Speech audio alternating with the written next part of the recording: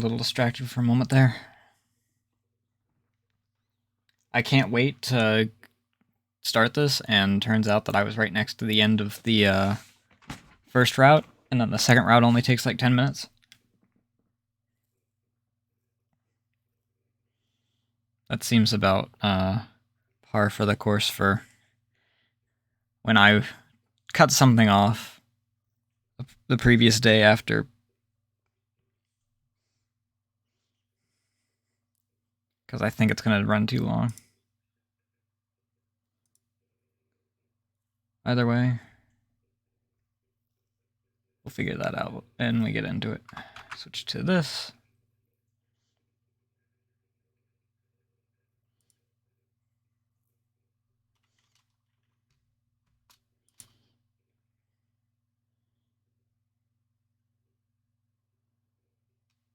I do kind of wish I could skip the splash screens.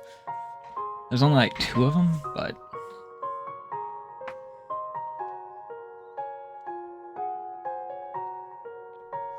So, to catch people up on stuff going on, we got Kenji to actually, you know, snap out of his insanity thing.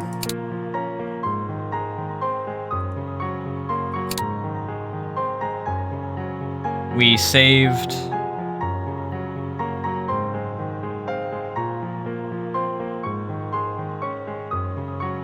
well, gave medical attention to Sayo.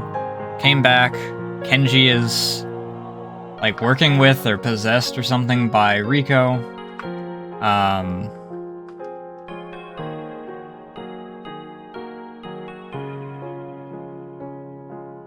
And it turns out that Sayo woke up and is now working, like, and found our sister, who she was hiding with.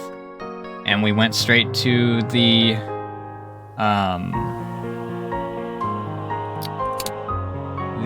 office, where we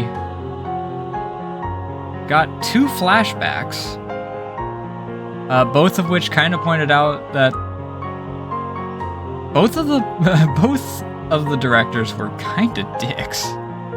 Like, the full-on director tried to freaking murder Riko as well.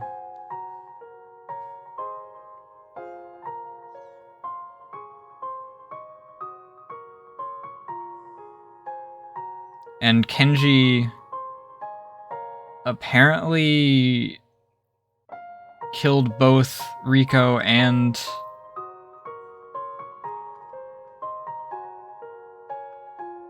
our sister. So there's a little bit off from, like, the description from, like, the other 2 routes, so I'm questioning, like, a few things in regards to it. Either way. And, my throat was killing me, so I ended, and we were on a cliffhanger where we have a mysterious voice who is talking to us. I'm assuming it's the director, but... let's go. What a shame. What you've arrived at is nothing more than facts. We still hold the truth in our hands. Oh, it's Riko.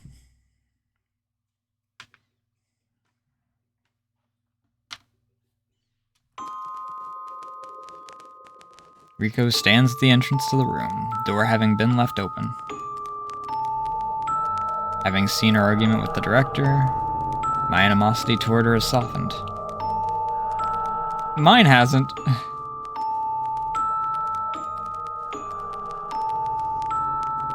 She's still a crazy revenge spirit who killed our sister. Well, okay, she didn't actually kill our sister in this route, because the route apparently changed 5 years ago. Back plot, I guess. I don't know.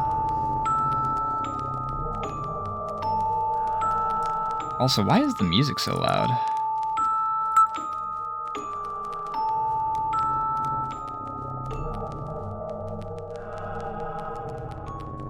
Oh, that's why it's so loud, is because I freaking had my headphone volume up a little.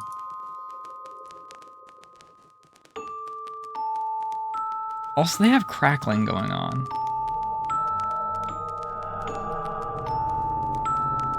Which I'm wondering if that's intentional or if that's just sound compression issues. Even murderers have reasons. Can't be sure. Could the reason that she didn't directly lay a hand on Mari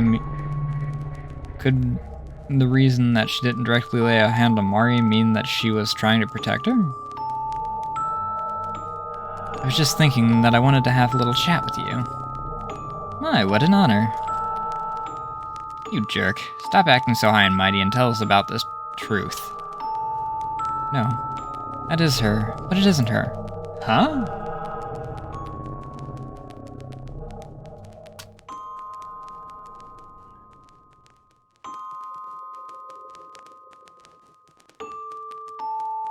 That whole projection was true. In the light of confrontations with management, the director tried to settle things by taking my life.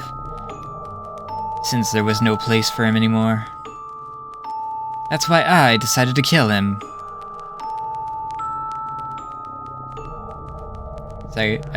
Riko's... Stop freaking saying her whole name, good lord. She has the most complex surname of everyone.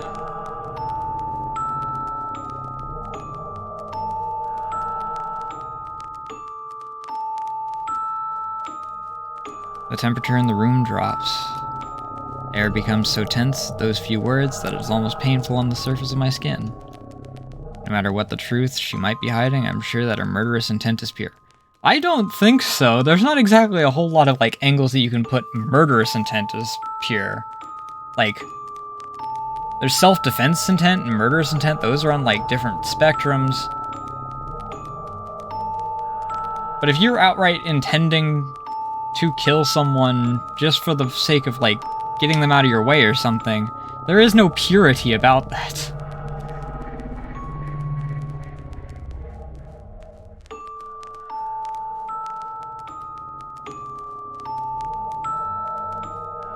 Unless that you mean that her murderous intent is, like, unfiltered. It's raw. Mayu, Sayu, run away. Leave this to me. You were working with her just like 10 minutes ago. Kenji-san. Voice continues from behind Riko. It's a frantic voice, but a powerful and dependable one. How do you know Sayu's name? Kenji's eyebrow twitches. It's because I heard you guys call her that. That's enough, Kenji. It's been a change in strategy.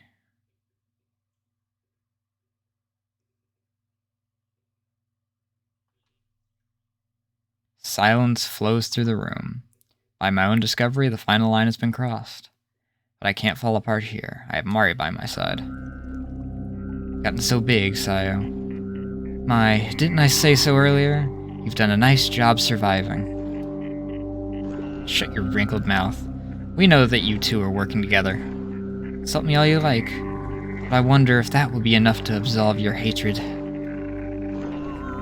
Kenji walks to Riko's side and loudly cracks his neck. Three of us are facing the two of them head on. What do we do? These people are looking for us, right? They had the same look when they tried to kill me. Oh, when they killed me. It's alright, it'll be fine. Place my hand on Mari's head, and I can feel that she is shaking. She's afraid. It's not impossible that Mari would remember the moment she was killed. When she saw them, she probably remembered the fear she felt back then. Anyway, there's too many things we don't understand. Please tell us. Like, when you pushed Riko, Kenji, you were trying to save us, weren't you? Kenji, you said. How funny. What is? Mayumi, calm down. It's not good for you to let her rile you up. Just as Sayu says this, I glare at Riko.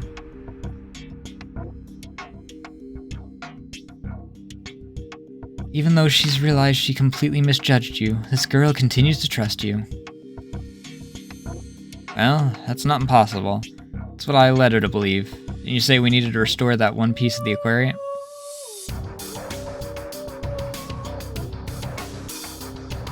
What do you mean?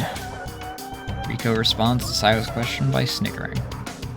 As if he's mimicking her, Kenji also snickers. The pair's actions are frightening.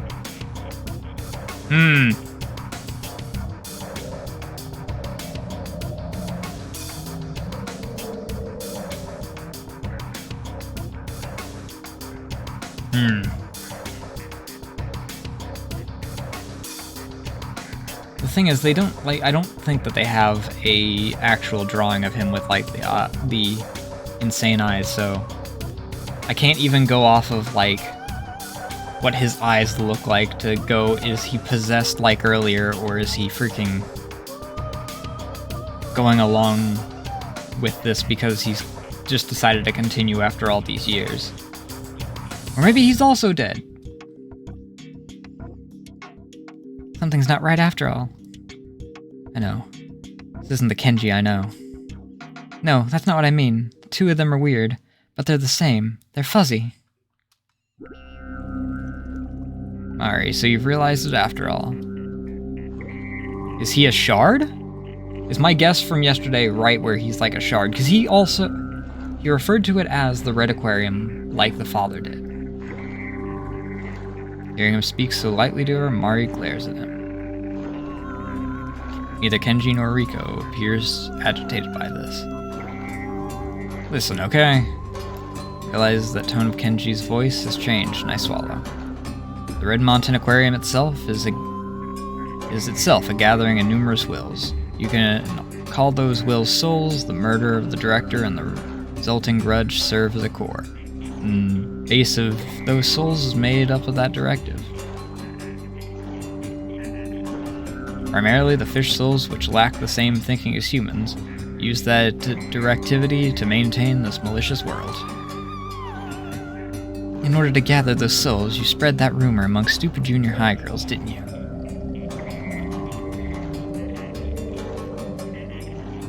Stupids, you say, even though you're the same as they are? Sayo clicks her tongue in response to Riko's words. Kenji continues, unaffected. Generally, those trapped souls lack individuality, just like an animal. The existence known as the Red Mountain Aquarium has no instinct but to preserve itself. Since more than half the souls comprising this world are fish, it only makes sense. However, it's possible for individuality to be regained in concert with the visit of a human they are linked to. You told me you ran into somebody you knew long ago. If that person's link to you is strong enough, they may appear as an individual. You could also call them a ghost or a vengeful spirit. Just like the girl at your side. Mari-chan. Okay. I thought that even as Kenji looks at her suggestively, Mari merely sticks out her tongue and pulls down her eyelid. The story up to now isn't that different from what Sayo and I expected. But as we're waiting, he continues the conversation. Your bond is too strong. Or it's possible that the directivity that Mari's soul possesses is completely different. Two of you being brought together alone may have been enough to put Mountain Aquarium in danger of being destroyed.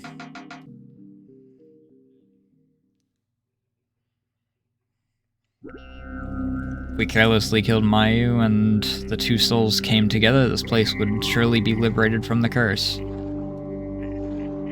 Like the plankton who can't go against the ocean current, the souls pooled here at Mountain Aquarium would follow the direction of pure love the two sisters share. It would defeat the hatred that serves as this place's directive. That's why, at first, I tried to keep you two apart. After that, I would get rid of Mari if I killed Mayu. A month later, we could safely continue supplementing the aquarium with life energy. We could continue on peacefully. Okay, that checks out. Dick.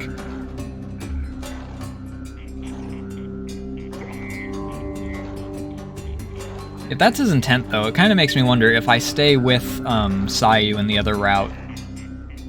If, assuming it's a choice, if he murks Himeno.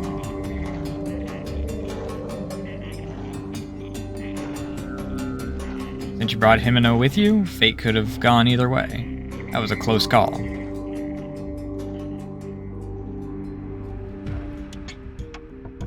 Are you saying that the reason you saved me from danger then? I want him to deny it. I had sincerely thanked him and I had respected him. Yeah, it'd be a burden if you died so carelessly. You. Feels of everything supporting me has crumbled away. Even so, the fact that Mari and Sayo are with me becomes my strength. Somehow, I'm able to continue standing. Not sure if Sayo has stopped paying attention to me or not, but she begins to ask Kenji her own question. But I heard you once tried to kill Mayumi. That's right. That was careless. There's proof that your bond created resentment.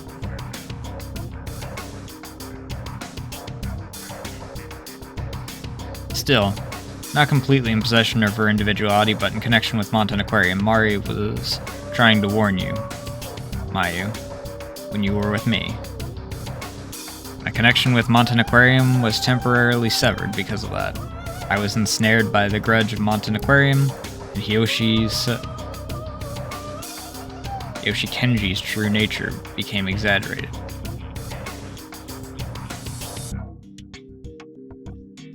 He is possessed by something, because he just referred to himself by his name. I think I'm beginning to piece it together. He refers to it as the Red Aquarium, which is what the father also referred to it as. Assuming that, like, the grudge immediately freaking made a core, if he possessed him, like, immediately, murked Riko, and then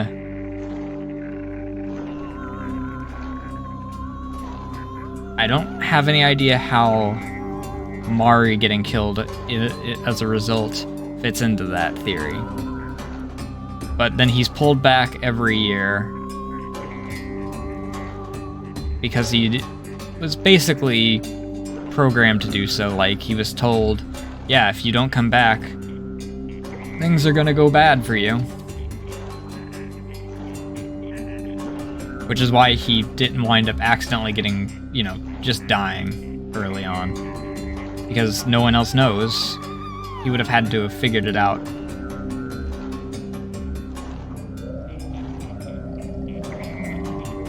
If I'd just been a soul, I would have disappeared on the spot and never attacked you, Mayu.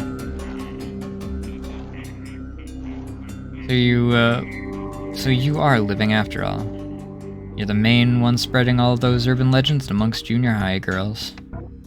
You could say that, but it's difficult to say whether or not I'm actually living.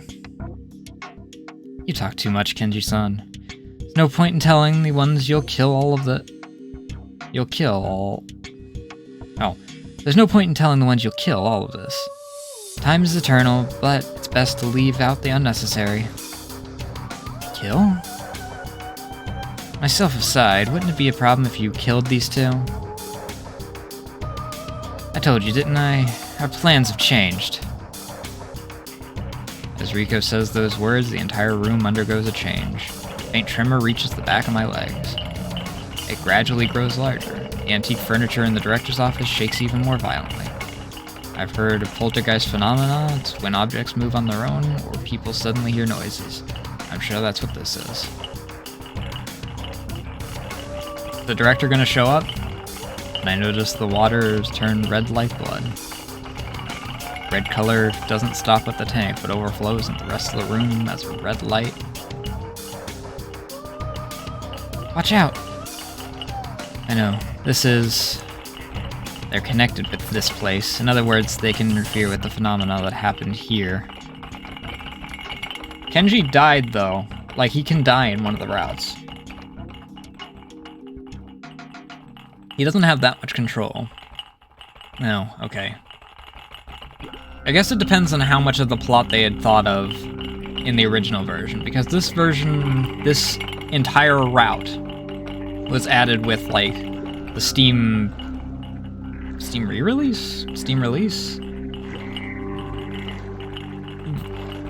So maybe all the stuff that's like tied to the first linear path, branching path sort of, but linear path is sort of fragmented as far as how much sway it actually has on what's going on during this side. Vibrations become more violent, like a strong earthquake, leaving me unable to stay standing. Mark clings to me as I cling to the shaking desk.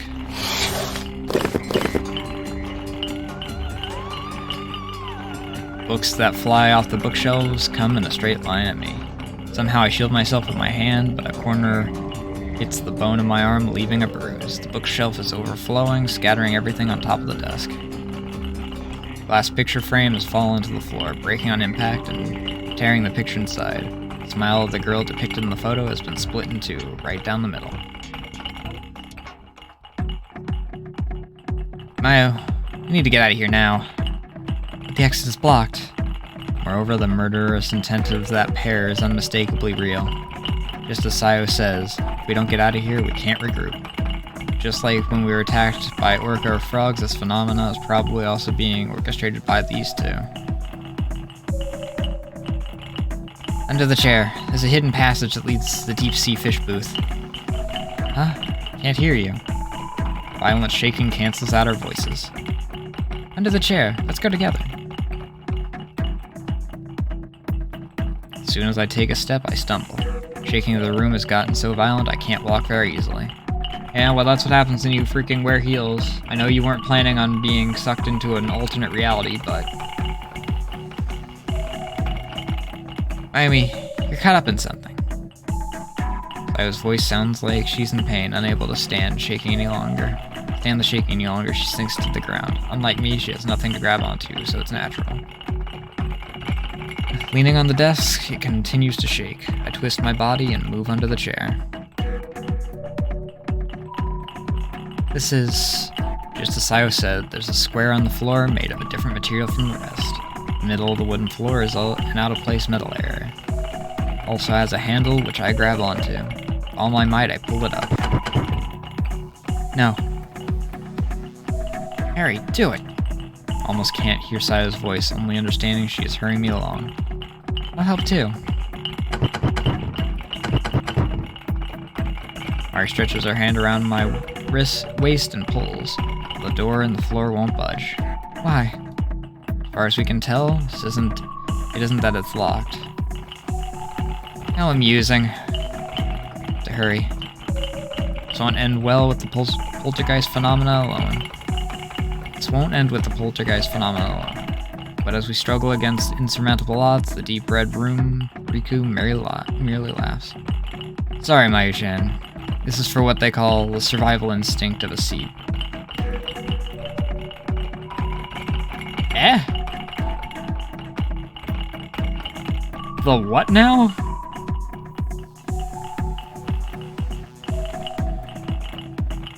Kenji is saying something. Similar as if to embody my bad premonition. What is that? In the red light, a large black shadow wriggles about. Doesn't take much time to realize the shadow itself is a living thing. Mr. Whale.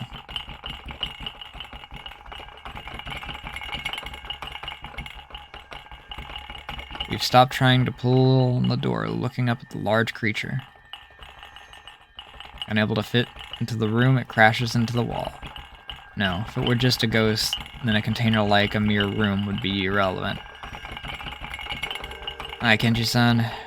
It's making an appearance, the world's largest living creature, the blue whale. It's not something I can completely control. With the mouths being born from, not from, Montan Aquarium under these circumstances, it's likely been created spontaneously. It is a whale. It wasn't here originally like the orca and frogs and jellyfish, so why? This is another bond, the memory of the greatest terror engraved into the hearts of the fish souls, an overwhelming fear for living things, a form that swallows everything. We're cut off in a completely closed-off world. After this, we'll sublimate everything into one ideal, true grudge with no impurities. We'll become the world's new truth. Do you understand? Either way, it means you will all be returned to nothingness. More than death, more than erasure, it will be a complete and pure eternity. I'm sure you can hardly wait.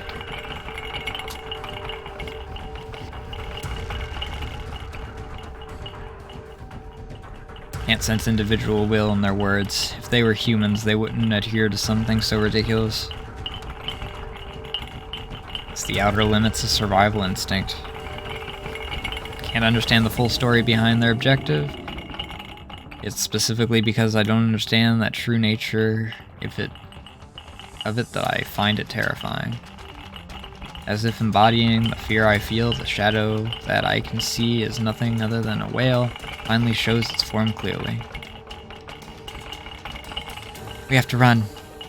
My thoughts finally return to the present. It's almost completely like the whales I've seen in picture reference books and images. I will help too.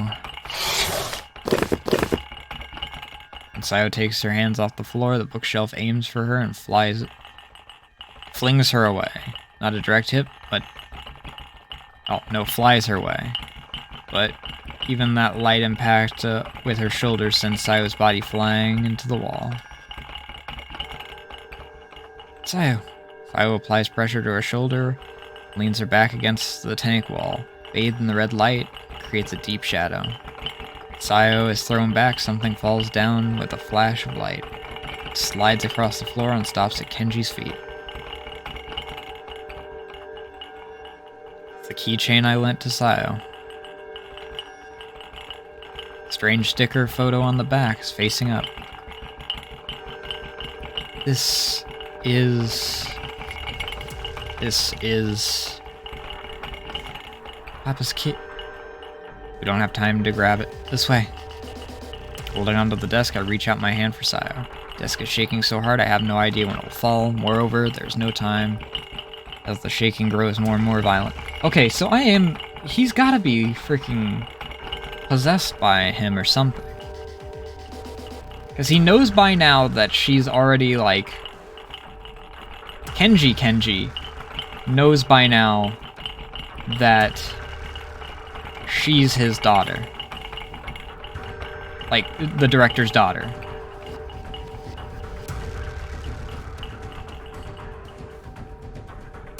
Sayo. In an instant, the shaking stops. Huh? Shocked at the sudden turn of events, I return my gaze to Kenji. Yoshi-san is blurry. It's open. The light of the room returns to a blue color. The shadow of the large creature disappears. As I listen to Mari's voice, I open my eyes wide. As if it's being projected onto him, there's a form of an unfamiliar man layered over Hiyoshi-san's body. It's the man shown in the sticker photo with Sayo. Kenji. No, that man has dropped his gaze to the keychain and is trembling. What's that? What's that? Freaking throat. Can't get her voice going.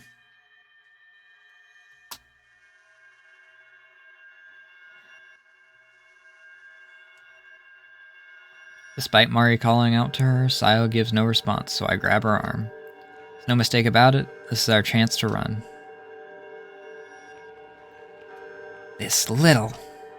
Riku stomps on the keychain that has fallen to the floor. Ah. This little thing. When it doesn't break on the first try, she stomps on it over and over again. With her hard, high heel, cracks finally appear in it, and she smashes it to pieces. At almost the same time, the three of us go through the door in the floor. Only one step further and... By the time we flee the director's office, Kenji-san has turned his sharp eye on us.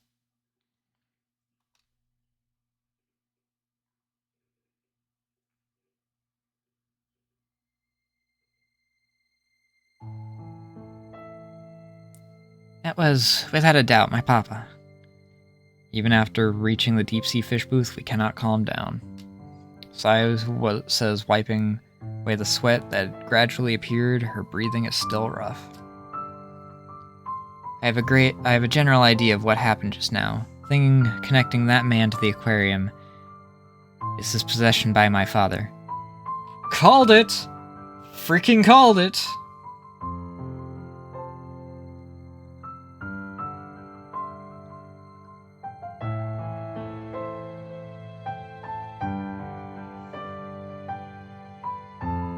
So I guess that means that Kenji died in the other route because the father wasn't, like, possessing his body anymore.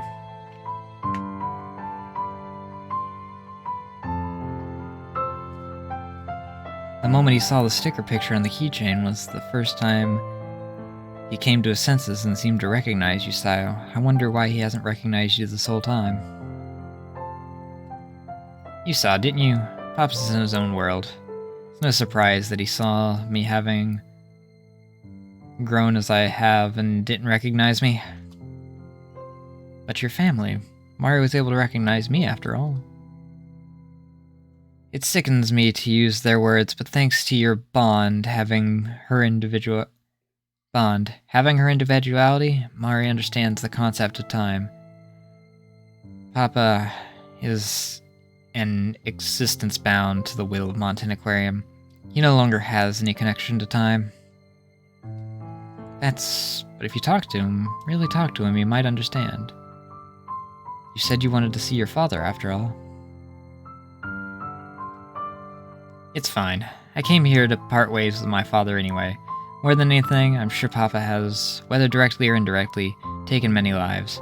Could you forgive him, Mayumi? I mean, he's a revenge spirit. He's going off of more instinct than anything else. When you say it like that... Me being at a loss for words, Sayo cuts in and continues. I'll erase the Red Mountain Aquarium. My resolve to do so has not wavered. Even so, your father... Stop already. Screaming voice resonates as if its owner's throat is being burned. Not yet. We'll get there, depending on how long this has.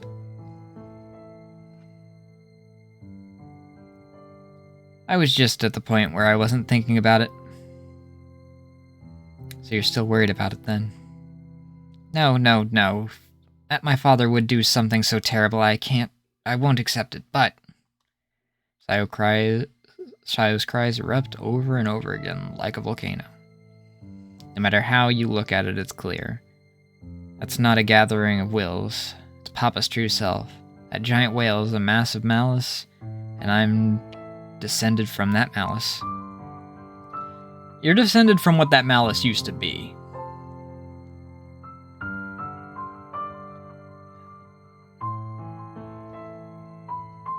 There's a key difference. He wasn't like that, like, originally. He was kind of heartless by the time he tried to freaking murder his assistant, but, you know, that's another... I'm sure that you were... Yeah, you would have had to have been born by then, because you were... about Mari's age at that time, when he died, so... That's like 5 years of... No, 9 years. Ish?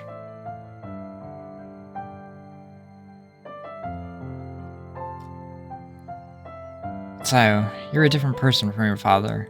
If you're upset by it, you don't need to be. That's not all. Sayo turns her back to me and placed a hand on the deep-sea fish booth tank. Okay, so this is where that image is from. Which makes me think that they... Since this is only in this route, I wonder if either it was one of those things where they started they had a bunch of like images that they didn't actually use and they put them in the intro, or if they made a new intro when they did the release with like the B-side, as I'm going to label it, I guess. The New Game Plus, which this is a part of. Surface of the tank reflects Sayo's expression like a mirror. Droplet glistening on her cheek gives her away. Makes a heart-rending stain on the floor. I can't bring myself to stand against my papa. I still feel love for him. Evil lives within my heart. That's not how that works. I mean, you're family in the end. And you know, if you find out like like the same day, you're not expected to immediately just like flip it like a switch.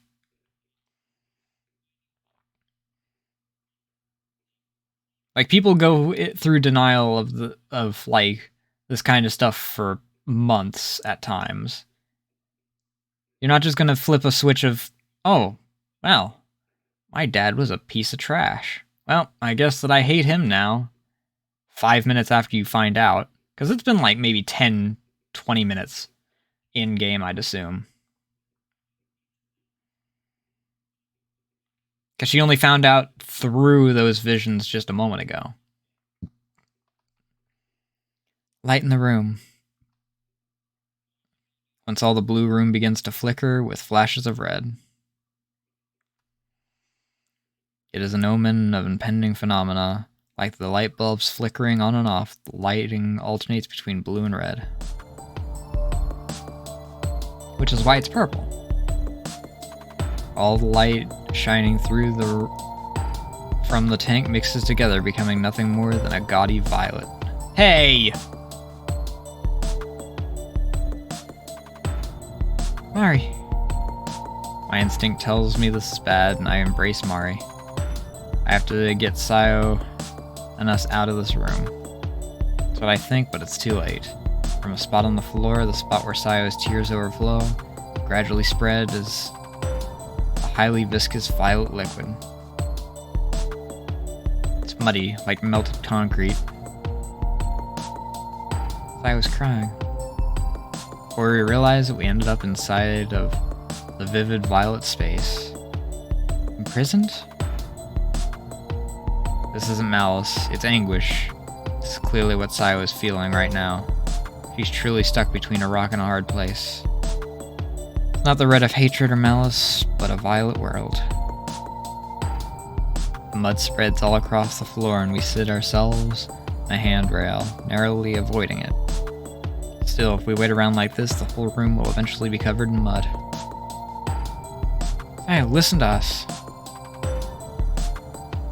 I am. I don't think she can hear us. Our voices seem to be swallowed up by the mud. In contrast, Sayo's sobs echo throughout the room. Her anguished voice seems to overflow from the room itself. That's... mud stretching out below me is like the bottom of the ocean.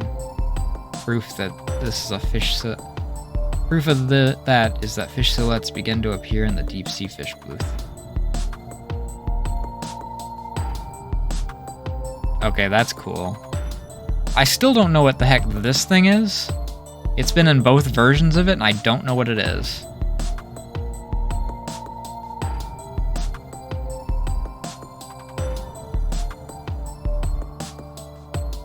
Maybe a frilled shark? Because these are Dumbo octopi. This is an anglerfish. Not entirely sure what this is.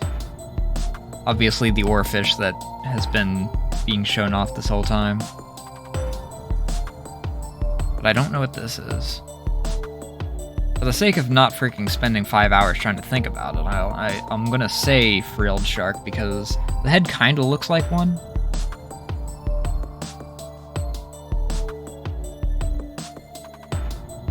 Unless it's a pelican eel. Could also be a pelican eel. Because they did mention that by name.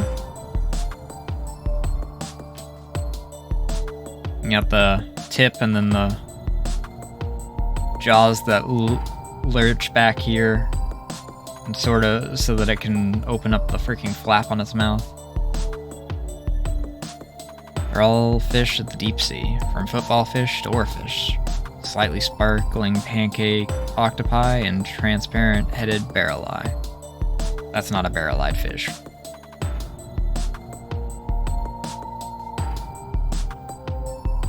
Fish that once inherited this booth.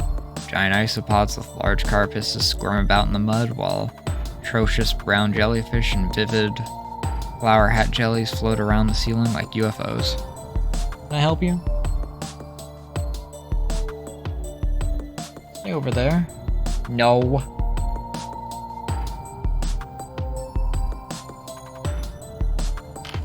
They all originally inhabited parts of the ocean with varying depths. Now they swim around in Sayo's ocean of anguish. The reason these creatures from varying depths are all able to inhabit the same tank is thanks to the notable nanobubble technology.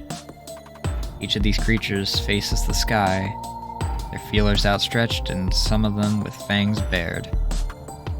There are also luminescent fish. I can clearly grasp that they are threatened. Feel bad for them. They're also suffering. Mari, you understand, don't you? I was definitely feeling the same. So, as not to start a panic, I'm trying with all my might to calm down.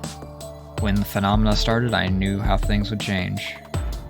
We're being pulled into the deep sea. When that is done, we'll become their prey.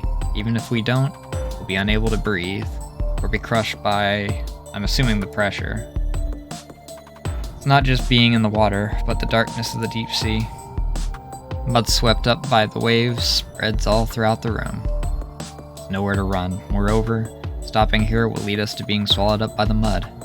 No, the threat of being swallowed up by the mud is almost completely gone. The reason why is because our bodies are already floating. I cling tight to Mari. I can feel her almost non-existent body heat. We're in the ocean. Our words are snatched away in midair. We search for Sayo amidst the confusion, but as even the light itself is going dim, we cannot find her. It really is becoming the deep sea. Her mouth closed, Mari clings to me. It said that Mari has individuality, so she's being pulled in along with me. But she shouldn't be in existence that can be pulled in the first place. Not good. There's nothing we can do. If I were alone, I could probably escape, but there's no point in that, so I'll escape from this Red Mountain Aquarium with Mari and Sayo.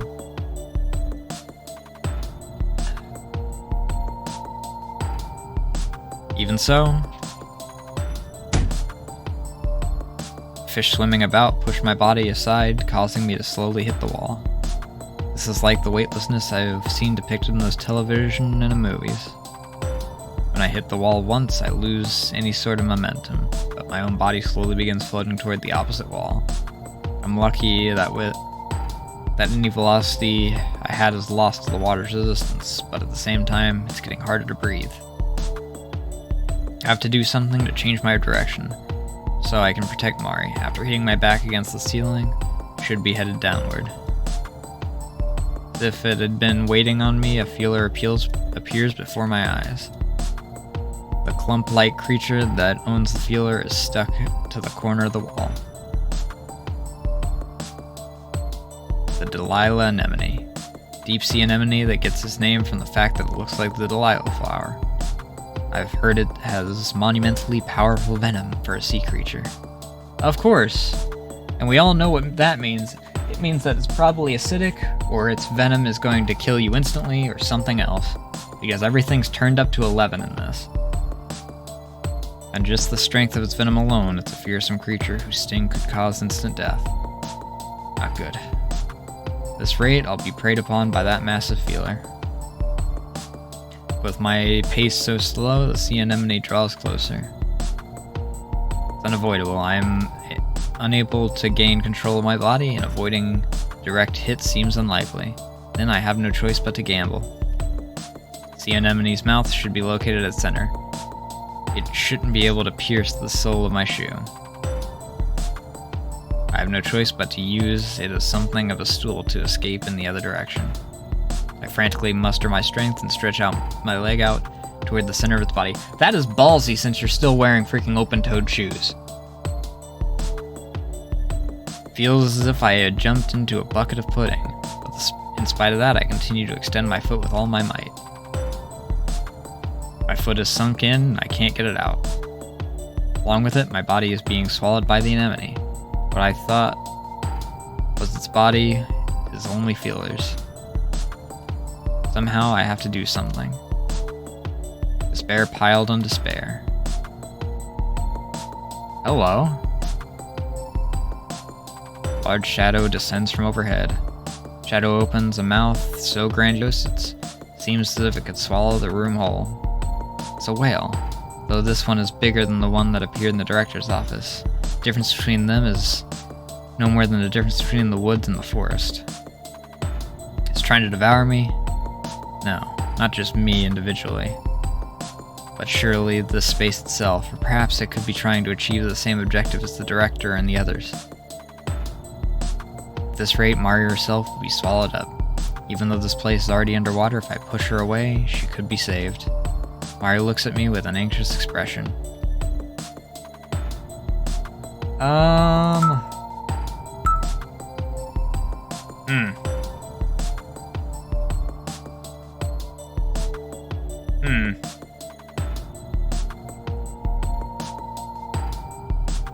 You know, the whole goal of this is to, like, keep a hold of your sister, so I'm going to go with...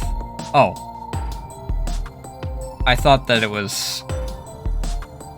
push Mari away and... Okay. If it's push her away and run, that means that that is the wrong choice. Because giving into fear and whatnot is what allows the aquarium to win. At least Mari can get away. Oh. It's... The choices and words. With the one thought, I push Mari away. Exista...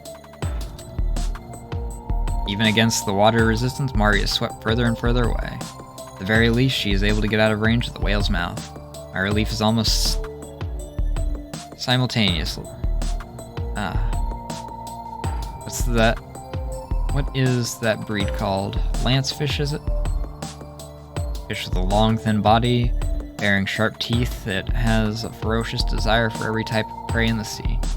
That's barracuda in English, I believe. Based off of that description. That fish is approaching Mari's neck.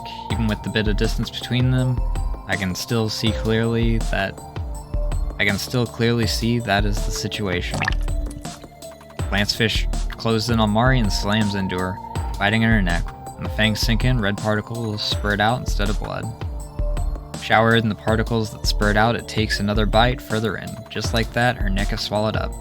Her body is severed from above the neck, deep red particles scattering about as her head, which has now become all of her, drifts through the deep sea. I lock eyes with the head floating before me. I can't look away from her expressionless eyes. It's the end of the one I tried to protect, the extinguishment of her very existence.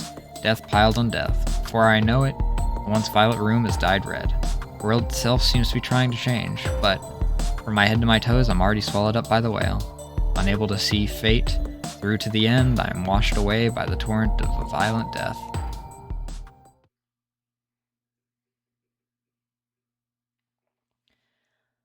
Final stage of destiny. It had been so long since we actually had a choice to make. I mean, there's only like 4 more. I think that's a minorly different bad end CG for her.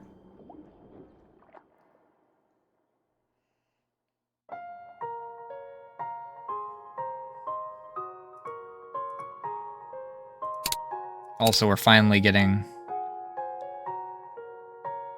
So, we've already got so many extra things now. A CG for each of these. That's weird. These two are ending CGs. But they're wedged between some of these and some of these. So we got about 12 more CGs. And I think 3 more endings. Also, these should not be both Himeno.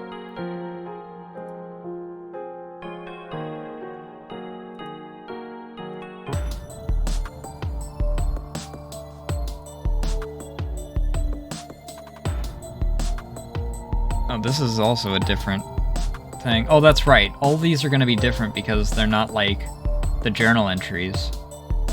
Deep sea refers to the deep part of the ocean, 200 meters. Layers of depth are split as follows. 200 to 1000 is the medium depth. Layer to 3300 is the moderate depth layer, and 13,000 is the deep sea layer. Almost everything about the harsh environment of the deep sea is a mystery. Pull Mari close and protect her. Trying to protect Mari from the mouth that is after her, I reflexively hold her closer. Even if it means being her shield, I will protect her. It's not as if I can ever let her go. Finally got to see each other again. Finally, I can protect her. Just like that, I'm swallowed up by the darkness.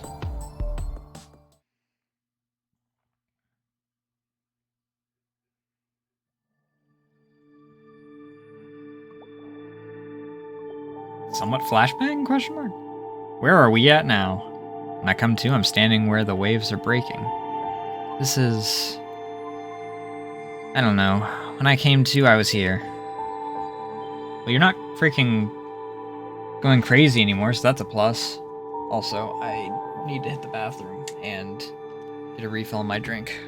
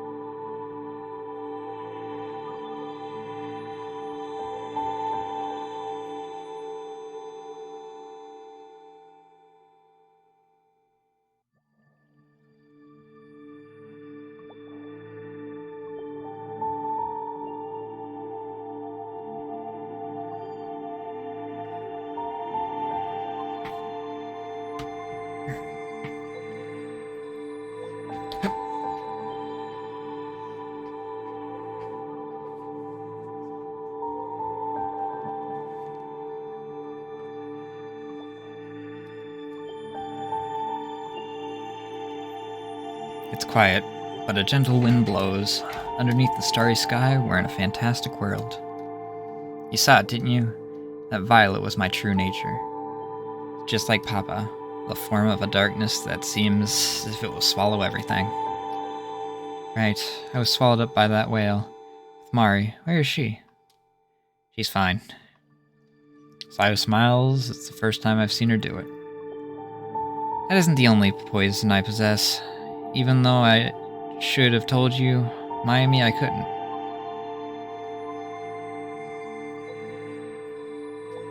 Huh? I really haven't grasped what's going on from the start. Am I dead? Is this the Sanzu River? But it's not a river. Ignoring me and my confusion, Sayo continues.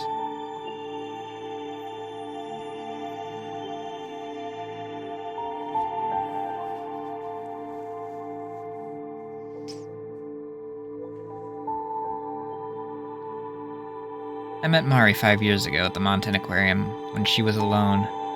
We were close in age, so I have a feeling that's why she quickly opened up to me. I was so proud I wanted to show her the deep-sea fish booth. Even though it was already closed down, there were creatures left as part of Papa's collection. But in the end, it was locked and we couldn't get in. As thanks for telling her about it, I received a keychain. I wondered if it was okay even though we couldn't see the booth, but I was happy. Ironically, I was also able to ascertain that reason today. That day, Mari hid somewhere after the aquarium closed. She waited until the time when all the staff should have gone home. Because I was so proud of it, she probably wanted to see the deep-sea fish booth. Moreover, that night, the door to the deep-sea fish booth was open. You already know, that time my papa was killed by the hands of those two. From there, it went as Mari said. I could never tell you my own sin. I'm the worst. Really awful. I clearly understand that I inherited my boastful nature from my father. My ego, my poison, killed Mari. I mean, you were a kid.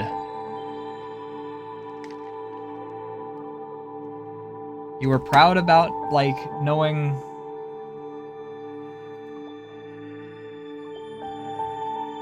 You were proud about knowing about, like, the deep-sea fish booth. You thought you could help her. You freaking were like, oh yeah, you're my new friend. You can see the thing that's closed because I know how to get to it. You didn't expect her to... you didn't expect her to freaking stick around and try and get in there after you failed. Secondly, none of you knew that freaking there were gonna be two murderous maniacs in there freaking waiting. You can't blame yourself for that. I should die, just like Papa did. You and Mari should erase this red Mountain Aquarium. I'm counting on you. As usual, Sayo says this flatly. I can feel a sense of unease in Sayo's story. Somewhere, there's a warped sense of distance. Don't say it like that. Tell me how you really feel. I just told you.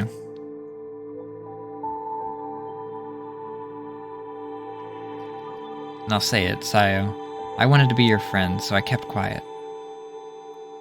Huh? You're mad, right? When you told Mari the truth, did she get mad? Did she resent you? Mari was swept up into a tragic fate, yet she still said she wanted to see me. She said she was happy she did get to see me. Her feelings are still pure and clean. That she died because of you, Mari doesn't think anything of the sort. That's why I don't blame you either. I don't think you should die, and on that note, Mari thinking that she wants to save you, Sayo. Mari is thinking that she wants to save you, Sayo. I'm her big sister, so I know. Moreover, please don't talk about yourself dying anymore. Himeno entrusted this to me. I made the decision to abandon you once, which is why I won't falter anymore. Starry sky twinkles, bathing us in faint light. That's right, Mari. You're here, right?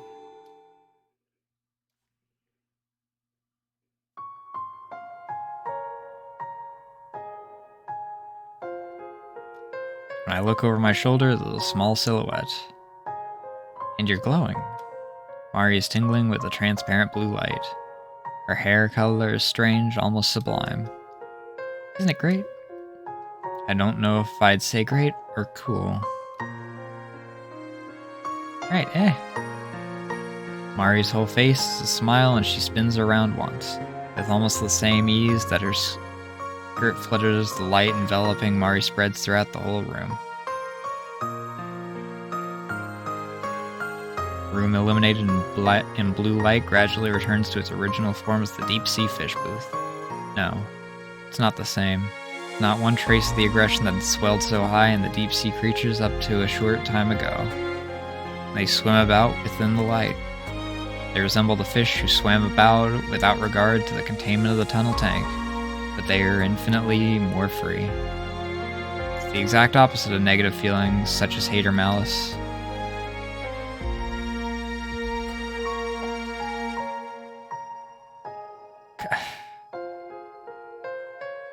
Alright, what is that? Let's see here, bring this up.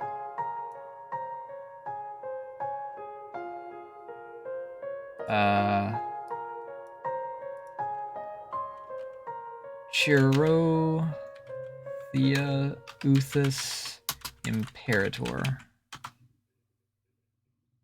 Ugh. The Emperor Squid. Why did you give it the freaking...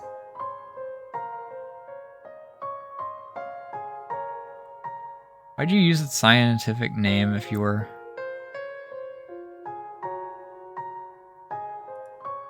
I'm assuming that's its scientific name, based off of how it's said. Inshore hagfish. As I was following the fish with her eyes, those eyes bear the purity that lives in Mari. Along the same lines, I'm also enjoying being surrounded by so many different creatures like this. They can be forgiven for their previous attacks.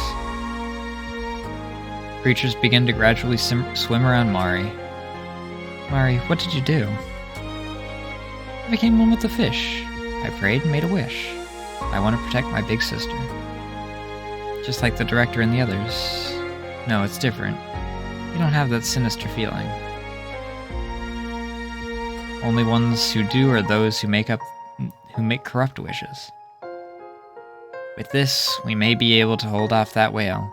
On the other hand, we may also be able to destroy the Red Mountain Aquarium.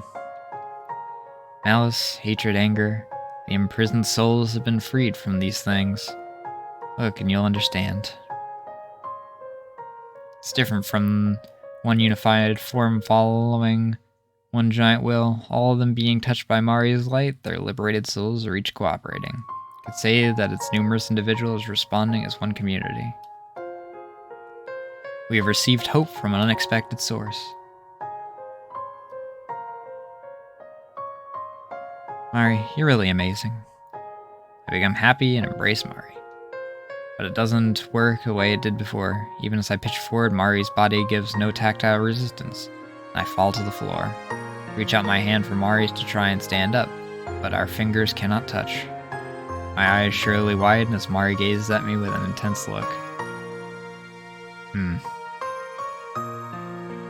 I exhale without thinking. Her serious expression is one I've never seen before. I realize she's grown up within eternity itself. You take care of the bad people, big sister. I'll disappear too, because this aquarium itself seeks to exist. Yeah. If everyone gets eaten up by the big whale, it might not disappear, but don't want to stay in such a scary place forever. What Rico and her cohort called a whale, that giant malevolent aggression, is the means of closing off this world. I personally would not want to spend an eternity in such a place. More importantly than anything else, I refuse to let Mari be trapped. My precious little sister, she can't be saved if she can't get to heaven. I won't give up.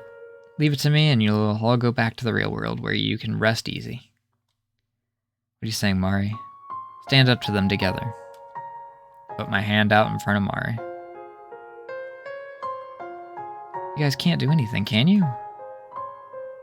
We can be with you, even if it's just for a little longer. The back of my hand facing up, I stretch my arm out toward Mari. Finally, it seems she realizes what I'm trying to do.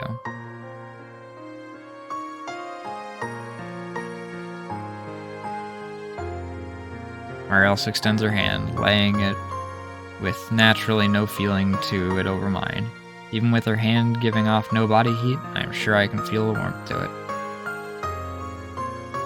You trying to leave me out? You say so, as well. Mari, I'm fine.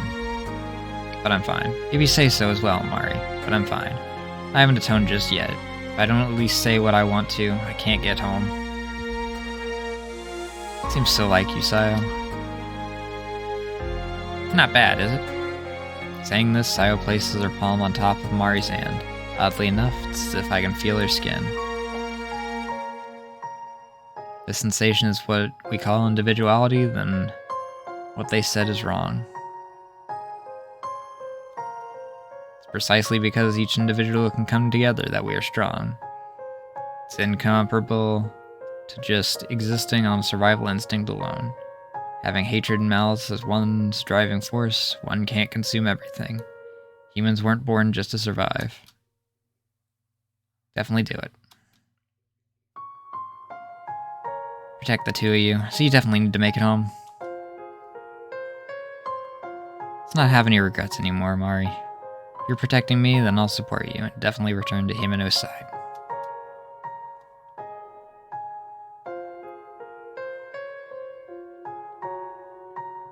Take a small breath and look up at the ceiling. Let's head for the other side of the truth.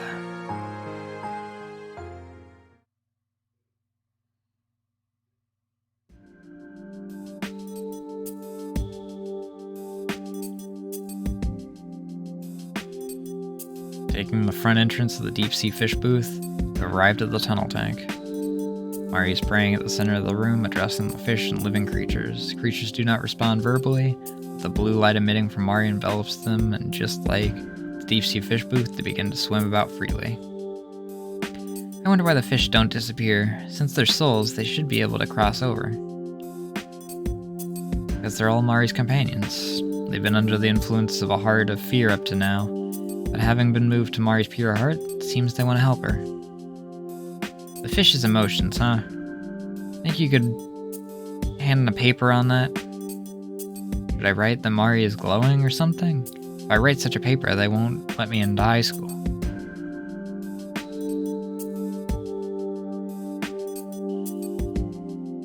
Man. Why you gotta freaking have the dead kid be freaking still acting? God dang it. Mari's emphasizing her point by jumping up and down.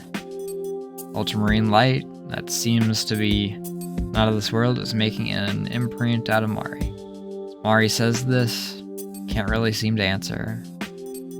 Big sister, you're in the same class as Sayo-chan? No, not even the same school. No, we go to different schools. I go to Mitsuba Junior High, close to home. What about you, Sayo? A girls' school in the city. It includes elementary, junior, and high school. Near Monten. Well, since the high school's begun recruiting, why not try for it? Though the score you need is high. Sayo-chan, you want to be in the same class as my big sister? That isn't necessarily... It's not what I mean. Stop picking on me. Sayo's face becomes red and she shouts at Mari. Mari has a mischievous smile on her face. She seems to be attached to Sayo. I'm not used to seeing the power of dynamics between these two play out so clearly. But it's quite funny. Anyway, let's keep moving. Need to go around the aquarium to all the areas and make all the creatures Mari's allies, right?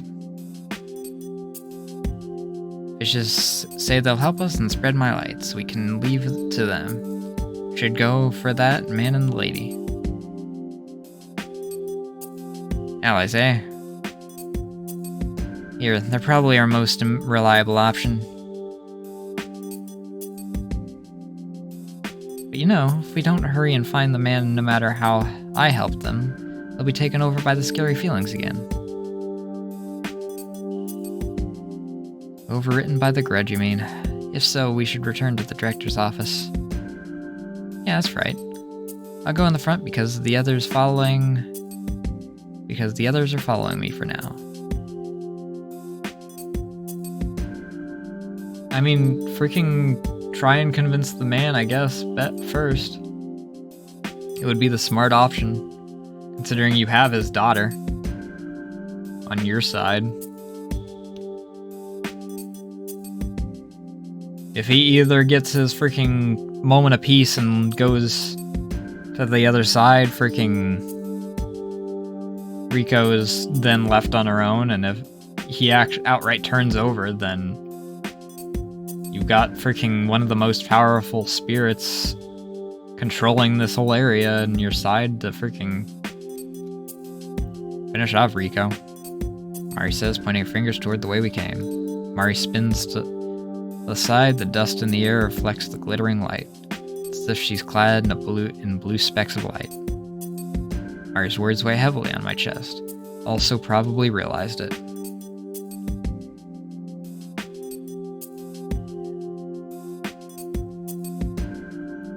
This is the end. The man and the lady and all the imprisoned officials, even the big whale. I'll bring them all along to the other side of that fuzzy world. I want to stay a human. This is what Mari's heart is screaming out. But I'm sad. If I keep waiting the whole time, I'm sure I'll see you. That time, I'll be an old lady. Will you recognize me? Man, that'll be awkward. Freaking being an ancient freaking 90-year-old, and then you go up, and then sister's still freaking the exact same freaking coat from 85 years ago.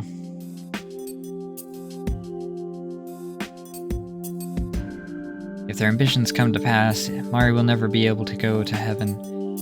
Forever trapped within the cage of being a grudge. Sounds like a ridiculous story. So, if you still have doubts, maybe you shouldn't push yourself. Sayo clicks her tongue and continues. I don't want to accept it. I still have doubts. I also feel that I don't want Papa to disappear. But to be imprisoned by a shapeless grudge, unable to be rescued, I pity him. He's already dead, so at least let him be relieved by Mari's kindness. My true resolve is that no matter how terrible he was, I still accept him as his daughter. It's not wrong, is it, going about it that way? Not really.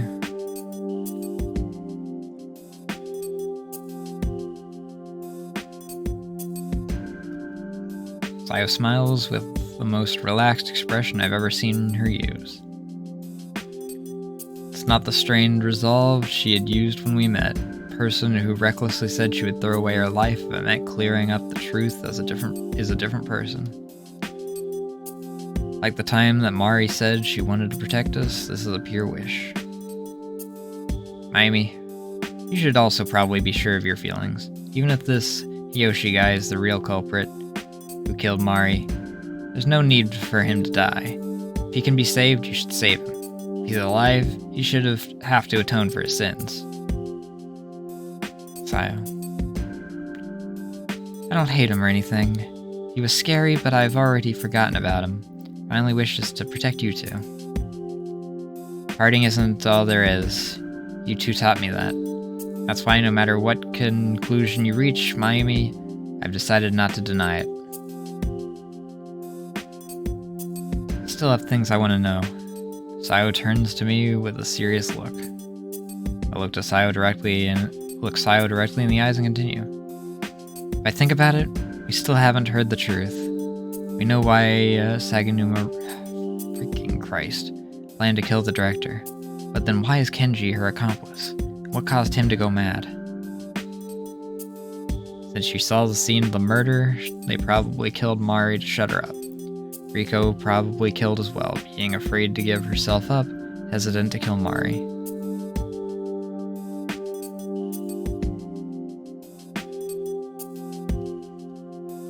Nothing more than a hunch, but I have a feeling it's right. Back when Kenji attacked me. Tried to trick me by pretending to attack Riko instead. His threatening attitude wasn't normal. Even though I can't think of it as something a human would do, he did it.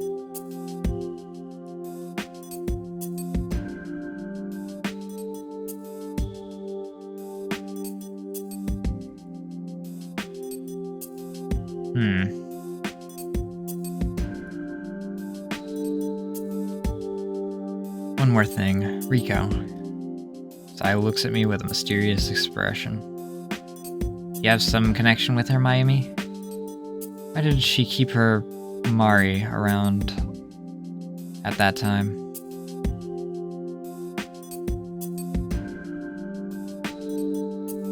After a moment of silence passes, I clap both my hands together. Without knowing the truth, I can't reach a conclusion, so we should get going. I'm sure that night of the full moon will be over soon. For Mari, for everyone in the aquarium, we cannot fail no matter what.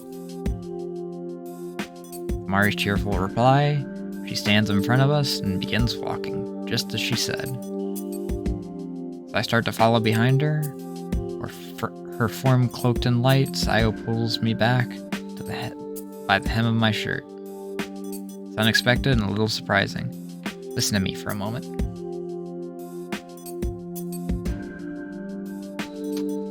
Huh? What is it?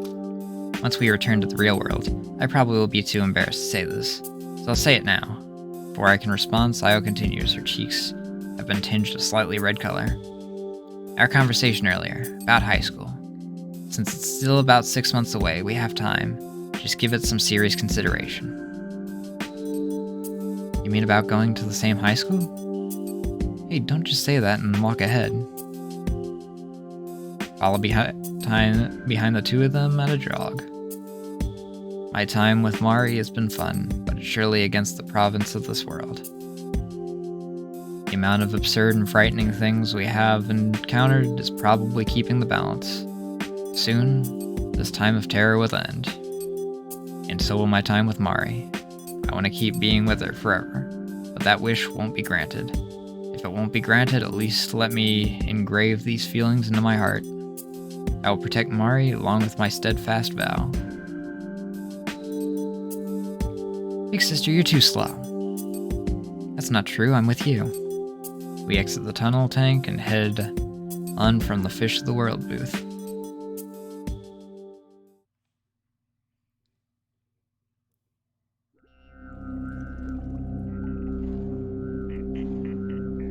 It's dark. And opening the door to the director's office, the first thing that flies out at us is darkness. It's pitch black, dark enough to swallow up even the blue light flowing out from Mari. Big sister, be careful. Right. It's not just that it's dark, there's some sort of ominousness to it. Something is actively swallowing the light. Light flowing in from the door should illuminate the whole room, but it's safe to say that it isn't happening at all. I have no idea what's happened to the room, which should have been complete disarray from the poltergeist phenomenon. They're not here. No, they are. I can feel them. What a useless thing you've done. That voice. Riko? I knew it. Riko's voice came almost in sync with the answer to Sayo's question. But from where? Even as I look around, I don't see them anywhere. Kenji and I'm sure you all have the capacity to understand.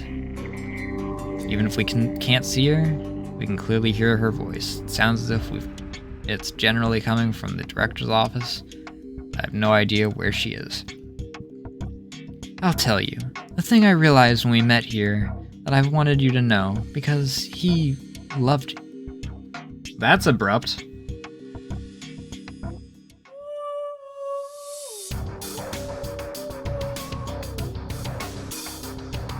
Don't say nonsensical things. Please show yourself. You may not have realized it yourself, and you might have disappeared without knowing it, but within this aquarium, the yearning you felt when you were saved by him, I won't let you say that it wasn't from a heart filled with love.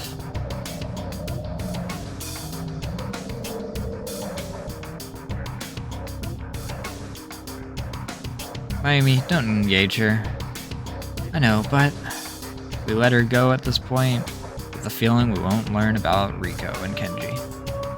Not just that, I don't think we can completely ignore Saginuma. To speak of our relationship, perhaps I should start with Kenji. Kenji, he's a criminal who killed his mother when he was little. Oh god. Excuse me?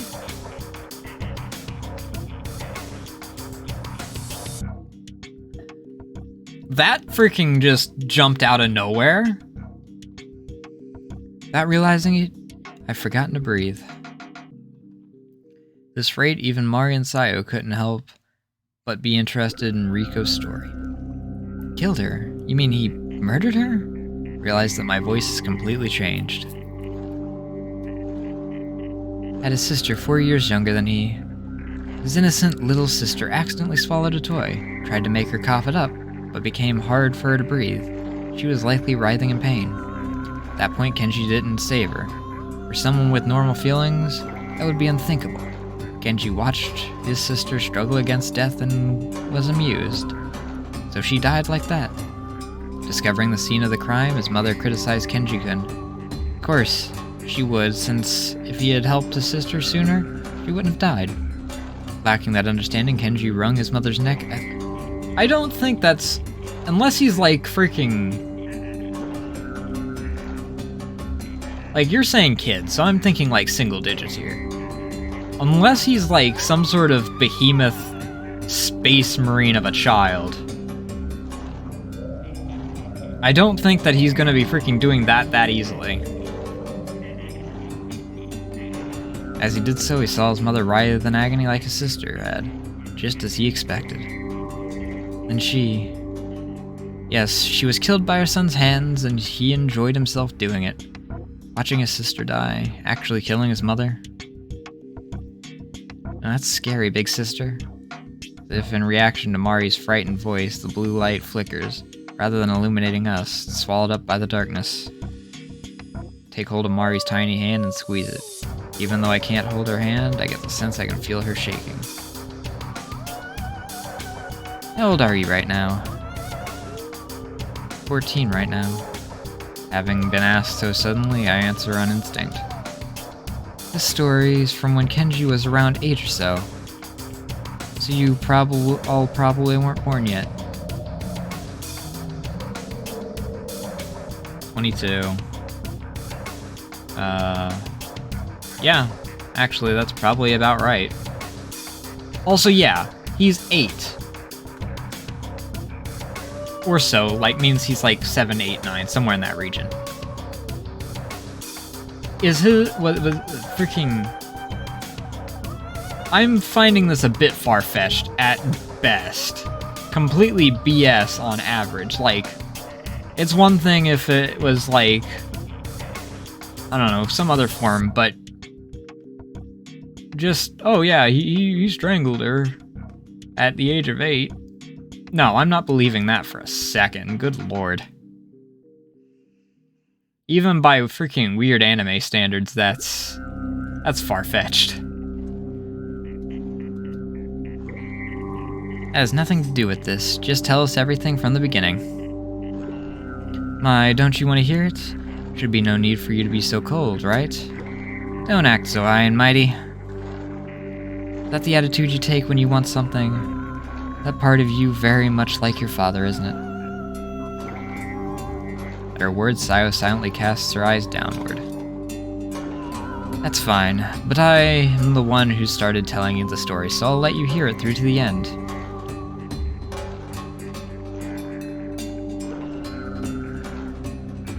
Her voice, resonating through the darkness, finally continues. He was, remanded to an institution where you receive behavior modification. It's no exaggeration to say that these inhumane treatments made Kenji-kun who he is now. Having become able to lead a respectable life after sealing off his mental deformities, he began attending high school near Monten.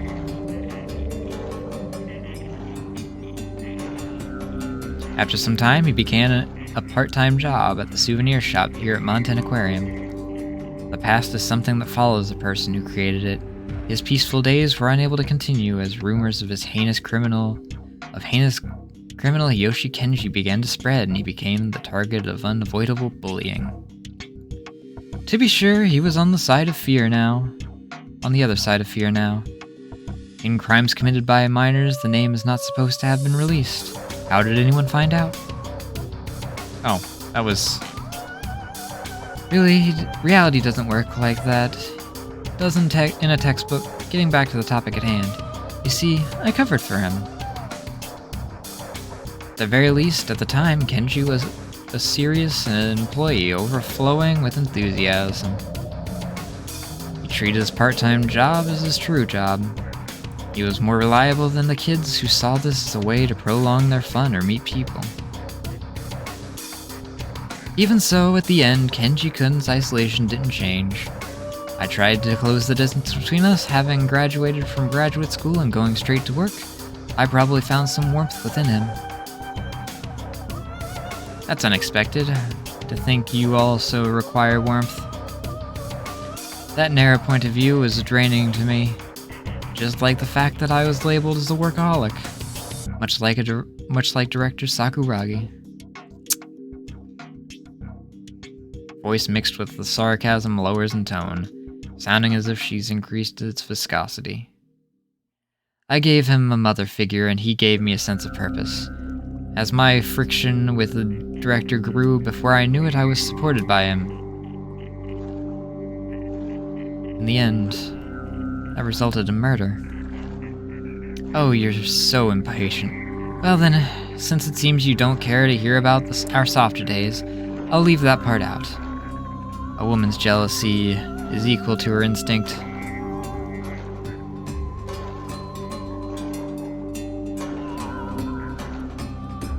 I ignore the fact that she says all this with not a hint of embarrassment. In reality, it's because I really don't know how to respond to what Rico is saying. He was different than I was unable to sense that his mental deformities were growing larger. However, the fact that I had no doubts regarding his proposition to kill someone shows how worn down my own mind was. He was the one that offered to do it.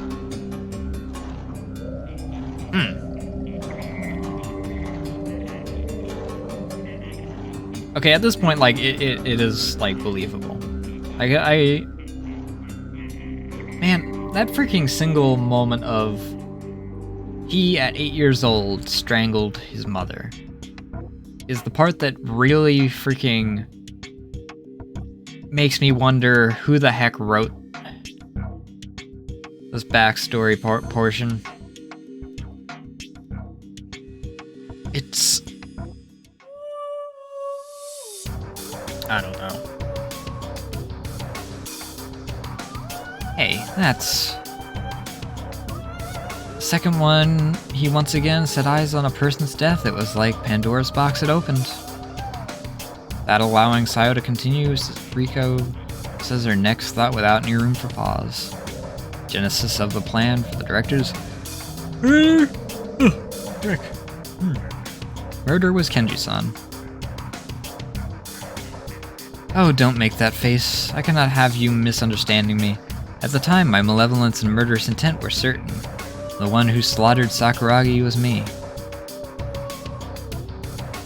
To be sure, even if Kenji hadn't tempted me, I would have reached the same conclusion in the near future anyway. His deformities grew further, and he viewed death with even more excitement. And you're saying the reason Mari was killed was just for his enjoyment? That's inhuman. Big sister, calm down. She's surely trying to make you angry and upset. She's intending to stir you up so your heart may be consumed by darkness. Everything she's saying is in the past. Rest assured, you aren't the only one upset. But, speaking in a loud voice, both their faces come into view. I have to calm down. I'm the one who wanted to know the truth.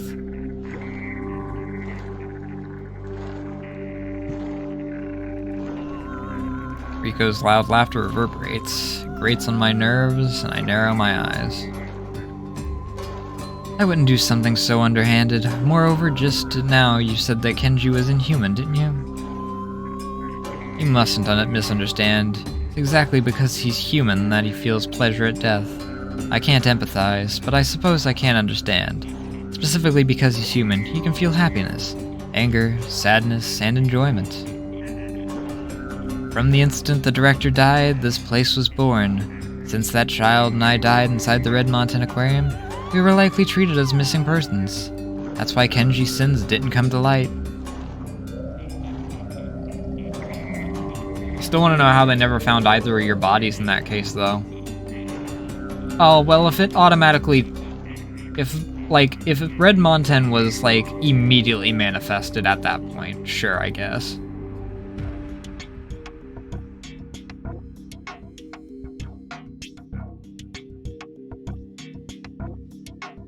Yeah, from the instant the director died, this place was born. So they immediately got transferred over to... They immediately got sucked into Red Mountain. And their bodies got consumed by it. It's impressive how he continued to peacefully live on and melt in society while carrying the swirling desires of his heart. Of course, that's... Kenji used the world of malice, killing the girls he brought here. They killed them here, no proof remained. In the end, Kenji's heart called out to those who were of this place's grudge, and melded together with them.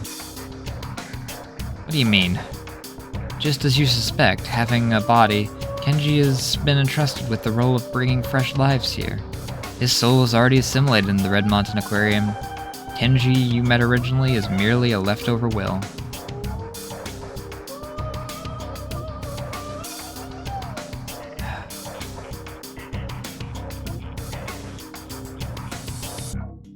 Half dead, half living. In other words, Kenji is already... Wait, the lady said assimilated just now. If that child's power can release souls, then Kenji's soul is the same. Since he has a flesh body, then wouldn't he return to his original body? So it's irregular that there's no precedent for it, but theoretically, there should be no mistake about it. No matter how unpleasant it may be, I wasn't lying about wanting to hear the truth. But if I had the chance to talk to him, wanted to hear the truth from his mouth, didn't know how much of Saginuma's story is true. Kenji's past is so over the top, there's no way I can empathize. I can think of it as nothing more than a tale. Yeah, okay.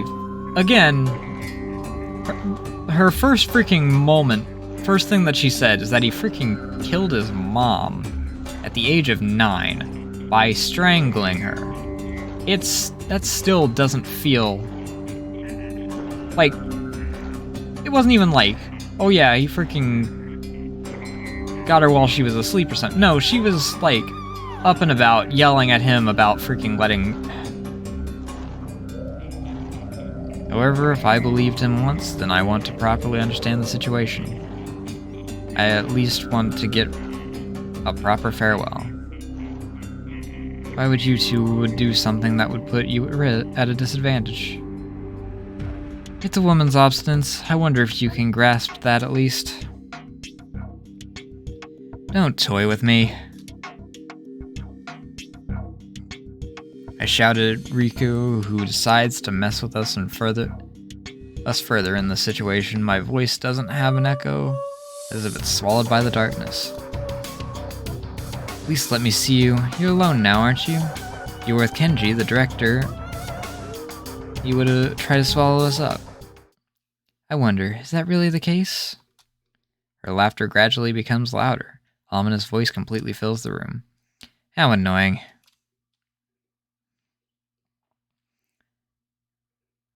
Probably wasn't a reaction to Sayo's words, but the voice suddenly stops. At the same time that the voice disappears, the light comes on in the director's office. The blue light flowing from the tank lights up the room.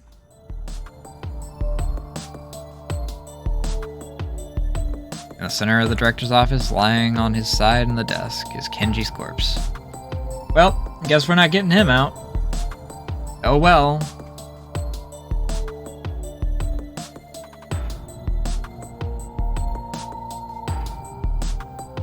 As if a stake has been thrust through his large chest, there's a red stain where his heart should be. Antique furniture is wet with blood, Kenji's body not making the slightest movement. Even without checking his pulse or breathing, instinct tells me that this is a dead body.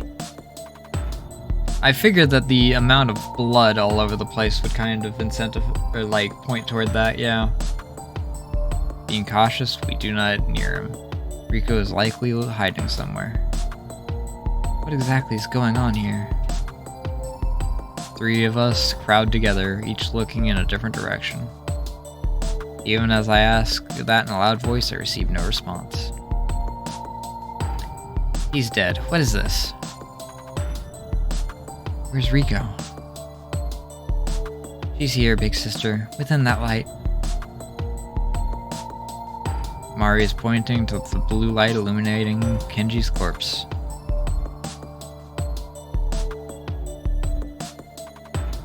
Is comprehension still not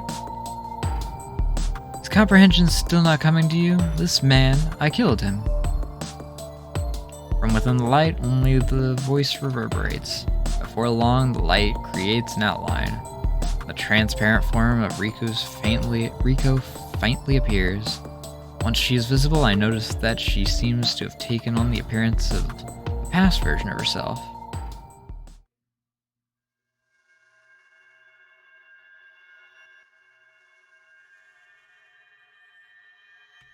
Does that mean that she's not going to have the crazy look on her face?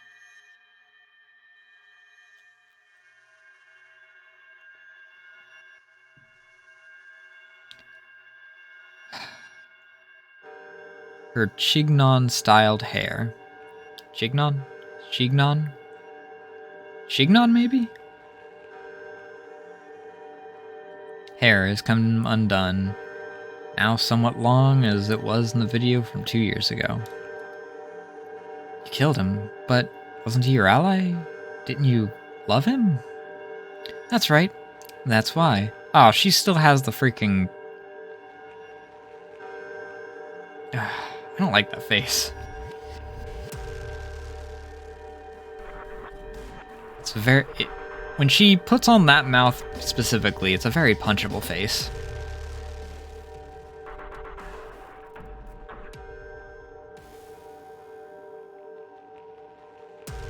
I'm with Mari on this one.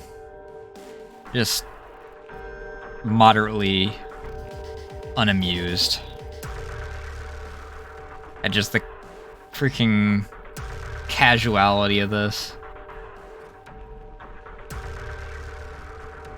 She thinks she's so high and mighty, but she's freaking got nothing, really.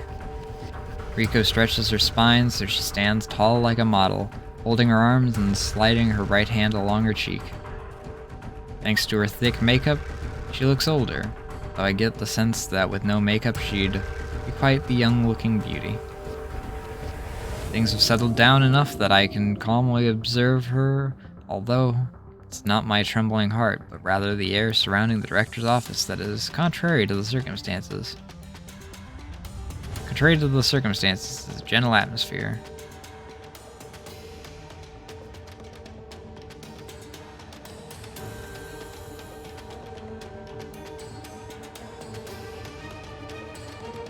I didn't consider him an ally. He was part of me.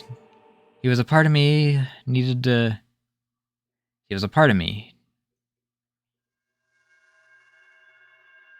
He was a part of me that needed to achieve one objective. Equal to one seedling of the grudge. I told you, didn't I? That it's a woman's obstinance. Sincerely, as a human, as a woman, I decided that he had to die. Are you saying that you betrayed the aquarium and Papa? From the perspective of humans, it would seem that way. At any rate, since I am higher order being, I wouldn't be able to revert to a merely logical one. That is your fault, Mari-chan. Mari. When she hears her name called, Mari covers her face. She seems to be turning into something we cannot comprehend. Sure that if I understand Riko's story correctly, that's what we would have been led to believe. That's what we should be led to believe. It's true that you releasing the soul. That's due to you releasing the souls. I'm also being affected by that. I remembered that I loved the aquarium, studied, put in effort, all the memories leading me to this point. What you doing, huh? Face just hanging over the edge there?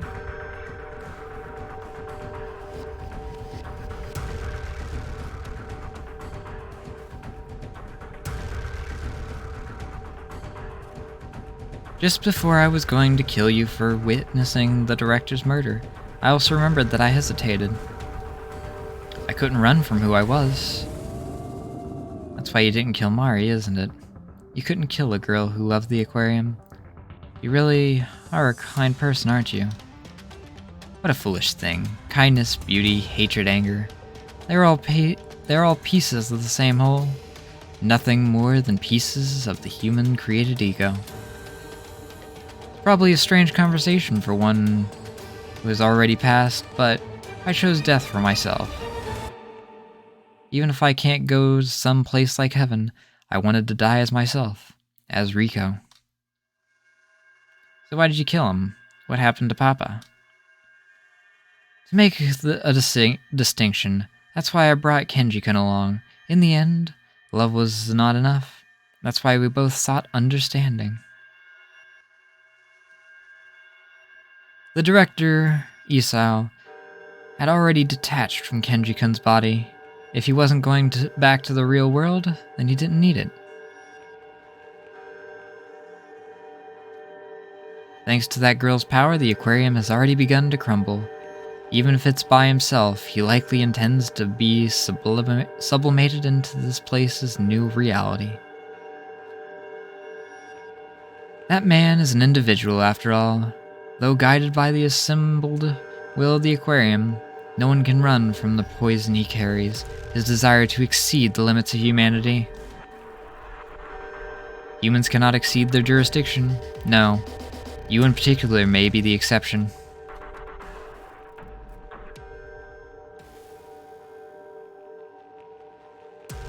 Riko looks at Mari as she says this. Realize that gradually, Riko's form is becoming pale. Light flowing from the tank turns and blends the blue light emanating from Mari's body, mixing in the center of the room to create a violet color. Each is bound by the limits of the human heart. It seems as if there is no way but to combine them. What's stopping this is the looks, flesh and heart that make an individual. I will not yield my soul to you. Do not expect me to be your salvation. You can all fall into the very pits of despair for all I care. If we do ever meet in confrontation, you can choke on your own poison. Cursing us, those are her last words. Riko caresses on Kenji's body and gives a loud, wicked laugh. We are not shocked by this. Riko's body, already transparent, gradually breaks up to light blue colored particles, and from her toes to her head, disappears within 3 seconds. If you're going to disappear, at least go in peace. Looking at the disappearing Riko, place my hands together in front of my chest and offer my prayers. Mayumi. Sorry, Sayo. She's the one who killed your father, but I feel just a little bit sorry for her. She seemed so sad and lonely. You don't need to pay me any mind. I told you that I would accept any conclusion you reached. This is one of those conclusions. It's just that, doesn't having such a personality bring you trouble? It's alright. I'm not alone. Realized something. Wasn't able to talk to Kenji directly about the deaths he caused himself, or how he finally was able to express his love and the death he caused. or about how he could personally cause death after death with one woman. Even in the moment Riku disappeared, I wasn't able to get the one thing I needed from her either. Either way, as if it's sneering at me, that loud laugh echoes throughout the room. Let's go, Mari. Is that man okay? Yeah, I can't do anything for him.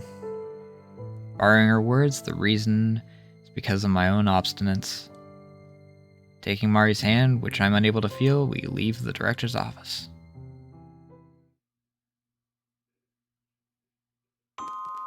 Ugh. What is this? The aquarium's being torn away. Oh, okay. As soon as we leave the director's office, we are shocked at the scene before our eyes. Spots here and there on the walls and floors are being dyed black. Looks as though it's being eaten away by insects. Spots with holes don't allow any light to pass through, causing the darkness to spread. Little particles of light blue are floating up from the outlines. We return to the Fish of the World booth through the staff passageway. Path on the way there is in a similar worm-eaten state. On the other hand, the aquarium itself seems to be becoming light. If Riku's disappearance can be considered her crossing over, the scene suggests that this place itself is also crossing over. One by one, the particles themselves seem to be proof of the life that was here. The humans and fish, there's no mistaking that they are becoming the light.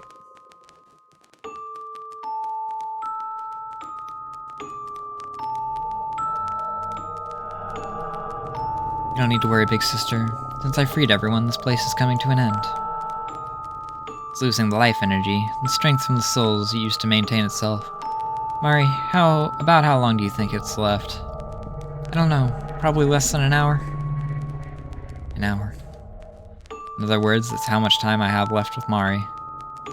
What happens if we're too late? You'll become fuzzy like the rest of us. You guys aren't supposed to get like that yet. I know that. All we've done up to this point would be for nothing. We have an hour left. I want to say something to my papa. Mari, do you know where Papa is? Yeah. Mari points to the direction of the exit. That man is towards the entrance. I'm sure he's waiting there intentionally.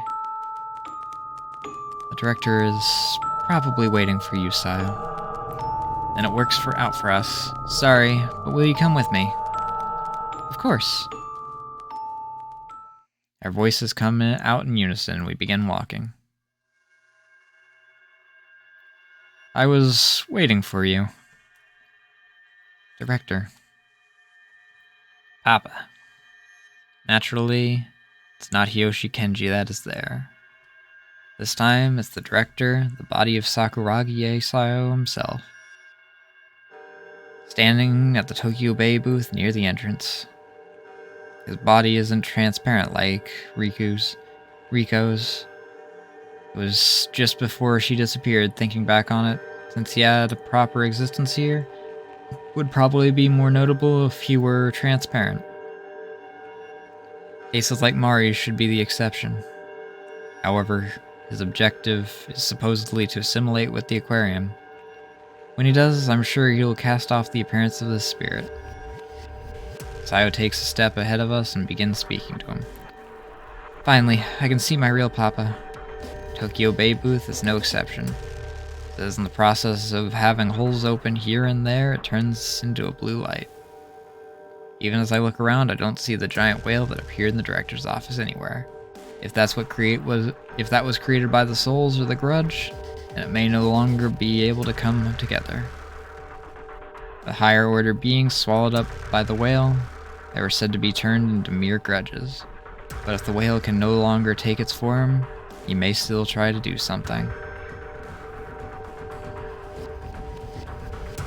This whole time I've been chasing the truth, but no matter how much I pursued it, I couldn't seem to meet up with you. Papa, I finally found you, but I'm sure this is the last time, so I want to tell you how I feel. Decided to just watch, needed to reach my own conclusions, so I think Sayo needs to do the same. At this moment, Sayo is trying to make a distinction. I cannot hinder her. Sayo, won't you come with me? Huh? Papa? What? Before Sayo can finish speaking, the director takes over the conversation. We're humans in the end. Nothing remains after we die. No matter how intensely we display our emotions, in the end, they are meaningless to this world. Once we cease being individuals and give ourselves to the collective will of this place as grudge, we can become something new. We would remain as one part of this world's reality. It is the purest form of significance, and in it, we become eternal. Now that Riku has disappeared, my own directive is all that remains. If I don't create a new concept, then under the circumstances, I'll be swallowed up by the current reality of this place. But if you lend me your strength, Sayo, I can definitely achieve my goal. Really? Really? Really?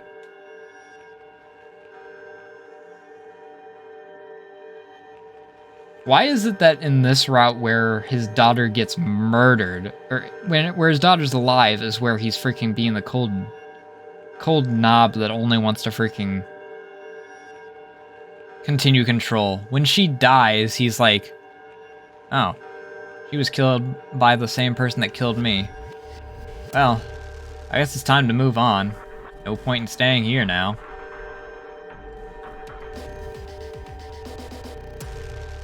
Papa, you've changed after all. I really don't get you. Sayo, you're so clever. So you would understand right away. I refuse. I have no interest in doing so. That's a shame. Being rejected by my daughter.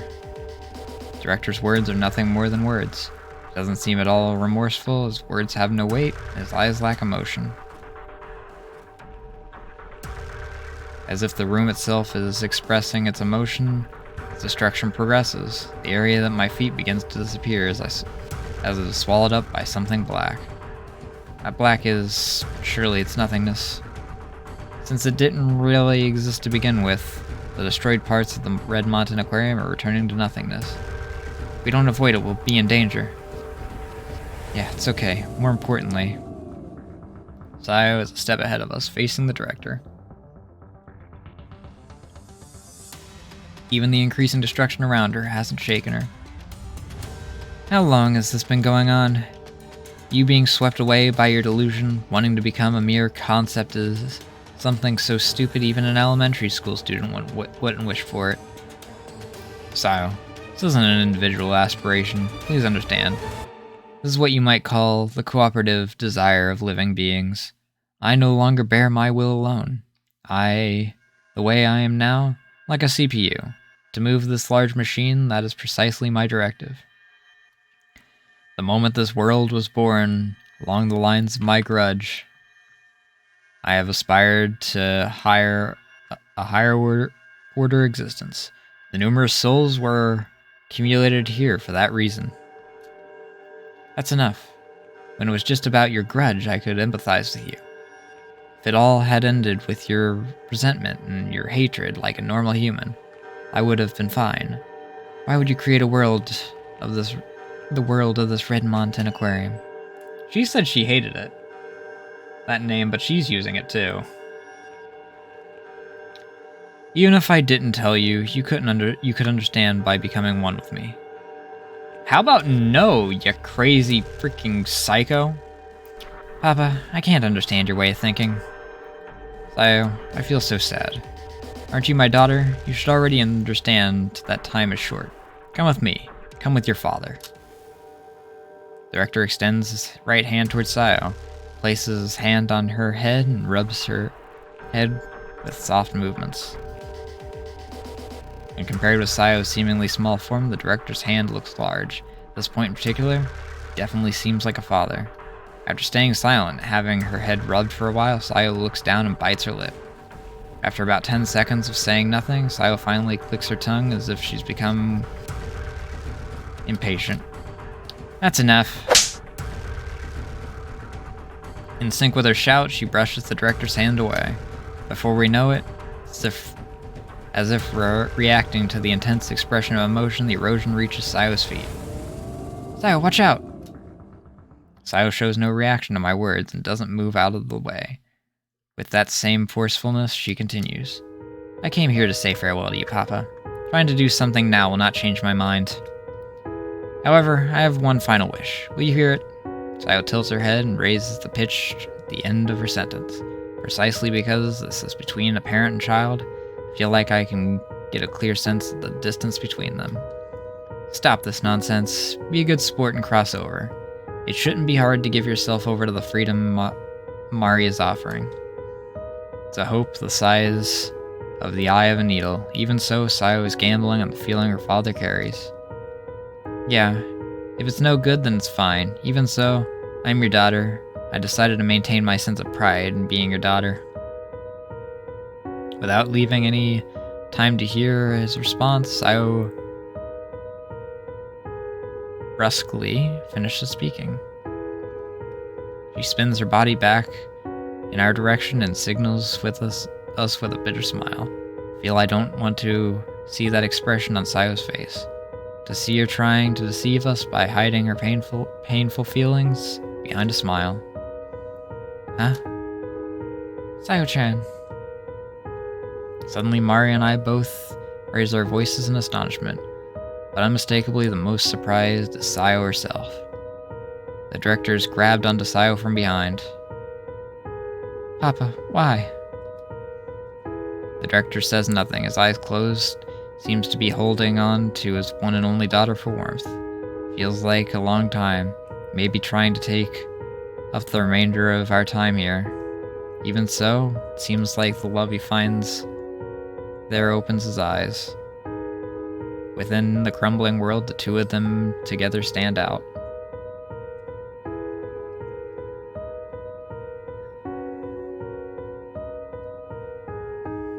Will you please be good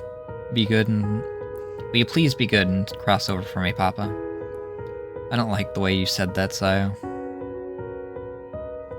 There's nothing I can do, since I don't know how any other way to say it. Sayo, I'm sorry for the trouble I've caused. I won't forgive you. But since you're dead, it's okay. I'm not mad. The air enveloping them is a gentle one. I feel that since this is the parting of a parent and child, it is more serene than it is sad. That is why I feel uneasy about it. Sayo-chan, it's dangerous. At almost the same time as Mari speaks, I jump up. Huh? It appeared from the floor. The blue whale. The black giant, comprised of the darkness of human hearts. The whale itself. As if appearing from the director's shadow itself, it leaps up from the floor that served as its sea level. Being only a second away from being consumed, she pushes Sayo away. Even so, the giant crashes into them, knocking them to the opposite sides. Stay back! Reacting to Mari's words, the intense blue light envelops the room. However, the black shadow casts a crimson light, mixing it with Mari's light. The room has dyed in a violet that seizes my vision for several seconds until, finally, I can comprehend the situation. By that point, the light has already vanished. That's pretty cool looking.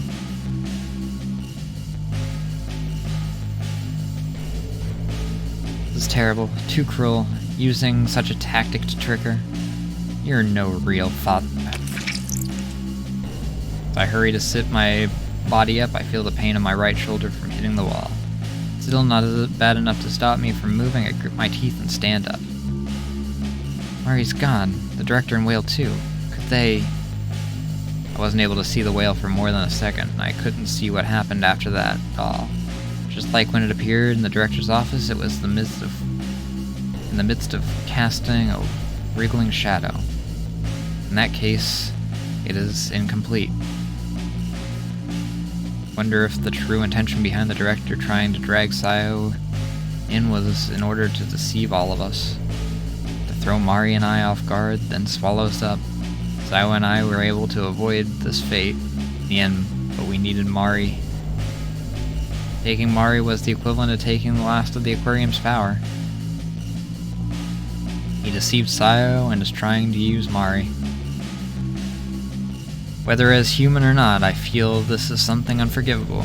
We have no choice but to pursue him. This time, I have to save Mari. Before that, Sayo is spot a shadow, lying face down against a tank, the opposite side of the room. The The impact apparently caused her to crash into the tank. The acrylic side of the aquarium is smeared with blood. Sayo! There's no response. Okay, I need to get a refill on my drink. I'm being smart and freaking keeping hydrated, otherwise my throat's gonna kill me.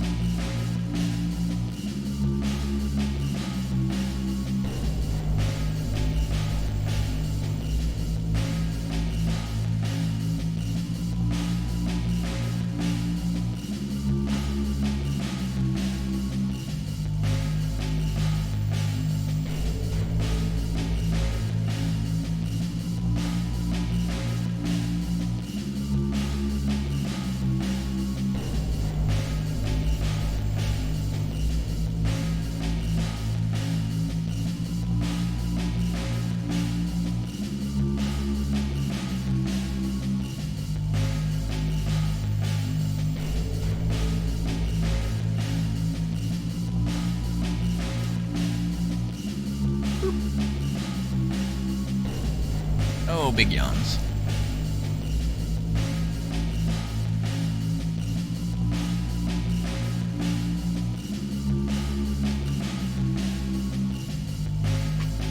She best not be dead.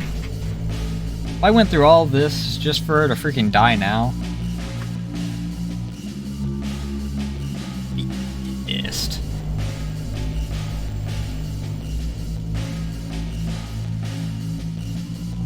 As I tried to gently sit her up, I see that her forehead is split open and a large amount of blood is flowing out.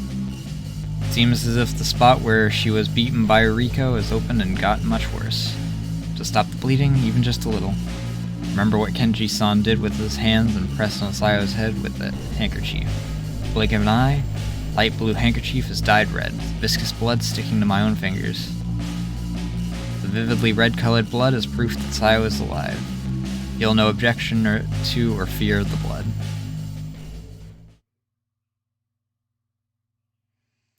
The intensity of the blood is decreasing. This is Sayo's, any person's ability to keep on living. It feels like I'm seeing a miracle. Her heart is beating, she's breathing. Still, I can't be completely relieved just yet.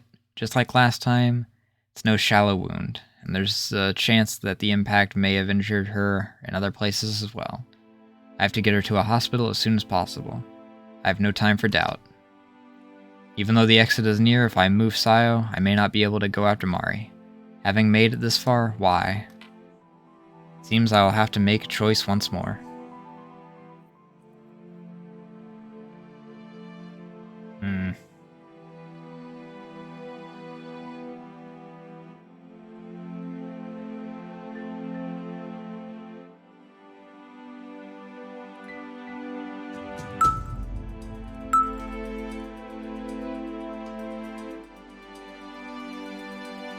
Humans in the ocean, regardless of Mountain Aquarium, Tokyo Bay. Regardless of humanity, life is granted to all living things by the ocean. During the period of economic prosperity, Tokyo Bay became known as the Ocean of Death, but currently is being revived as the Ocean of Blessings. Fish such as sardines and mackerel are common to the dinner table can be seen.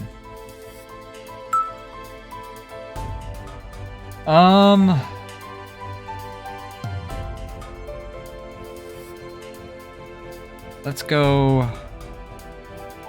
We'll do both of these. We'll go after Mari first.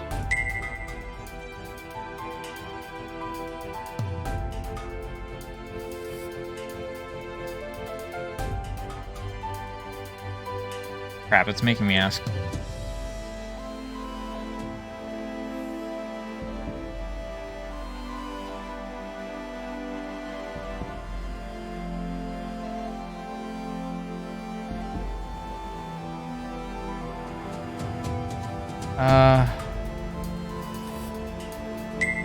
I'll save Mari.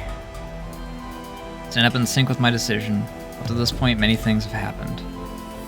Made a promise with Himeno and came back here again.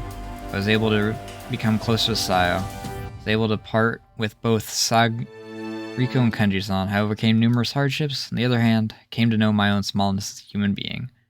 One person alone is relatively powerless. One person alone is essentially dead. That's exactly why I made this decision.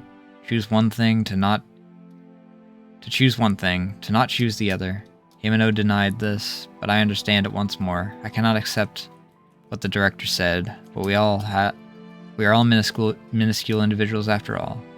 Wanting everything, wanting anything and everything. That's what we call desire, but fumbling around carelessly just to fulfill it will not yield success. Just one strong will. I'm sure that this is one thing I'm clinging to. Is this okay? I hear a voice. It's fine, Himeno. Is it okay? It's fine, Sayo. Is it okay?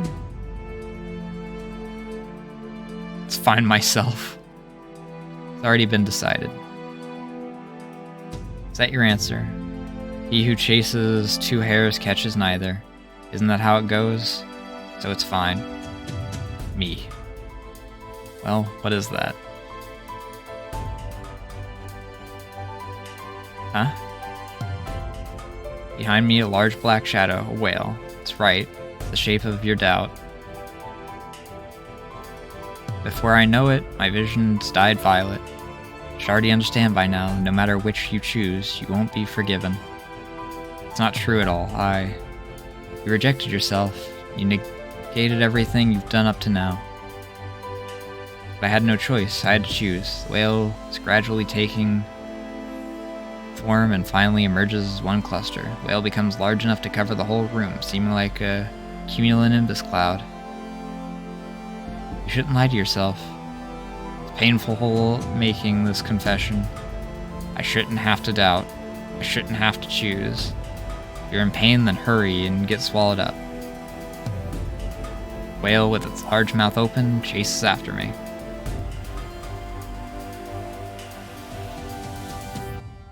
Drink.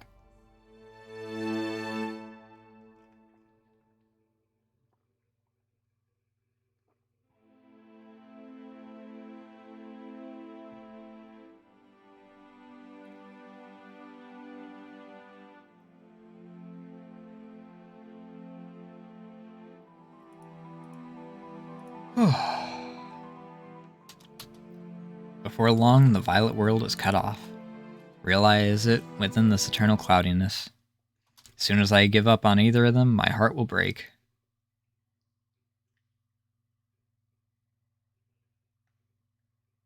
Forever Cloudy 1.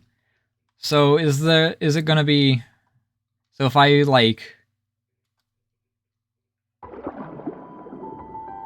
Cute. Her chibi is so freaking rare.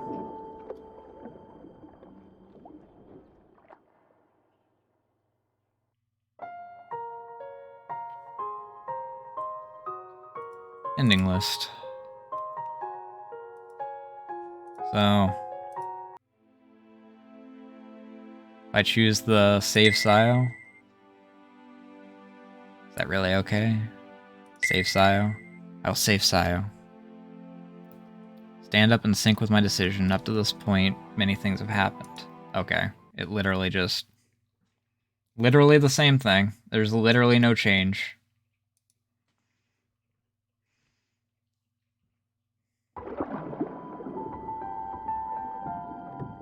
Okay, so you get whoever you abandon as, like, your little cheeb. That's neat. You're making noise. Too much noise. You goblin.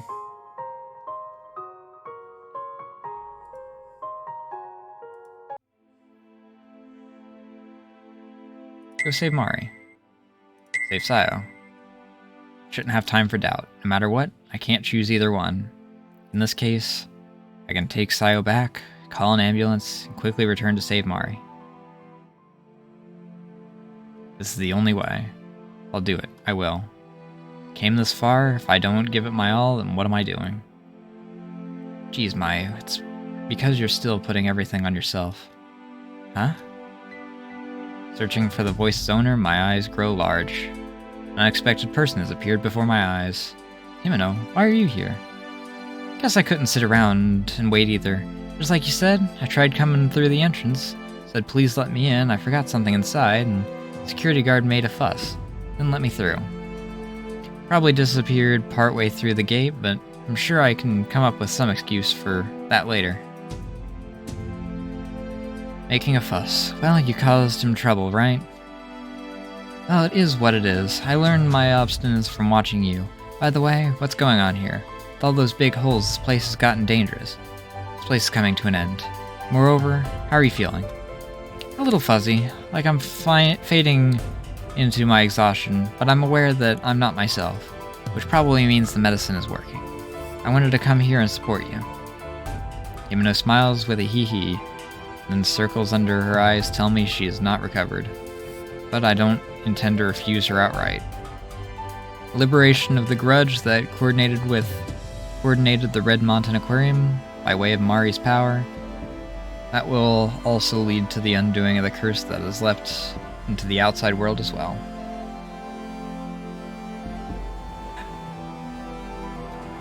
Just as Himeno says, it's probably just the effects of the medicine.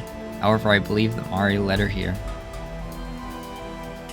At the moment, her being here, no matter how strong my heart is, can't put it into words. I control the urge to embrace her for now and look in her eyes as I say, take this girl and go back to the real world. If you call an ambulance right away, I'm sure she'll be saved. I see, this is the girl you tried to save. Her injuries are terrible. Himeno seems to finally notice the girl lying on the ground. Seeing that striking red color, Himeno's pupils seem to contract. Even for Himeno, her focus seems to be wavering. But at this point, Himeno is the only one I can rely on. I'm kind of glad that the person I'm counting on in the end is her.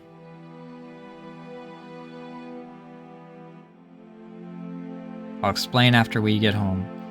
I'm gonna rescue Mari. Mari changed your little sister, right? By going to save her, you. I still haven't explained anything. It's not unthinkable that Himeno would be confused. However, I don't have time to explain it from the start. I look at Himeno straight in the eye. Trust me, and wait for me. I'll definitely come back. Squeeze Himeno's hand and say this.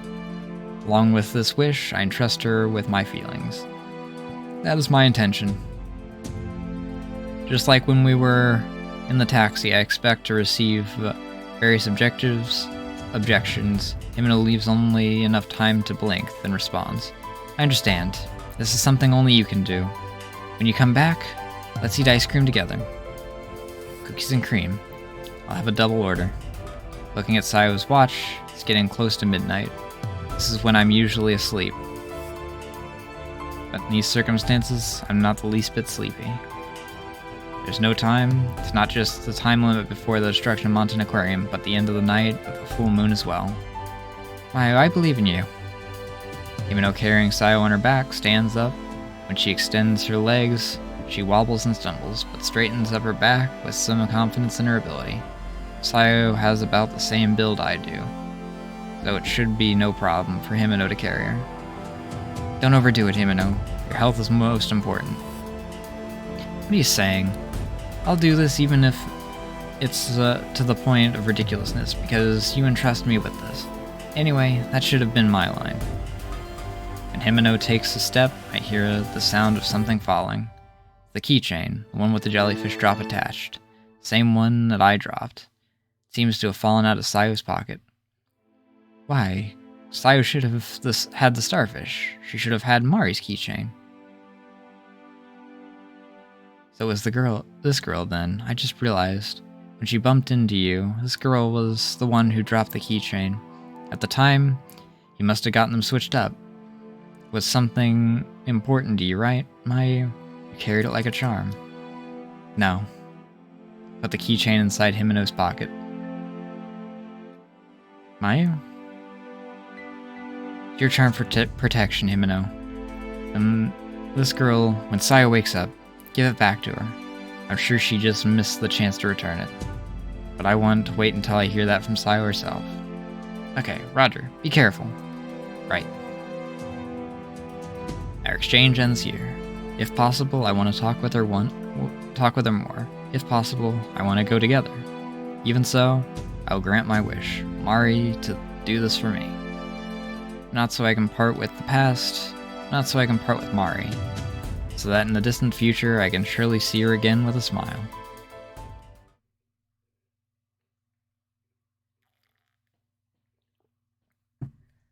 Oh.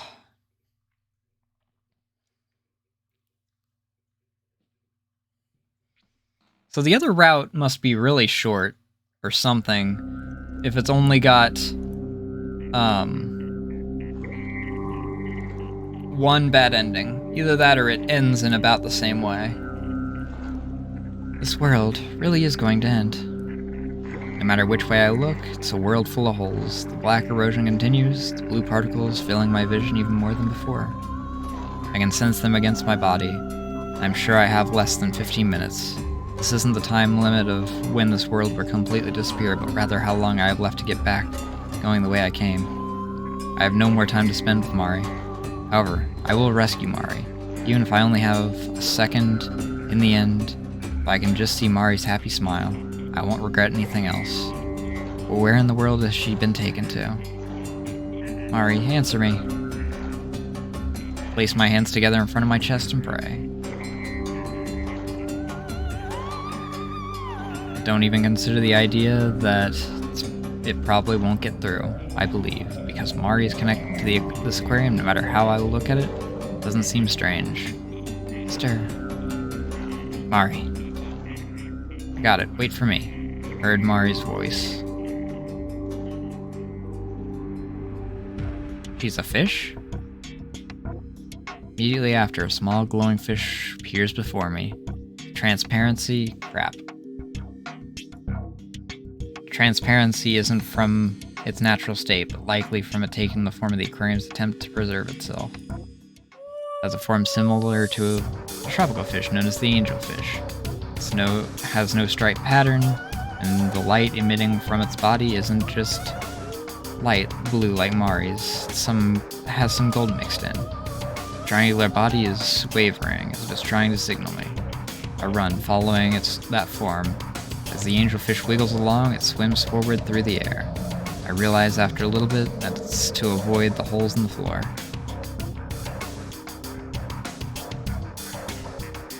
I can trust this little one, can't I? I increase my speed further. Once we arrive at the staff passageway, fish stops.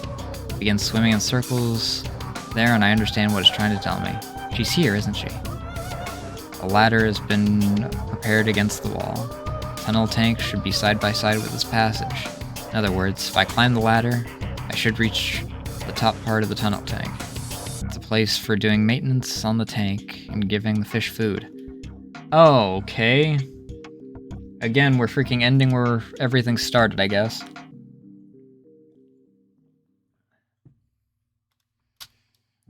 And the place where Riko was pushed around by Kenji, where Mari drowned to death. You chose this place on purpose, didn't you, director? Take a small breath and place one hand on the ladder. Angelfish follows along as if its purse. Good lord. As I climb up to the tunnel tank, I instantly feel as if the space has increased.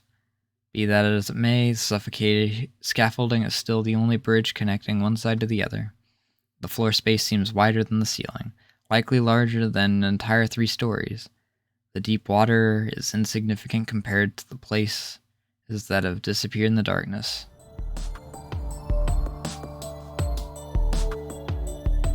The director is standing on the other side of the scaffolding. At his side, he holds Mari. Please, let Mari go. He's holding Mari's neck between his arms. He can touch Mari. In other words, the director is already becoming an existence greater than some mere grudge, but I took on this temporary form in order to explain the situation to you. The director has seized Mari. She seems to be in pain, trying to resist him by pulling away his hands. However, her voice won't come out. As if her throat is being compressed and all she can do is kick her legs as she writhes about. Wasn't it Mari's power that liberated the aquarium? And now the situation has changed, so your power has exceeded Mari's? There's no need for you to know. At this point, I will give you a warning. He ignores my question and continues. Water surface is calm. Do not see the whale. Still, I am vigilant to the possibility that it could suddenly appear as I lend him an ear. Go back immediately. As long as I have this girl, your sister, within my control, there is no need for you to die. There's no changing it. This world will disappear. I recommend that you return while there's still a path. What's going on all of a sudden? Earlier you said it would swallow everything. The circumstances have changed. This is probably the second time I've said this. That wasn't you, but Riku said that. At that time, Riko was also a part of the aquarium. She did something stupid by vanishing in order to return to her individual self. Director continues in an uninterested tone. His inflection is decreased even further compared to when he was talking to Sayo. When you receive a present from someone, you are happy. When you are hurt, you suffer. When someone you love dies, you cry. When a child is born, you feel blessed. These are all emotions humans know without having to be taught. But it's a step above instinct, as a truth of psychology. That's a general concept. This girl is a pure existence, close to the limits of nothingness. I wonder if you understand. She wants you all to be happy. It's hard to believe. But this desire is equal to a general concept. You all likely don't realize it, but this girl is already in the process of changing into her desire. This means she is being sublimated into a metaphysical existence. Don't say this girl. She has a name. Mari. Moreover, Moreover, whatever her desire, it is Mari's wish. Say this as I glare at him. That's enough wordplay. Anyway, this transformation into a concept means that she will lose her individuality. The reason I was able to seize this girl is because she has sustained her individuality. However, combining with this highly pure aquarium is what I'm doing at the moment. It's due to her lingering attachments from her bond with you that she cannot be completely sublimated.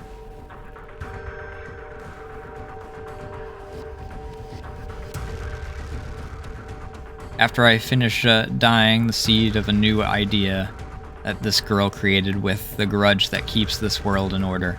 I will have it blossom according to my liking. That was my plan long ago. In the event you didn't go back, I would finish swallowing up the space along with you.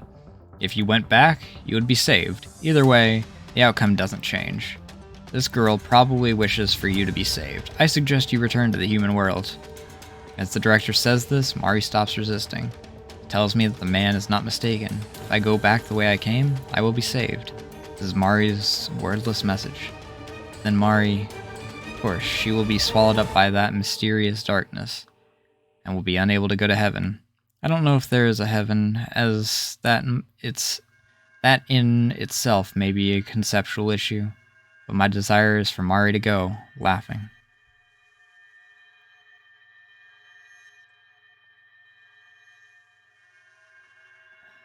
Well then, you must choose. It's already decided. There's no other way about it. I will save Mari. Almost at the same time as I intended to thrust my resolve at the director. It's a full-on blue whale now instead of being a dark doubt whale. Wow. The whale takes form above the director's head, different from before. Its shape is clear enough to know that it is a whale. Once I'm consumed, this world will vanish within 5 minutes. That is your time extension. The whale swims elegantly through the room, tank and all, despite the fact that the whale has once again taken on the form of a cloud. It stirs up the water, and as if a bucket were turned over from above my head, I am soaked with water. And just like that, the whale swallows up Mari and Isao in a straight line.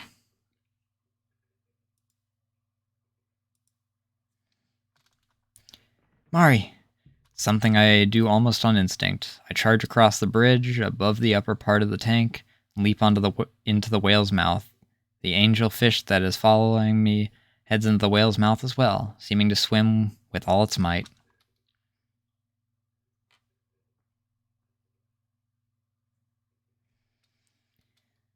It's not as if I have a plan. Still, the fact that I have this fish with me means that Mari wasn't completely swallowed up. He said that her bond with me is what's keeping her from completely purifying the aquarium. But on the other hand, maybe it's protecting her from becoming one with the director. Moreover, when Sayo created the whale, it swallowed me. But it was a phenomena completely different from being eaten. Just as he said, this whale is probably just one general concept from the assembled body of the grudge. Cannot be destroyed. Sayo herself said it was the same whale. More than anything, if she didn't have an idea, Mari wouldn't have led me here.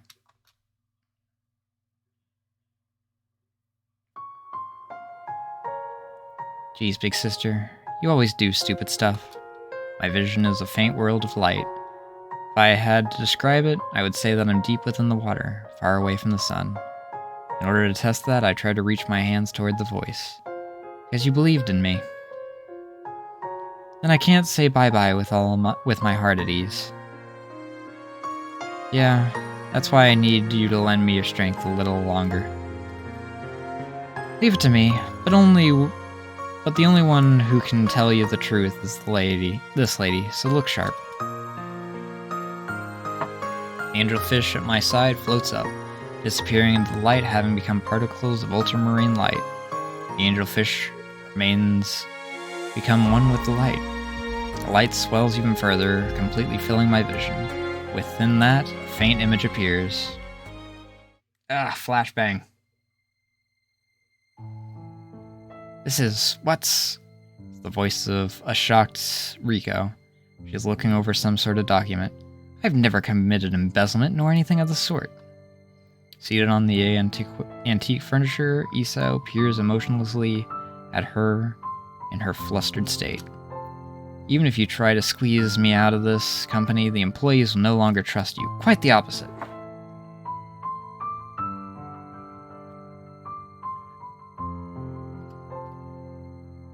After that, I cannot hear what Riko is saying. The image has already begun to disappear. Isao continues to sit there, his expression unchanging. With his eyes, he is trying to stifle his anxiety.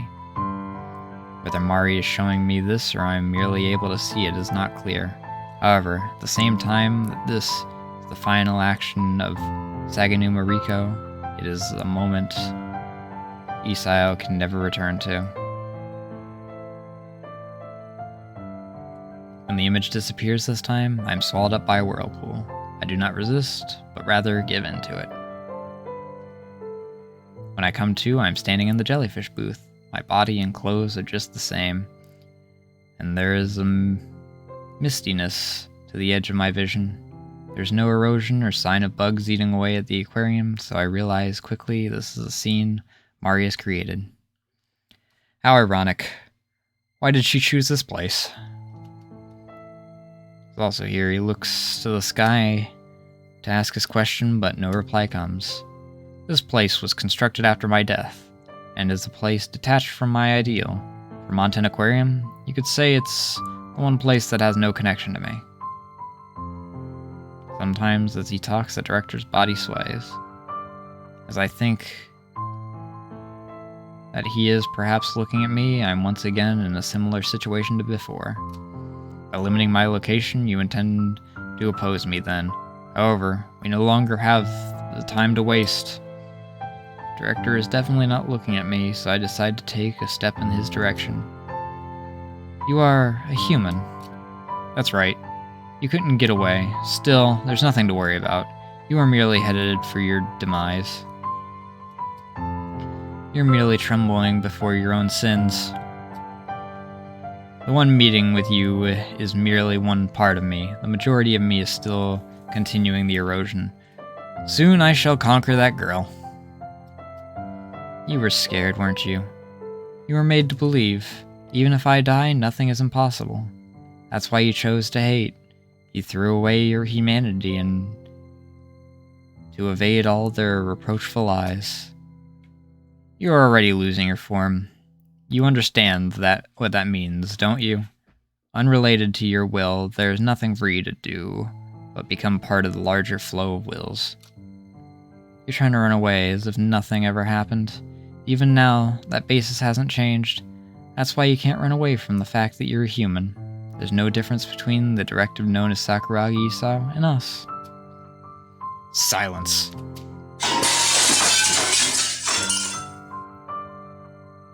In contrast to his emotionlessness up to this point, he shouts as if to obstruct my words. This is probably the feeling of anger, as if acting on concert with this, several tanks of the jellyfish booth break.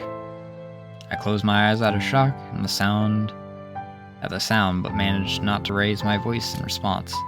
I'm watching the director's wavering form as I say, "So you aren't human after all?"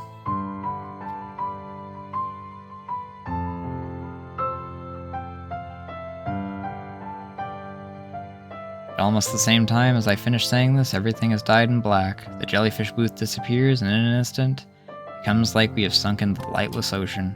When I lay my eyes on the last scene, it is the truth I see through.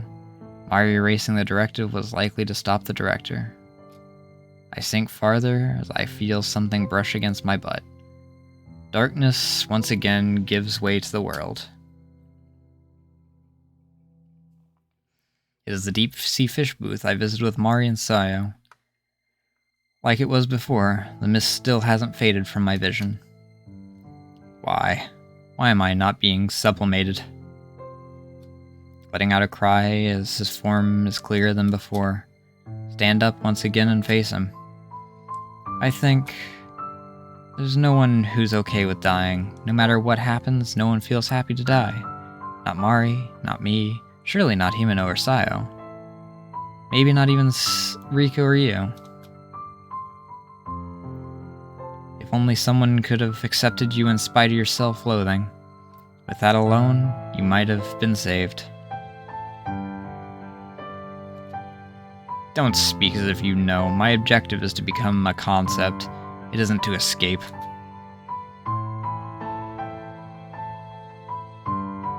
The tank pulses and all the water changes to blood.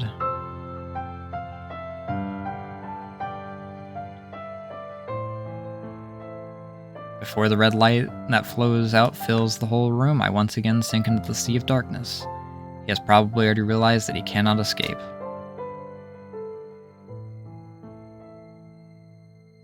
Not showing any surprise, Isao stands stock still. I drift toward the souvenir stand, the place that 5 years ago led to Mario and I being separated forever. People do good things and bad things, isn't that natural? For me it is. Right, Mari? That's exactly why I ask Mari.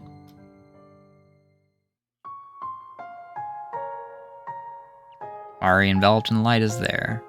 Light is so intense it's incomparable to anything that came before. That's right. Even though you should have at least traded with me.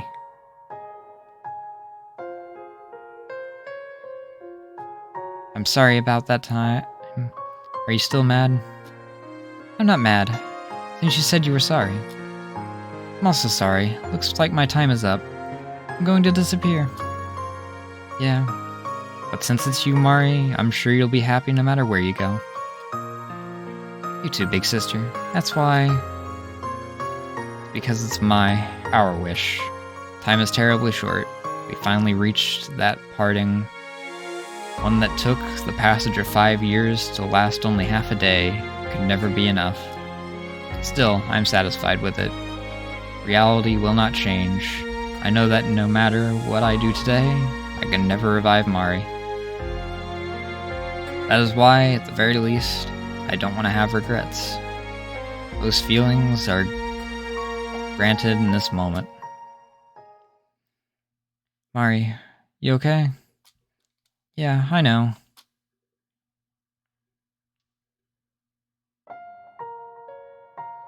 This body is... Blue light begins flowing out of Sakuragi Isao's body. I have transcended my individuality. Why am I disappearing as Isao? Isao. Mari's taking you with her. No matter what sins you're shouldering since you are human, the place you will go is the same. Stop this. I will live eternally as a concept.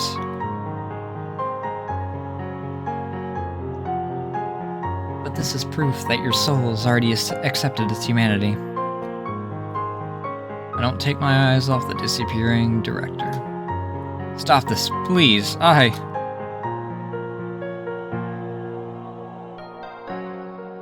Takes no time at all for him to become particles and become one with the light. Crossed over, suffering as a human.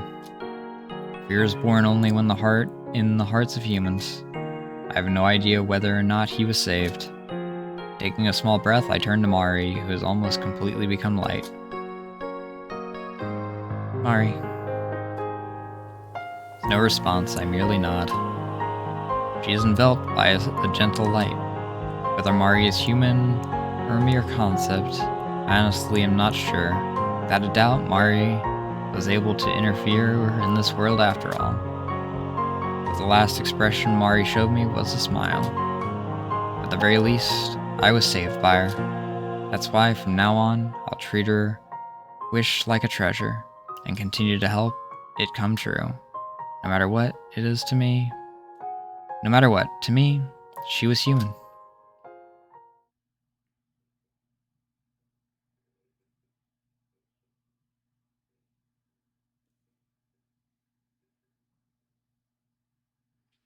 That night, I dreamt of a whale swimming into the heavens. Numerous fish were chasing its large tail fin. Swell creating whirlpools, the mixture of light and dark was like deja vu. Mayu! It's a familiar voice calling my name that wakes me up. Yelling at a hospital patient, do you have no common sense? There's another voice as well. Even in my sleep, I know right away the owners of these voices. But I'm worried about her. I finally woke up, and I was surprised to hear from the nurse that my friend was in the hospital too. So much so that I couldn't stand. You're so noisy. That isn't your area of expertise, so just be quiet and wait. When you put it that way, it isn't yours either, Sayo. Alright. Hey, that has nothing to do with this. I'm not particularly chubby. You're somewhat like a cow, making you at least 10 kilos heavier than me. Was that a comment on it?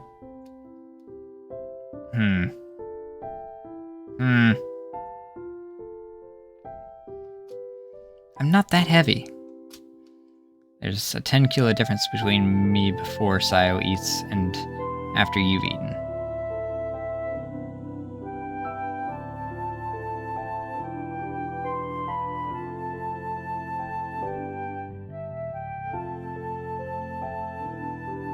Me before I eat. That's a translation issue.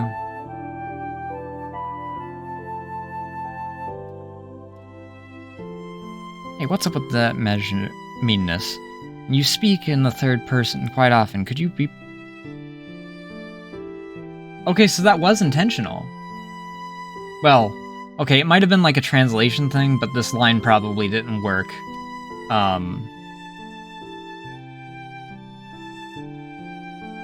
Otherwise. I'm not prissy. Don't push the boundaries of common sense. I think it's fine. You can be so cute and yet still have these moments. Eh, Sayo-chan? Don't make fun of me. Geez, don't be so loud around a hospital patient. Finally, my body has begun to awaken. The desire to stay like this with my eyes closed lingers. Himeno and Sayo continued their exchange. I'm not sure when it was that they got to know each other, but regardless, they're like fire and oil. Speaking of which, the two of them mentioned a hospital patient. Does that mean in this case, I'm the patient? I could hear you two from over there. This is the hospital. Don't you think you should be a little quieter? She's alive! She came back!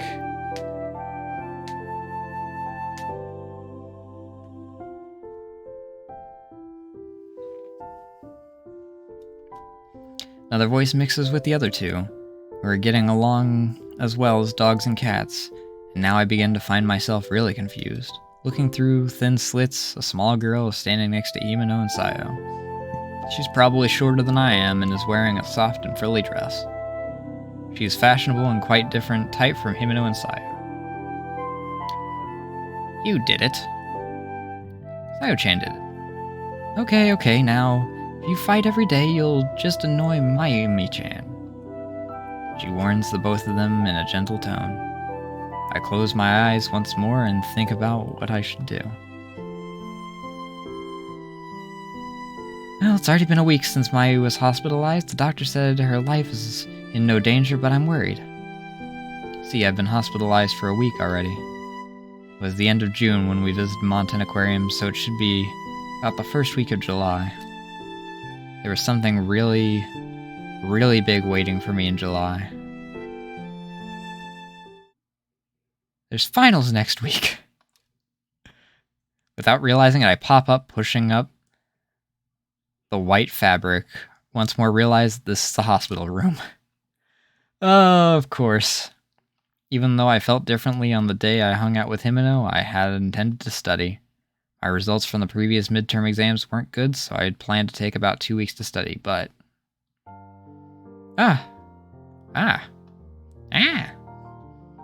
That's not her voice. Awakened too quickly for my liking, and surely in a different way than what they expected. Himeno, blinking her eyes rapidly, stares at me. From a surprised look to a smile, then to a tearful one. Such a short span of time, all of Himeno's feelings come across to me. Himeno. Mayu. Before I realize it, drops begin to fall from my eyes as well. For me, it's the equivalent to a reunion after several hours. So why do I feel nostalgic? Mayu. Unable to bear it any longer, Himeno leaps at me, feeling the softness of her and her warmth. I am sure that this really is my best friend. I'm here too. Sayo-chan, did you want in on the warm and fuzzies as well? Don't make this weird. For a while, Himeno doesn't leave my side. Doesn't bother me at all, so I hug her back. We remain on top of the bed like this until the doctor comes. After that, a lot of difficult things happened. First, somehow, on that day at midnight, on the dot, it seems I had collapsed at the entrance of Montan Aquarium. The security officer who had found me called an ambulance and I was hospitalized, bringing us to the present. Sayo was immediately hospitalized, and Himeno, who had been with her, fell into a slight panic learning I had also been brought in. The soft and frilly girl, her name is Miku. She's Sayo's classmate, was apparently one of the victims of Montan Aquarium, so she's been hospitalized here in the same hospital up to now. On that day, her mental state was restored. From this to that, it seems a lot happened, but those are all their stories.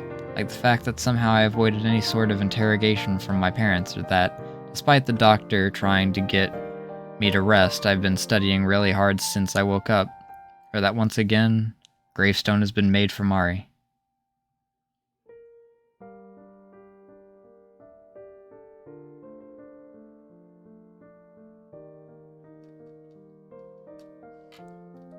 All those are other stories. I have no time to think about how I'm going to live my life from now on. Surely my busy days will continue, but ever since that date, something surrounding me has definitely changed. That's why, just a little, I'll live my life facing things head on.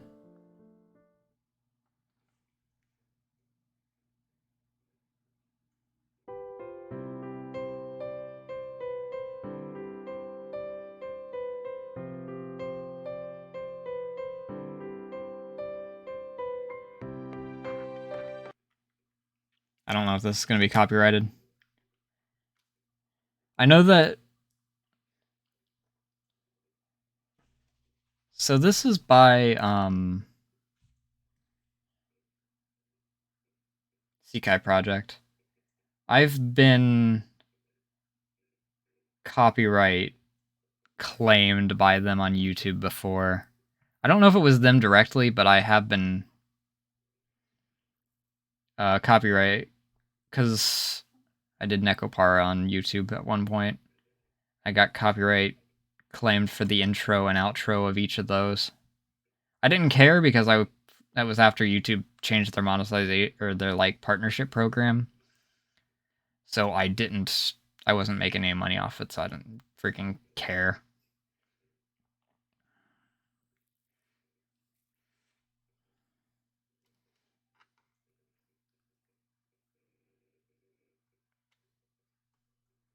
It's a good song.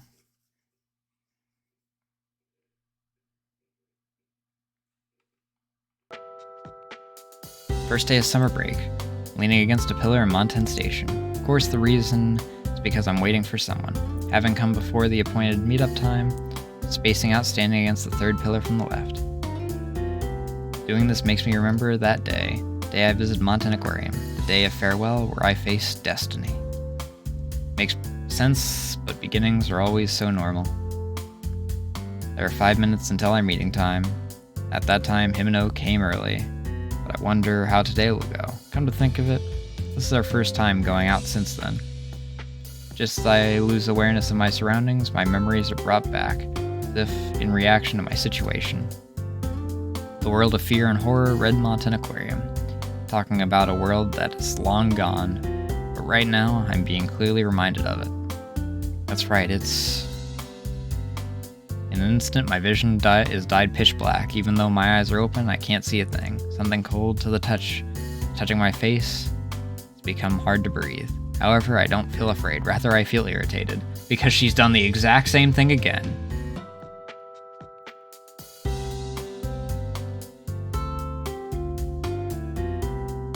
Oh, cute, they're in... well... no, yeah, they're both in something slightly different. Himeno pulls away the hand that covered my eyes and mouth, and suddenly swings around in front of me, holding up 2 fingers and laughing. I respond by puffing up my cheeks at Himeno, who seems to be enjoying this from the bottom of her heart. She's right on time, so I guess her prank is her way of making things even.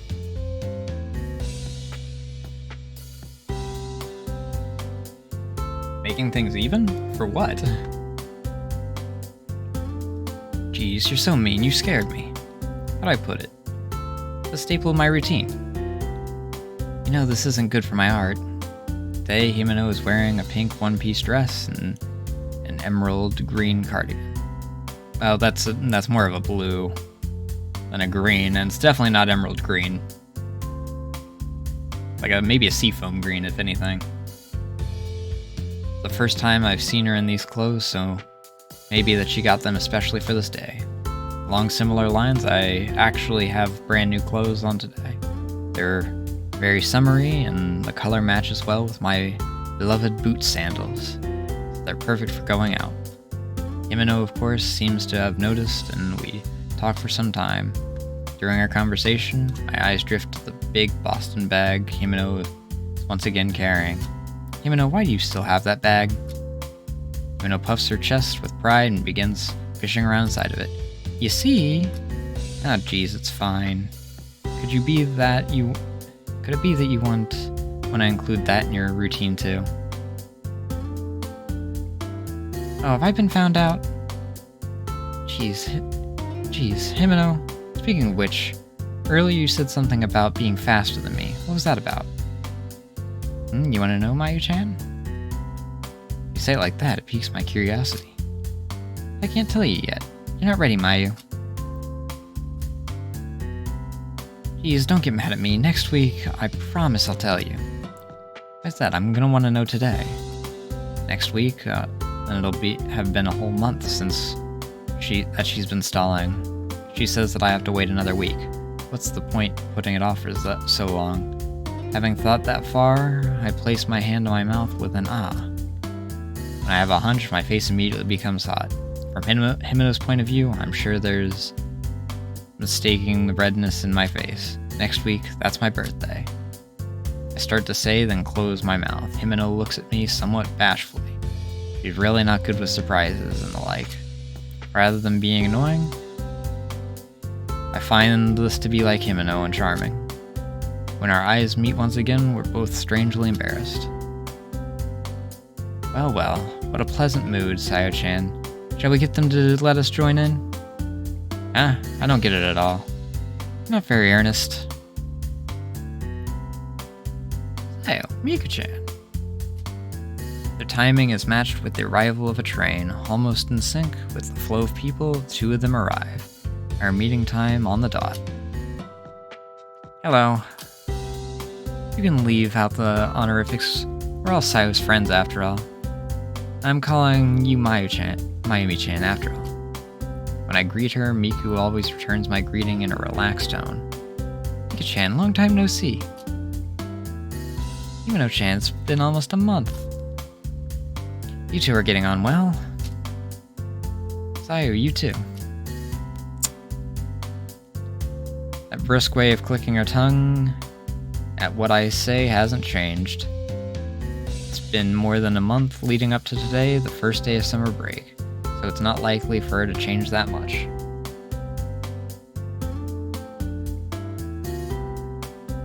Four of us together is also rare, if I do say so myself. From the instant the Red Mountain Aquarium onward, before we realized it, we had become friends. In place of Sayo, who doesn't care for emails or phone calls, Miku has served as the go-between, leading to a creation of the plan for us to hang out today. Quickly become friends with the self-paced, sociable Miku. Felt it was somewhat wondrous that even I could become friends so easily with anyone. But even in class, I feel like more people are talking with me. Hey, let's go. Yeah. I haven't heard anything about what we're doing today, though. Didn't I tell you? We're doing karaoke. Always karaoke. What? Karaoke? I'll pass. I don't care for it. Are you bad at singing?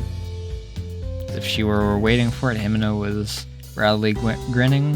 When she talks to Sayo, Himeno is lively in a different way than she is in class. According to Miku, in the beginning, Sayo had the upper hand, but several days there were signs that this was being reversed.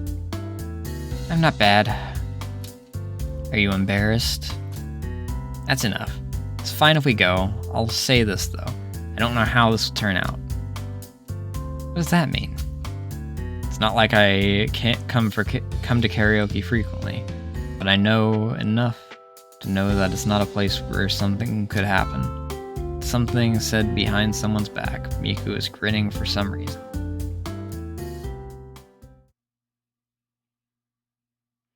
With Himeno at the helm, we finish checking in. Order each of our drinks and snacks for us to share. Sayo and I sit toward the middle with Himeno at my side and Miku next to Sayo. Just as we finally settled down, it's Sayo who is the first to move. Nimbly operating the touchpad remote, she leads the charge with the first song. Standing up straight, she uses the loading time to face the microphone and chat. I'm merely entering the songs I like. Please add them as you see fit. Once Sayo finishes saying this, intense drumming reverberates from the speakers. Rock number in a genre I know nothing about. It's unfurling from the speakers. Maybe it's the same for Himeno. Sayo begins to sing the first line just a little bit late. I have a feeling I know why Miku didn't tell the day of that we were doing karaoke.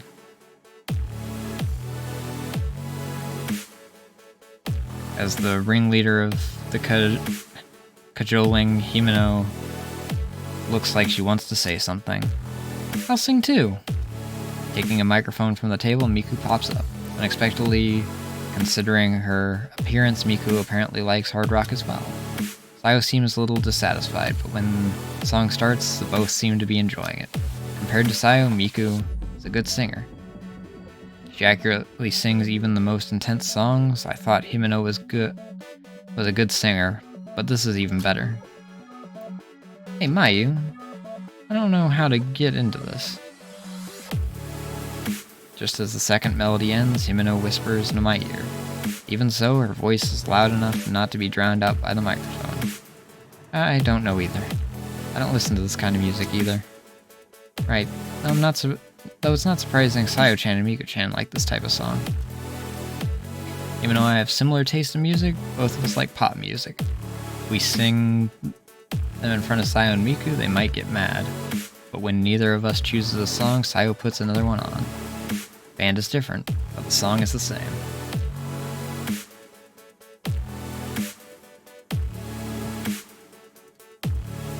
Anyway, should we throw up our hands? Agreed, let's thrust our fists. Somehow, I try to elevate the mood in the room, and it goes better than I expected. Glancing at us, Miku starts to snicker. You two want to sing? Sayo is getting pretty pumped up. It seems wrong to interrupt.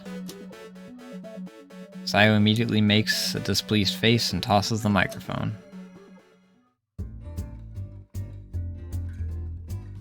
If you want to sing, then just say so. But I don't know this song. It's fine, just sing. What? Even as I push the mic back toward her, Sayo won't take it. Maybe she didn't think that I wouldn't know the song. Well then, Himeno-chan, you'll sing too. I don't know it either.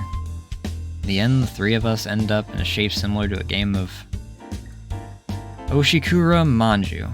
Well, I at least know what Manju is. I'm guessing it's some sort of game related to eating Manju, maybe?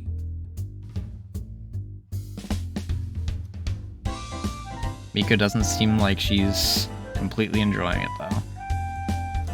Despite jumble and disorder, I really enjoy it. And what do you guys know? Well, there's the theme to the recent detective drama. I like that song. I don't listen to those kinds of songs. I know it. Well, then the three of us can sing it. Sayo sticks out her lips like she's pouting. After that, wasn't really karaoke in the traditional sense. I found watching Himeno and Sayo's squabbles to be particularly charming. During that time, Miku and I chat while drinking our beverages. Since this is still during free time, we can stay as long as we want. The fun times will continue on and on. For example, even when today is done, my time's not up. From here on, there will be many more good and bad times. I'll probably have many more arguments with everyone. I'll probably have times where I hate myself. Even so, in the end, I want to laugh and take it all in, because I think that first step is a happy one. Why are you spacing out? I can understand why with this song playing. There aren't enough mics, but let's all sing together anyway. I actually don't know how you're supposed to, like, do the abbreviation of microphone with an S, so I'll just accept that. Or the shortening. Right. When I stand up, a single drop trickles out and falls. I was just reminiscing on a bit on all that's happened. Just one last drop, then I can no longer hear the sound of them. I try to sing with all my heart and somehow it feels really good.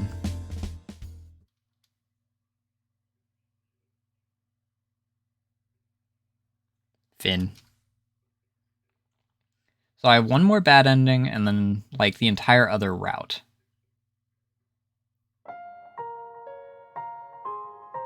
How many CGs do I have left? Because that gave me a lot of CGs. Like, we ran out of CGs, like, right here, and then that route gave 1, 2, 3, 4. 10. Well, not 10. These two are from other things. So we say 2 from this, and then we go to this, so 8.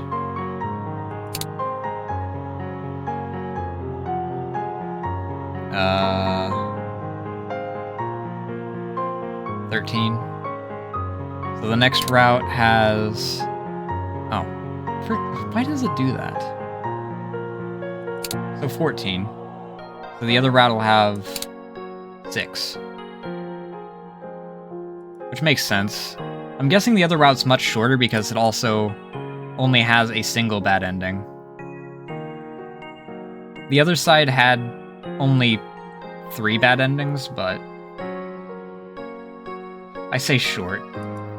I thought that was going to be shorter because it, like, started halfway through the freaking original route, but that didn't happen. Either way, I am going to make myself some tea so that I can soothe my throat. I'm going to refill my drinks, and I guess that since I'm going to be taking a bit of a longer break, I will also roll an ad to kill pre-roll. So I shall return.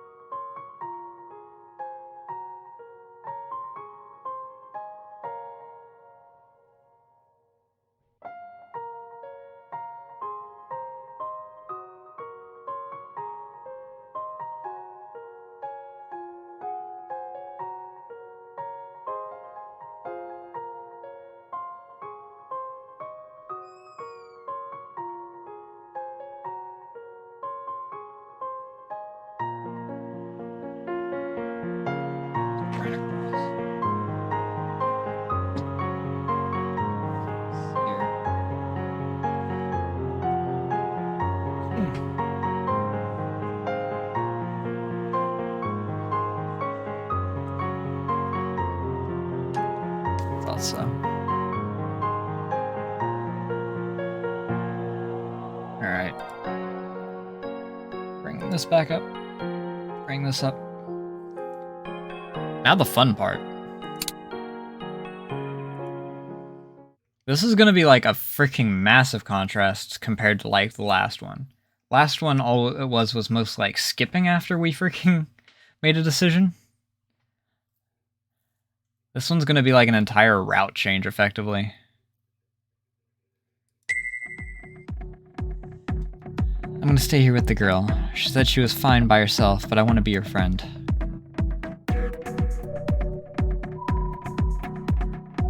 So this is gonna be weird compared to like the last one. Unless this is like a super short route, it's gonna be weird going through a lot of, unless it had, well, it might have a lot of the same events, but there's gonna be a lot of like the actual freaking game on top of like after we've watched the other ending, which is gonna be weird. Rather than going from one ending immediately to the next. You just met her today. You don't even know her name, right? Kenji-san, didn't I just meet you today as well? Even so, you saved me. I think that's the same feeling I'm having right now. It's not. Yeah, we know it's not. Considering you just saved us because of freaking... Kenji-san murmurs this and immediately continues. I get it. Mayu-chan, if your determination is true, then I won't say anything further. Thank you very much. You can go ahead and think of me as cruel. But I also... There's no need to say anything else. You've come here numerous times just to stay alive.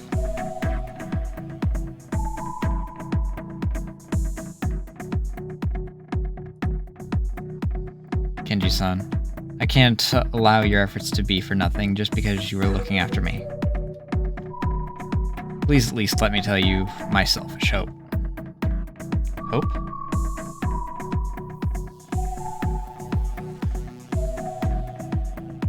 That the three of us absolutely will escape together. I'm definitely coming next month too. This won't be the end of our relationship. I just went a different route this time. If ever you need me, don't be afraid to rely on me. Man, knowing the freaking mask that he's putting on for this is just icing. Kenji-san, you really are kind after all. I'm alright, I'm not staying behind to die. I'm staying behind to save her. Don't lose that resolve. I definitely won't. So Kenji-san puts the fish of the world booth behind him without looking back, heads for the exit at a quick pace. I think his lack of attention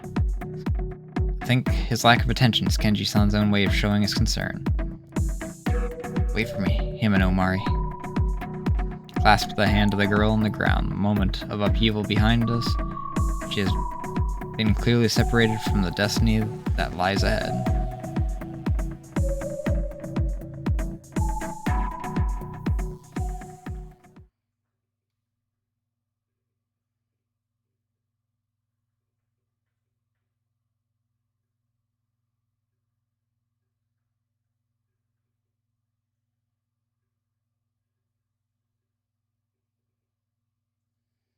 It isn't that I chose to stay here because I don't care about what happens to Himeno.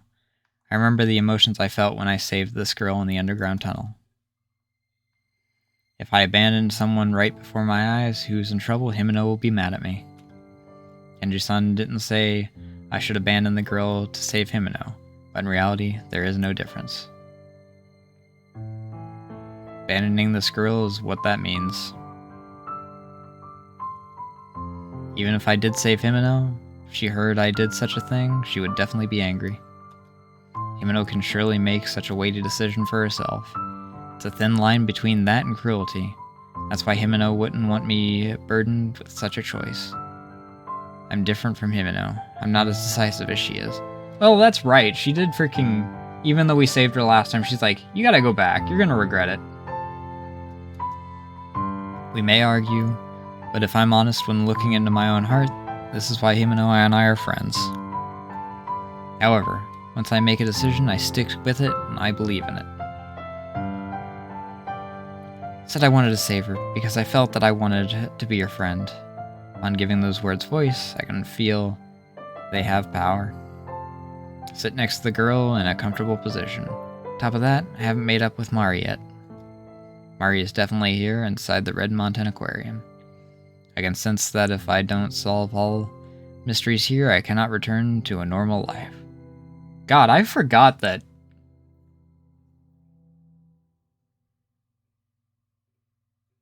With how long we spent with Mari in the other route, I freaking forgot that by this point, we still haven't actually ran into her yet.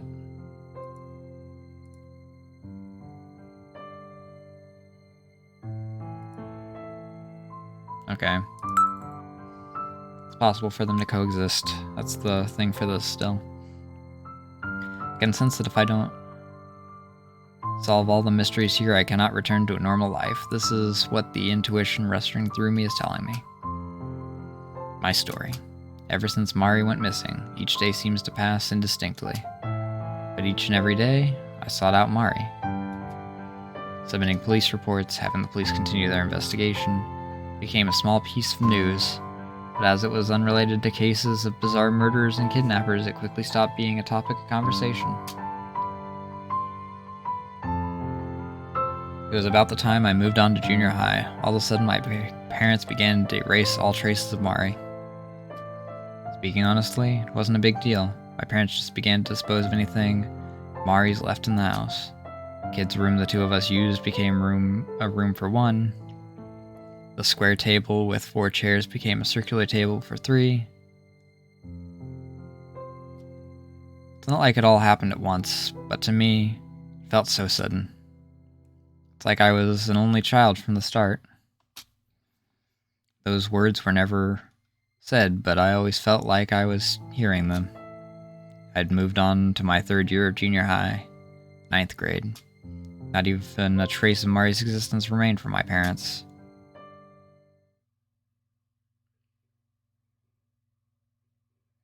You. What? It was so sudden. I'd been ruminating about the past and have now been abruptly yanked back to the present. Having opened her eyes, the girl slowly sits up and looks at me. She's pressing on the injury in her head and seems to be in pain, but her eyes shines a great strength. Seems I am in debt to you once more. Stop calling it a debt, or anything of the sort. I saved you because I wanted to, and I wasn't working alone. Huh? Girl continues to listen with a haughty attitude. As I tell her about what happened with Kenji-san, can't help but feel some admiration for someone like her who is able to maintain her typical attitude even with such terrible injuries.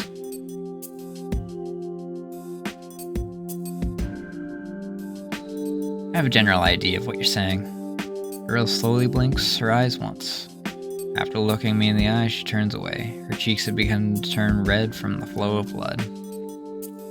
Although she normally speaks about everything so plainly, in a rare turn of events, she seems to be chewing on the corners of her mouth, searching for what she wants to say. After she slowly blinks once more, she returns her gaze to meet mine. Ow? Her voice is extremely soft. Huh? Able to clearly make out what she said, I tilt my head. What did you say just now? Oh, it was thank you. Nothing. It wasn't important. Nope, I'm curious, so tell me.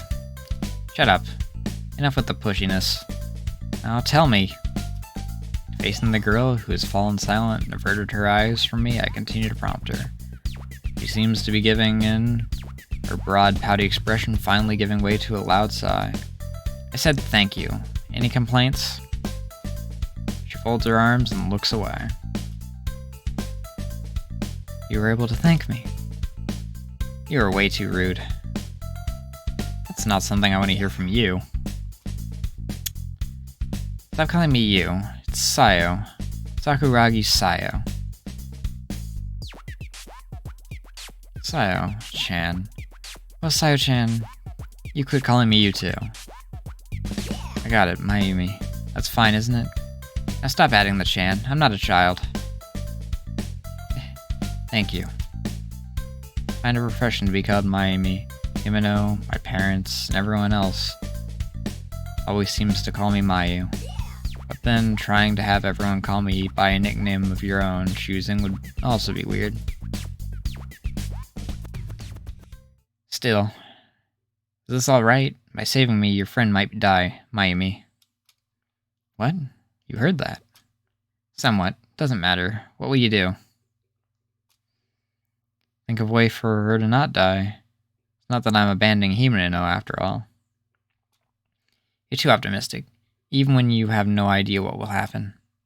Sayu's blunt assertion, I look at her and shake my head. The answer is in what you just said. Even if something happens, it won't be out of place. Even if everything goes well, it won't be out of place either. You're nitpicking. Why did I have to be rescued by someone like you? But the plan was for,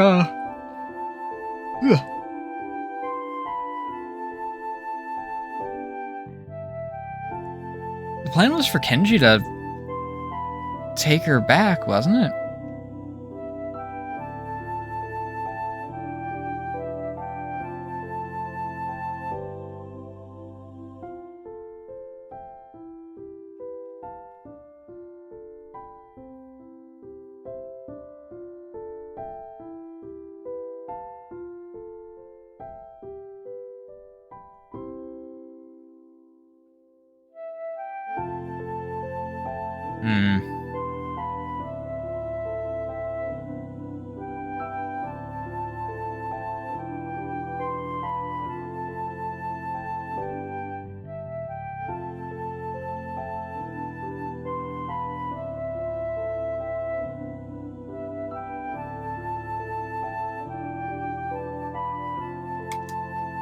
I think that that was what it was that he was going to take her anyway. Oh. Really, you're so rude. Laugh slips out in spite of my shock. The nervous tension that has stretched out further and further over time feels as if it finally loosened. Of course, that doesn't mean we can be careless. Just that being able to talk to someone around my age in a safe place is giving me a sense of calm. It's scary how consistently cold she's been, but she seems to be lightening up now. Sayu's way of speaking shows that her feelings have surely been stressing her out since she came here. Can I trust you, Mayumi? Huh? What do you mean? This is my situation. I don't know who or what I can trust here. That's why I want to get confirmation from you. If I can believe you, no matter what happens, I'll give what you have to say precedence. If you hadn't come, Mayumi, I would have died. It's frustrating, but it's also proof that I can't handle this on my own. Yeah, you did die in the freaking first route. You act with intent to return home. You have determination. Mine wasn't strong enough, but with your resolve, I think I can believe in you. Sayu looks at me with a serious expression. It's not an expression of hate. When I look into Sayu's eyes, I can see determination even deeper than mine. I get it. Trust me, because I trust you. It's not enough. If we don't trust each other completely, we'll definitely falter.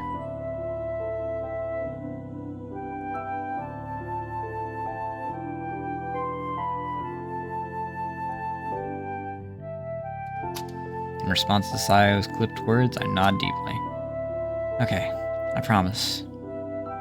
Know what she's trying to say, so I'm satisfied. So then, we're friends? That's a separate issue. Really? You aren't very sincere.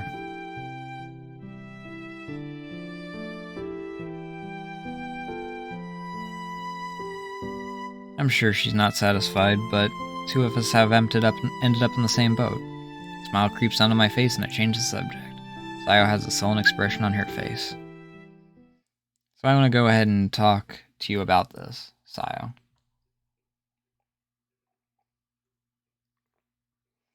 So I want to go ahead and talk to you about this. Sayo, how did you almost end up getting killed by Riko?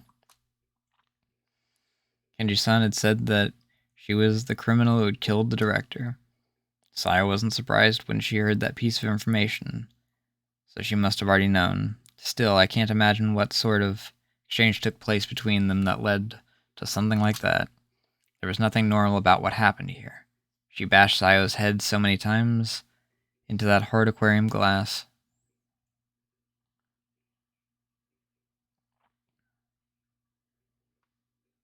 It was a different fear than what I felt when Kenji went crazy. I want to understand what it was that could make someone show that side of themselves. You already know that. She's the criminal who killed Papa, right? Sayo was emphasizing this information, so I returned my gaze to her in response. If so, then this will go quicker. She, Riko, is already dead. She's dead. Voice seems to be twisted. So sudden I can hardly believe it, even though Sayo is able to touch her. I refuse to believe this information, since if she were a ghost, she wouldn't be able to be touched by anything. As if to soothe the doubts that spring up in my moment of shock, Sayo continues in a warning tone.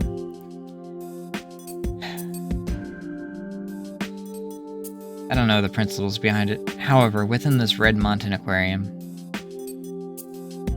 she's calling it, like, in this version now. She said she hated that name for it. Saganuma has continued to exist for the past 5 years since the incident. She can't exist anywhere but within this place.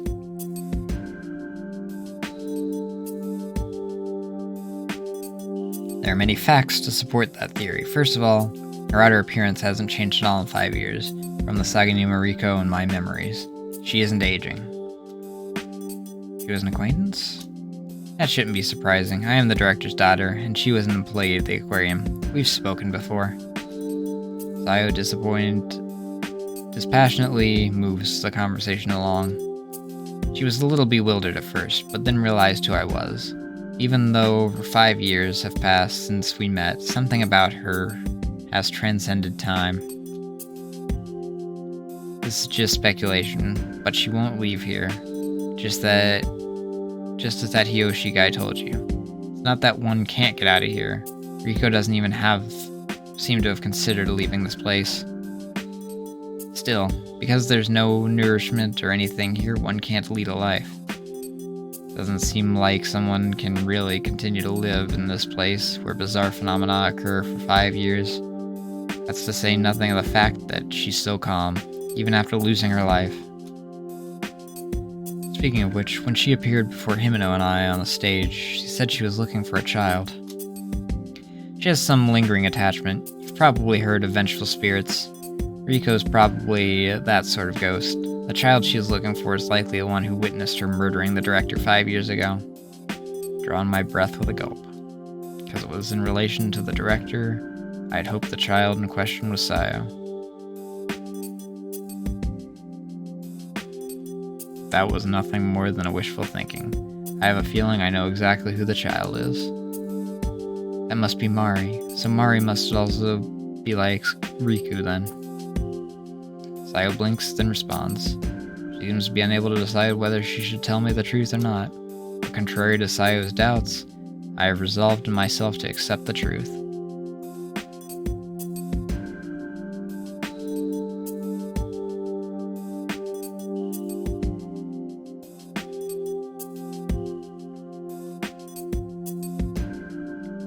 It's alright, I trust you, so I can accept. Have you forgotten our promise?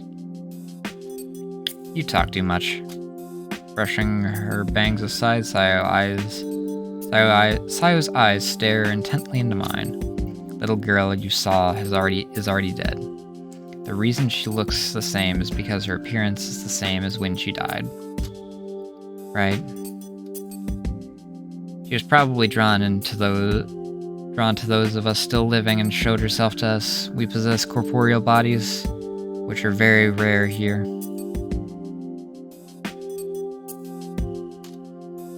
phenomena that take place in this version of Montana Aquarium must operate under the same principle.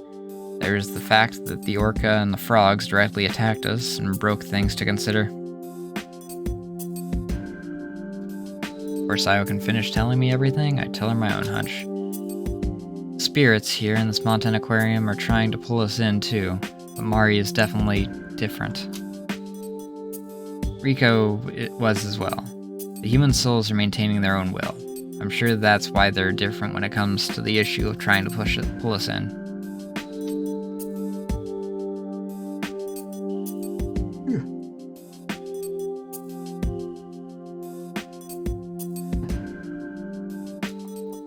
Sayo continues with an "and then." When I spoke with Rico, I realized she was already dead, so I threw that fact back at her. She became frenzied after that. Surely her desire to pursue and kill that child is all that remains within her, leaving out the realization she is already dead. So in other words, she can't accept that she's passed away herself. Probably, but my words seem to awaken some doubts in her mind. Next time we meet, she may be more in touch with her place as a resident of the world of the dead. Or she may just try and drag me all the way with her. If it were me, I'd probably see it the same way. Her own death was brought to her attention, even if she denies it. That may have planted a larger seed. Without treating it as a dream, in order to accept it, she must forget who she is altogether. If that's the case, one could probably empathize. Rico didn't just kill the director, but was cruel to Sayo. It's unforgivable for her to resort to violence just because she heard something she didn't like. If one can only come and go on the night of the full moon, then we don't have much time. Let's go. Go where? Ahead. Sayo-chan, you found the one who murdered your father. You've attained your goal. Is it really okay for you to not go home yet? I still don't have the truth. I can meet up with people who have died here, and I can definitely see my father. Also, I want to end this world. If its world is supposedly created by malice, then I will help all those souls to cross over. Help all the souls to cross over. Guide the souls here to the heavens, all of them. In other words, I should say farewell to Mari. If Mari's already dead, then at least I want to say goodbye. Might be out of the way for you, Sayo, but will you come with me? It isn't out of the way. I get the feeling that everything is connected. If all the phenomena disappear, then those things inside your friend will probably disappear as well. Yeah, let's resolve everything and then... everything. Then the three of us, Himeno, you, Sayo, and I leave this place.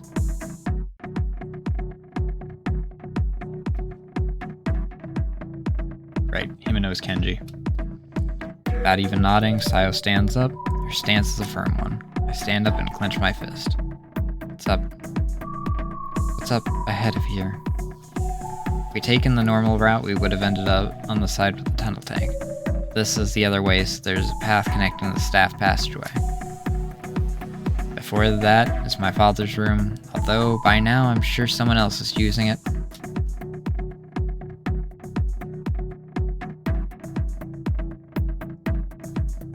What Sayo is pointing at is the opposite side of the tank. It's in the direction of where I got lost after entering the staff door from the jellyfish booth. Even without taking the upper path, seems to be an entrance and an exit. That way you'd never notice if you didn't know anything about it. If we go that way, we should reach the director's office. If this world was created based on the aquarium 5 years ago, the director's office should be my father's room. I just realized that that's her line. Heck.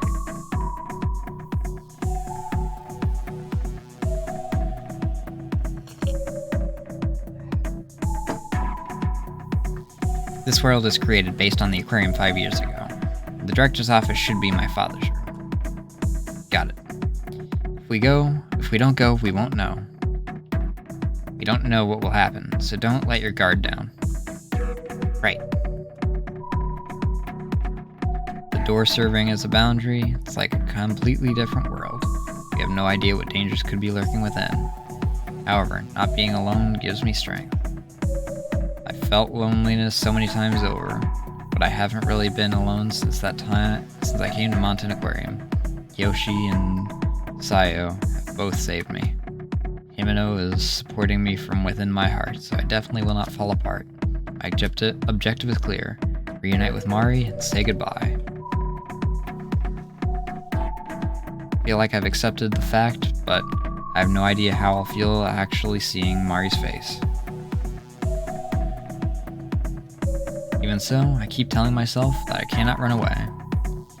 Then we'll go get Himeno. Sayo was the one who said back at the stage that it's because we're in Mountain Aquarium that the parasites are overrunning her body and weakening her.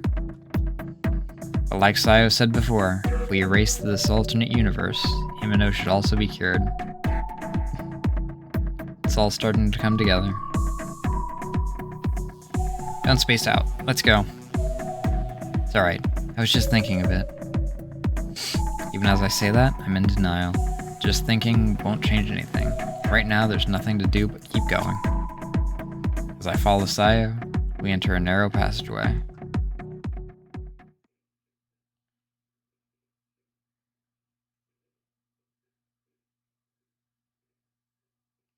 We're standing before the door to the director's office, not having encountered any particularly strange phenomena.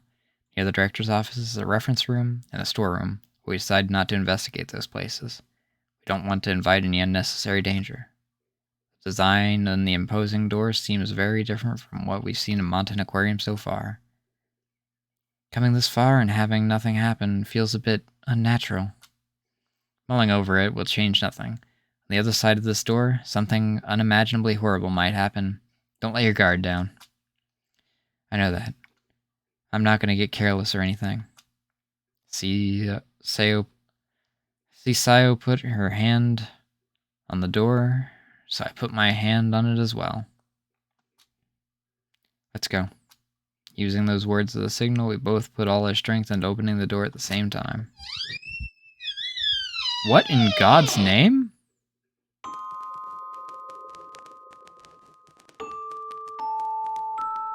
This is different. What's going on here? Those first words said upon entering the dim room echo in a hollow manner. Papa's room. Sayo's words are cut off there. I think it would be most accurate to say the room is ruined. Antique furniture in the room not merely old, but in ruins. Deterioration of the floor and ceiling is visible, and the time frame of which it was destroyed also seems strange. I've seen Mountain Aquarium in so many different circumstances, but this room seems to be from the most distant time period. It's bizarre. As I take a step back, I kick up dust. While it's by no means a large room, it's so cloaked in darkness that I can't see to the center. Sayo's mouth becomes a strange straight line, and it seems that she doesn't mind the dust. She said that this was her father's room. Seeing that room looking like ancient ruins, the stranger to me is that she isn't shaken. Sayo's serious expression seems to be pushing back her sadness and pain. Where's Papa? If he really is a vengeful spirit, then he should be here. Sayo's father, the murdered director, may have been the genesis of the Mountain Aquarium's creation, and he was. This theory seems very likely. After all, it was written in the staff member's diary that the strange phenomena began immediately after the director's death. Also, let me see here. Got anything special? The room's sense of unity. Furniture of the director's office is all imported, giving the office a uniform look. Countries of origin are varied, such as Switzerland and Italy, but they're all chosen based on the director's strict color and material guidelines, giving the sense of unity. Yet following the director's death, they are all being sold off.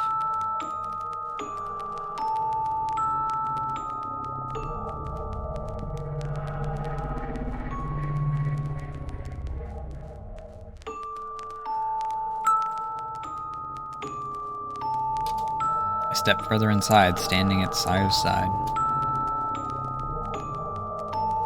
Look, on top of the desk, there's something there. It's a magnificent desk.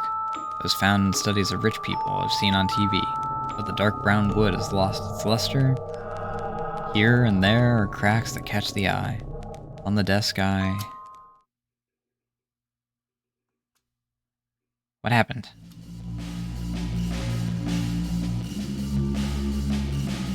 A hand. Top of the desk is a hand, but it isn't just a hand. That hand connects to a wrist, which connects to an arm, and the body that connects to it is... Well, I'm guessing based off of it still being the exact same hand, it's Kenji. Where I know it, I fall onto the ground. Hearing me shout, Sayo eyes me suspiciously. Sayo doesn't seem to have noticed what I'm looking at. Kenji-san? My right hand is shaking. My trembling fingertips point to the object on the desk. The fact that they won't stop shaking is not the problem. Just turning my head easily enough to make me have to directly confront this phenomena. A corpse. Sayo steps in front of the lifeless body of Kenji-san, leans on the desk without moving, then voice slipping from her lips. No, why? Completely lost my ability to think, much less speak coherently. Seeing the flesh of the felled Kenji-san before my eyes, my thoughts seemed to have left me. My nose is really itchy today. It just started all of a sudden, I don't know why.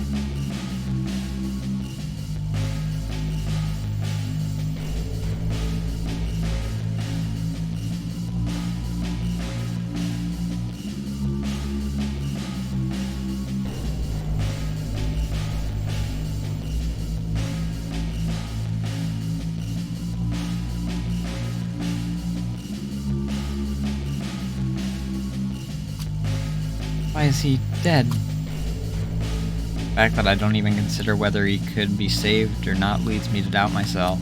Kenji-san's flesh has lost its vitality. That it won't move again is a thought that I can't seem to accept. The silence of death reminds me of the quiet of a relative's body being before me at a funeral. No. In contrast to me having slid to the ground and shaking, Sayo moves closer to the body. She puts her hands on his back and then her ear close to his mouth. In my mind, I can't grasp what she's doing. I merely reject it. However, Sayo merely answers coldly. He's dead. No mistake about it. This is terrible. It's Kenji-san. Rather than screaming, we have to figure out how and why he died. If it was due to a phenomenon, you and I might be pulled in as well. He's not bleeding, so it may have been poison. How can you be so calm? Yeah, panicking's not gonna really get you anywhere, so why not just be calm about it, I guess.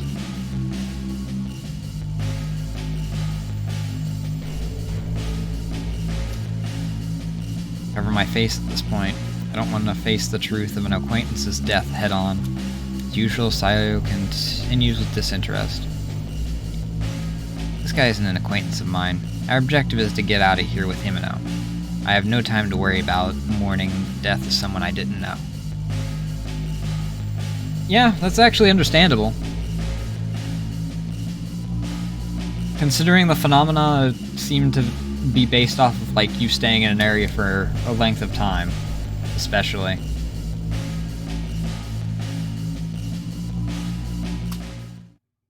I find that to be a most prudent decision. Riko.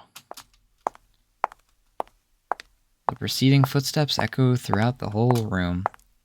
Why are you here?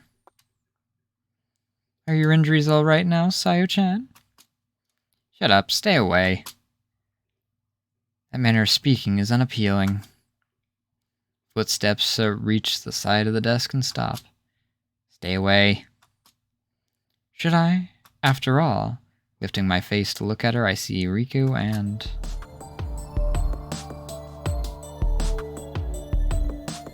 Mari. Mari's next to Riko, frightened expression on her face. On the other hand, Riko, smiling. Two of them are horribly mismatched. only a cruelty to her like someone forcing a shy child in front of a crowd of strangers. I propel my body into standing position and take a step in Riko's direction. Ah! My feeling lead to the charge, my legs become entangled and I topple over on the spot.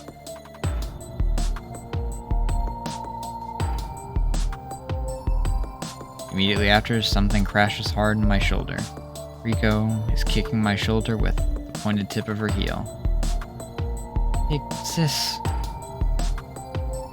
As if Mari's fear and confusion resulting from my uncertainty about what I should do are mixing together.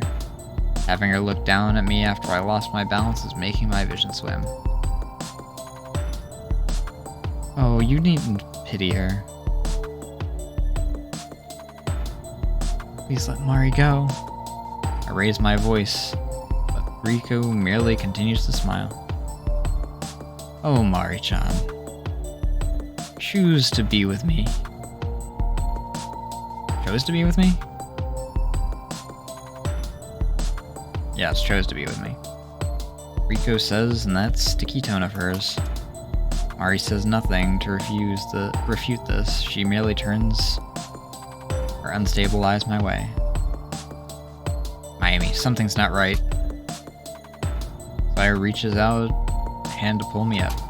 I take her hand, Sayo pulls me upwards towards her with a jerk. We move away from the desk with Kenji's body on top of it and go almost diagonally across the room. Mari, you're afraid, come over here. Turn to Mari and say, it isn't as if Riko is controlling Mari merely by putting her hand on her shoulder. I won't go. Mari, that lady, she's a bad person, come here. I won't go. Okay. She's probably one of the freaking fish slimes then, I guess. Mari seems to be nothing short of terrified as the words grow stronger. Mari shakes her head and turns me down. Something's definitely not right. Sayo says this as she cuts in between us.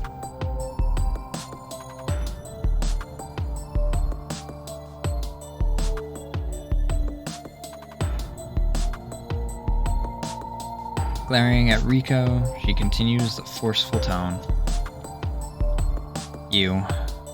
What did you do to Mayumi's little sister? Moreover, what's with this body, this room? You came here because you know. You need to use the proper tone when talking to someone... something? When asking... oh, you need to use the proper tone when asking someone something, Sayo-chan. You know that, don't you? Shut up. Answer me. And you were such an earnest child when you were little. Whatever happened to you? Got a little rough around the edges after your father died, did you? What did you say? Sayo, calm down. This woman's also acting strange. Already being dead, this woman should be cut off from the flow of time. In spite of that, she seems to have obtained some growth. She's aware of the director's death. There's something inconsistent about Riko. She's trying to make us mad. Don't let her drag you along. Now that Sayo's worked up, I'm the one who's gotten calm. I grip Sayo's wrist and give a firm squeeze. I want her to know she isn't alone. What are you gonna do to Mari? I came here to see her. I won't allow you to cause her harm. You won't allow me? Then what do you intend to do? There's two of us. We'll come at you with all we've got. Right now, Sayo is with me. If I say this, Sayo glances at me and nods in agreement. Oh my, how scary. But no need to worry. Since Mari-chan has chosen to be with me of her own free will, I have no intention of doing anything to her. Quite the contrary, actually. From here on out, you could say that Mari-chan will be doing the meddling here in Mountain Aquarium.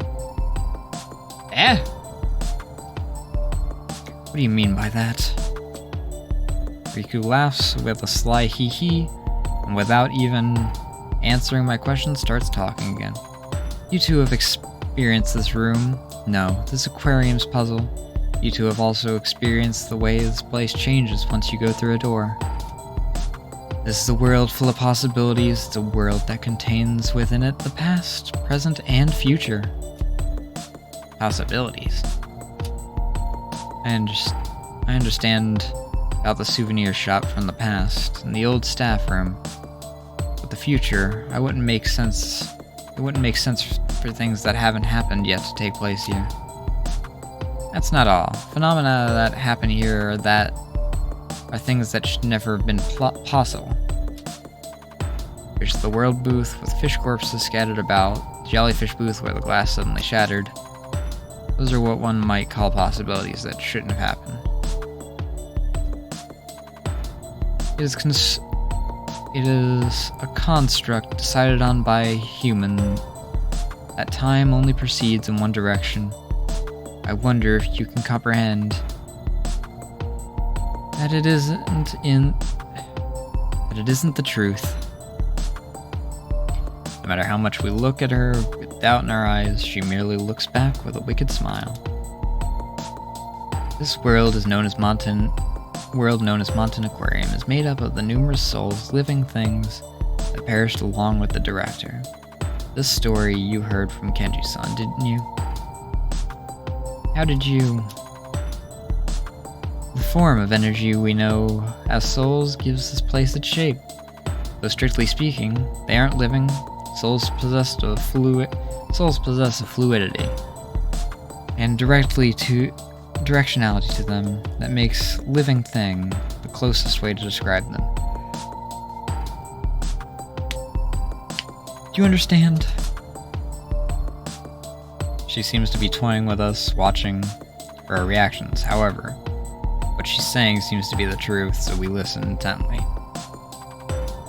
It's missing the exaggeration that would seem like a lie. You know, like someone killing their mother at the age of 8 with their bare hands. After a pause, Riko pats Mari on the head. Even when our eyes meet, Mari's expression doesn't change, her mouth shut tight. It's just that Mari's eyes seem to be rejecting me when I call out to her. Entities that have become spirits are not bound by time, demonstrating the possibility to pursue their own directionality. So in this world, those that tried to kill you did so to try and pull in your souls. Wait a minute. Wasn't this world created by my father's hatred for you? At the moment it was created, yes. The director's malice guided the souls of those creatures. They created this place, but now things are different. I'm trying to steal energy from the outside world to maintain this place. This world's directive has switched to maintenance. The souls that now bear only a grudge and their curse, having changed into creatures that seek only this place's preservation. Suppose you understand what that means, don't you? Isao is no longer here. Not even his spirit. You've finally gotten skilled at making inferences, haven't you? But it's pitiful. Speaking in mathematical terms, it's not that your solution is insufficient, just that your calculations were off. So your answer is wrong. You're going in circles, come on! Oh, you're going in circles, come on. For Sayo, it was a fact she had to hear.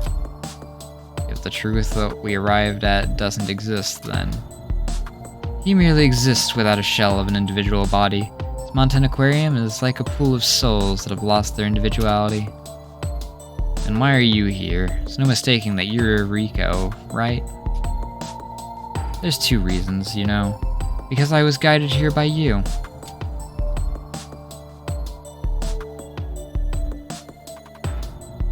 She pats Mari's head. When Mari is touched by Riko, she closes her eyes for a moment.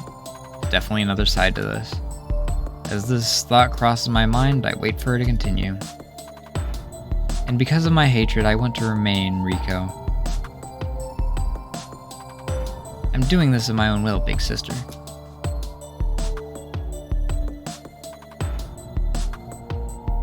As time passes this way, Mari-chan will become one with us. and she will be sublimated into a general concept. Can you stand the thought of her becoming a mere idea? Concept. Concept. What exactly do you mean by that?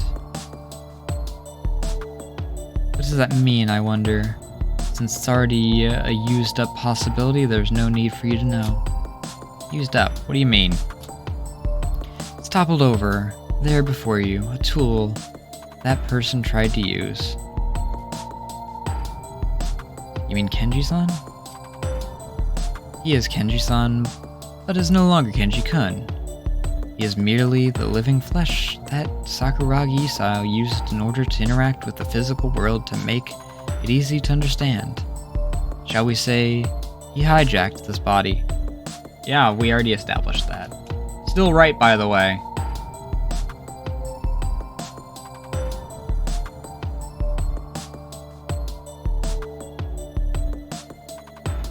But in trying to forcibly pull away one of the souls, Kenji-kun's soul itself disappeared.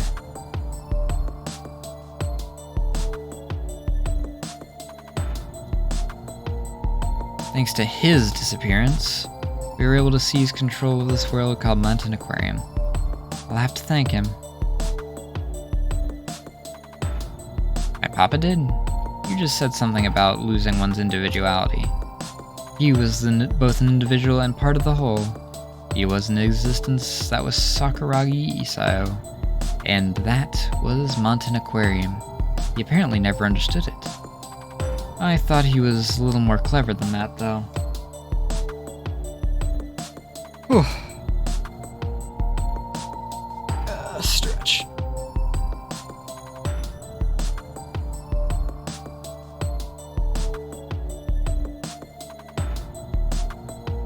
Ugh.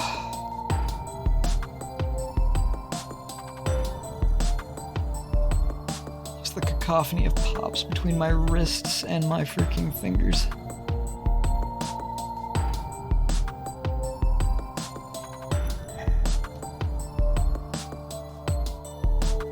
Never understood it.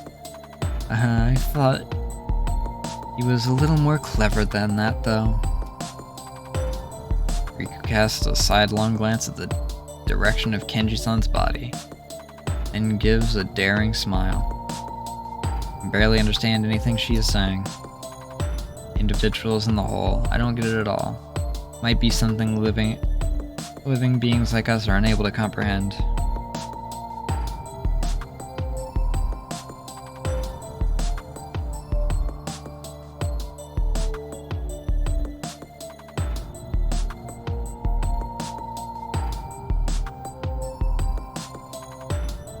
Let's see. Cool. One moment, I'm doing event thing. I'm giving my throat a small break while I do it.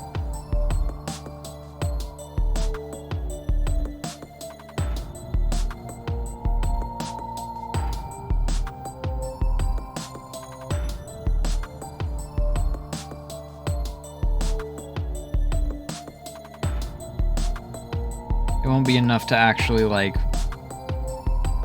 heal up in time, but the couple seconds I have.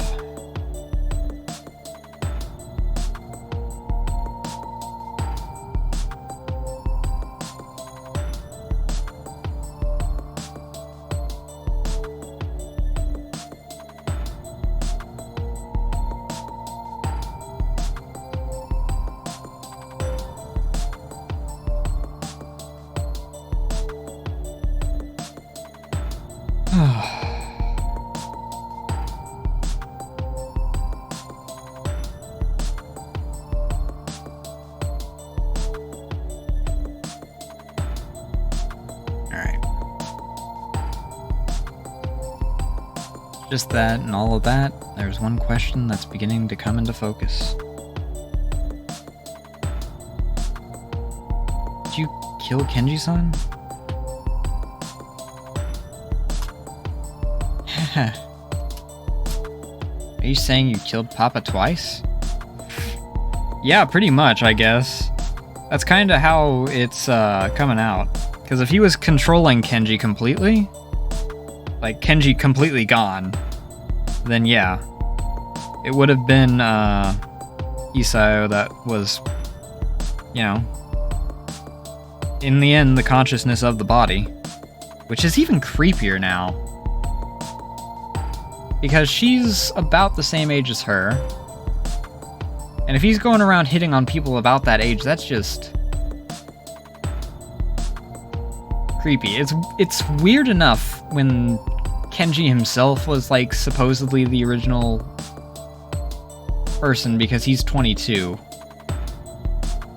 But the fact that the dude's like, I don't know, going off of an assumption of 25 to 30. Let's do a middle ground of 27. Plus 10 years of his death would be 37. And if you want to also, on top of it, count the number of years that he's been undead, I guess is the best way to put it, then you've got freaking, what, 40-something? That is no bueno.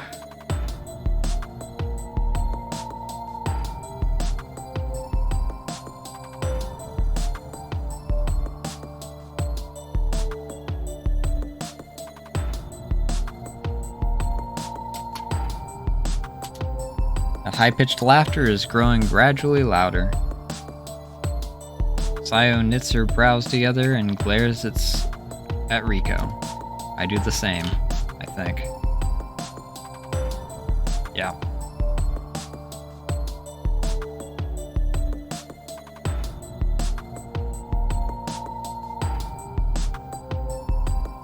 Laughter echoing throughout the room serves as our confirmation.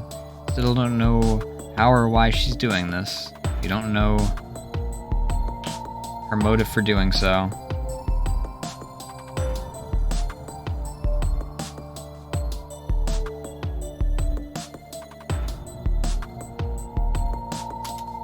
Saganuma Riko, she killed both Kenji-san and the director. Technically the director twice, because she outright said that Kenji was not in his body anymore.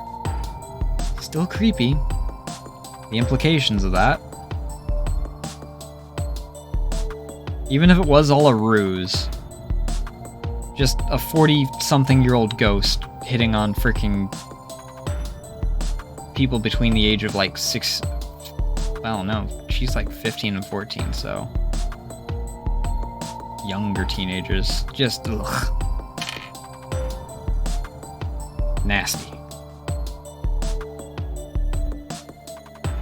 And that's even compared to the freaking fish carcasses that we saw earlier.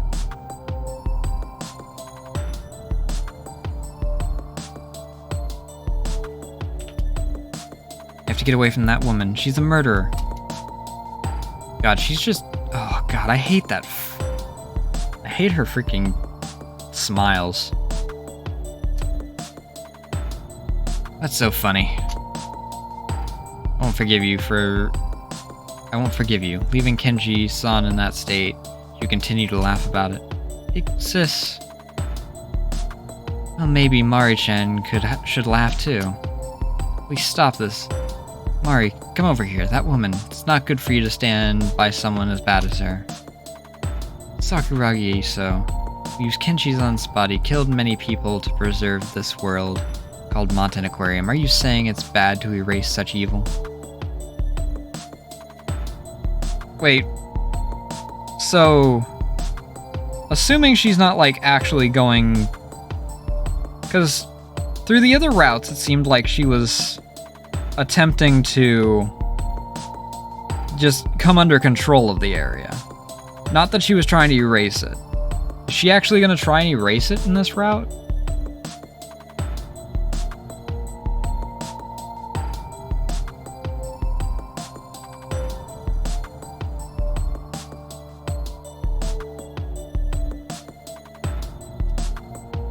Of course. Mayumi, that's enough. We don't have time to deal with her. Papa was This place's core. Having lost its core, this place should disappear. You need to stay. You need to say farewell to Mari. We need to escape with that Himeno girl. But that's right. How about you finally realize the mistake you've made?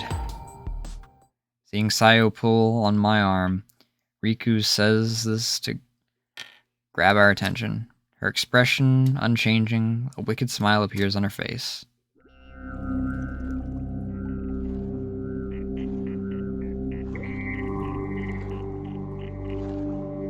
Oh no. The amount of control she has over this place in the other routes.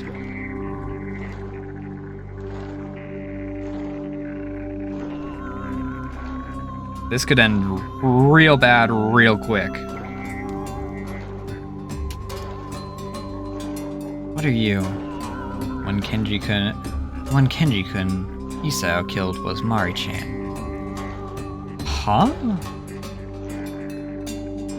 Well, he was still Kenji at that time, wasn't he? Huh? No, she's telling the truth. It was Kenji that killed her. I don't remember it being stated that he was already Isao by that point, though.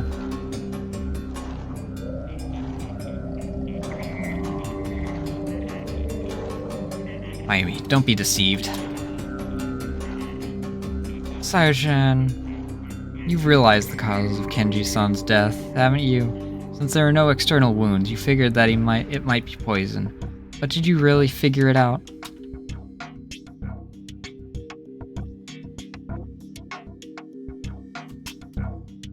Stop this. Oh God, my throat.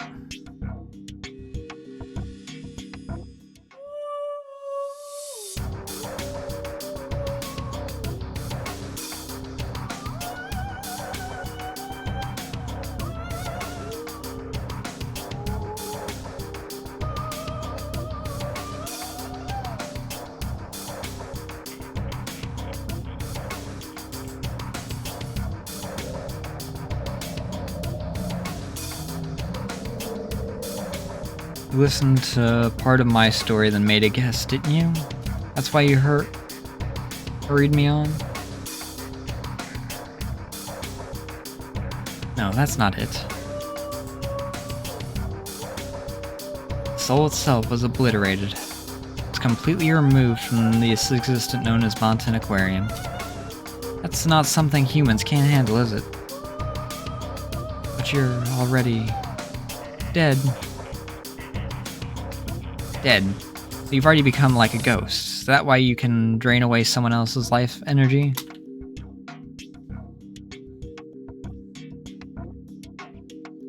It's possible for humans unified with the aquarium, isn't it? Was once the individual known as Rico. Alright, I have to hit the bathroom real quick. I still have plenty of drinks, so I'm not going to get a refill on my drink right now, though.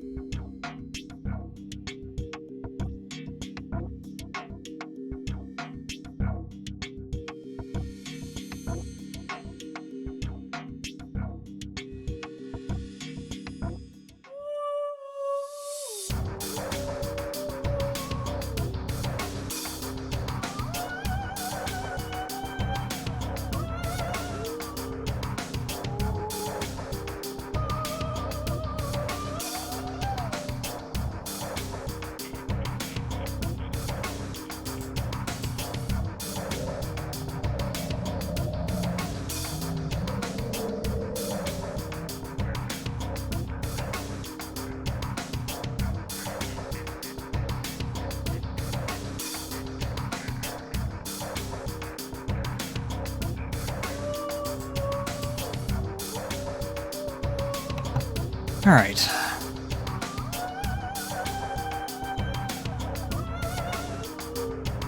Check.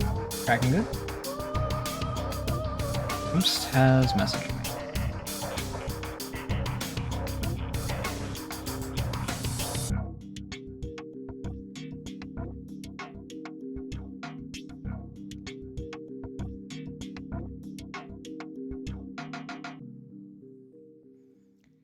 Alright.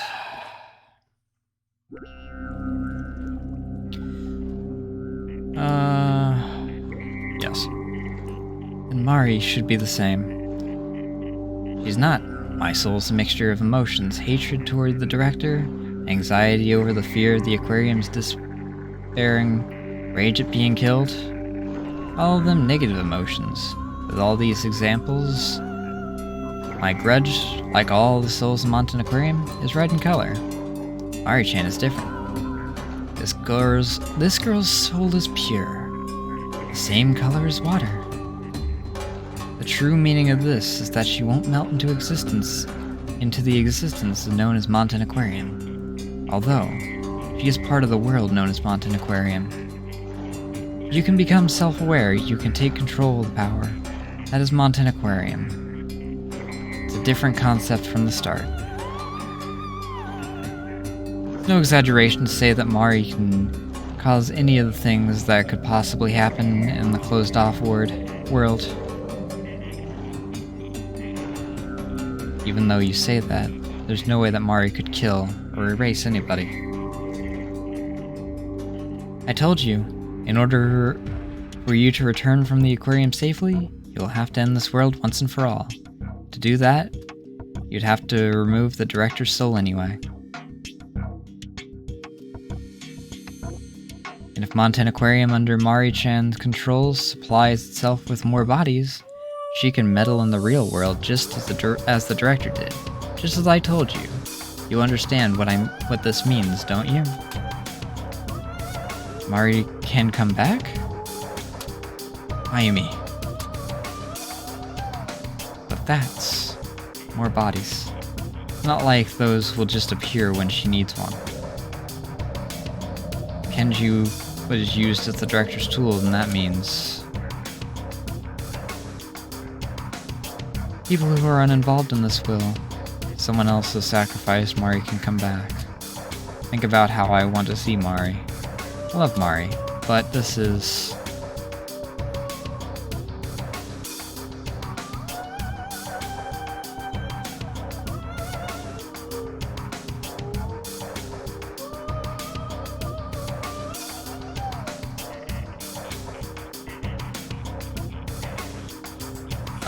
I don't know if this changes anything.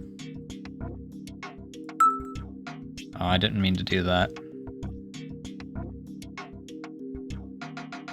I meant to put this... I don't know. Probably here, I guess.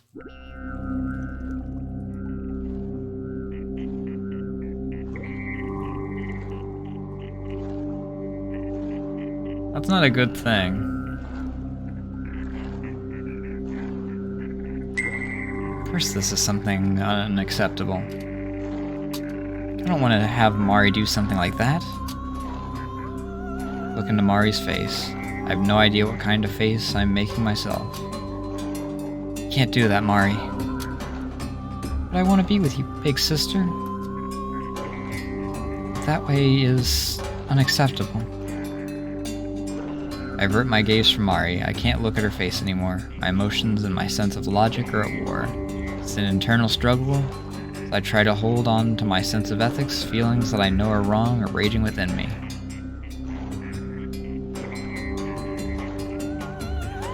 I want to be with her forever. But that's not a good way to go about it. I don't want to say goodbye here. This is reality. But I thought that you would be happy, big sister. There's no way I could be. The reason I screamed out like that is merely to alleviate some of these emotions. Big sis. No, that isn't what I... So you've rejected her. Your own sister. Riku runs her hand along Mari's shoulders, then brings it back to her side. Mari opens her eyes wide, a terrified expression on her face. Shut up. It's obvious that nothing will come from such a decision. I just...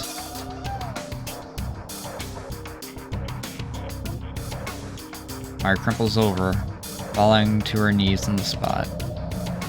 Mari. It's you who's been rejected, isn't it? Faltering at Riku's provocative words, stop moving for a moment.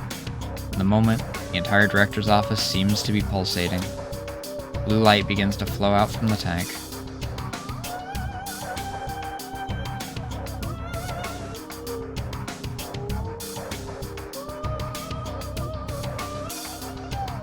The room is being repaired? As the room is enveloped in light, the damage fades away. Instantly, the director's office changes from form into a clean room with no ruin or deterioration. That's fine. All of this power, I'll gather it here. It doesn't end with the blue light flowing into the room. What? Some sort of projection within the light. Just as Sayo said, something faintly being projected within the blue light. Gradually, the contours come into focus, revealing it to be Mountain East Building. This is... The blue light that has filled the room is reminiscent of a movie projection screen. After 1 minute passes, what's being projected becomes clear beyond the shadow of a doubt. Himeno and I are shopping inside Mountain East Building. Both look like we're having fun. What we're looking at appears to be a recorded video, however, the version of myself shown in the video is unfamiliar to me. What you're looking at is just one possibility. It's a possible future. Yeah, but it's not possible from the route I took.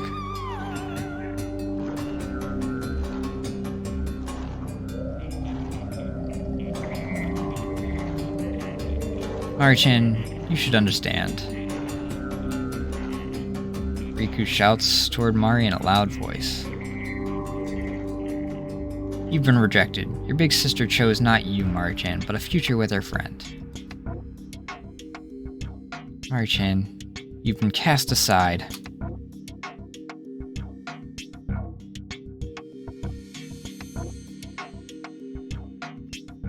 Hey, that was the other ending.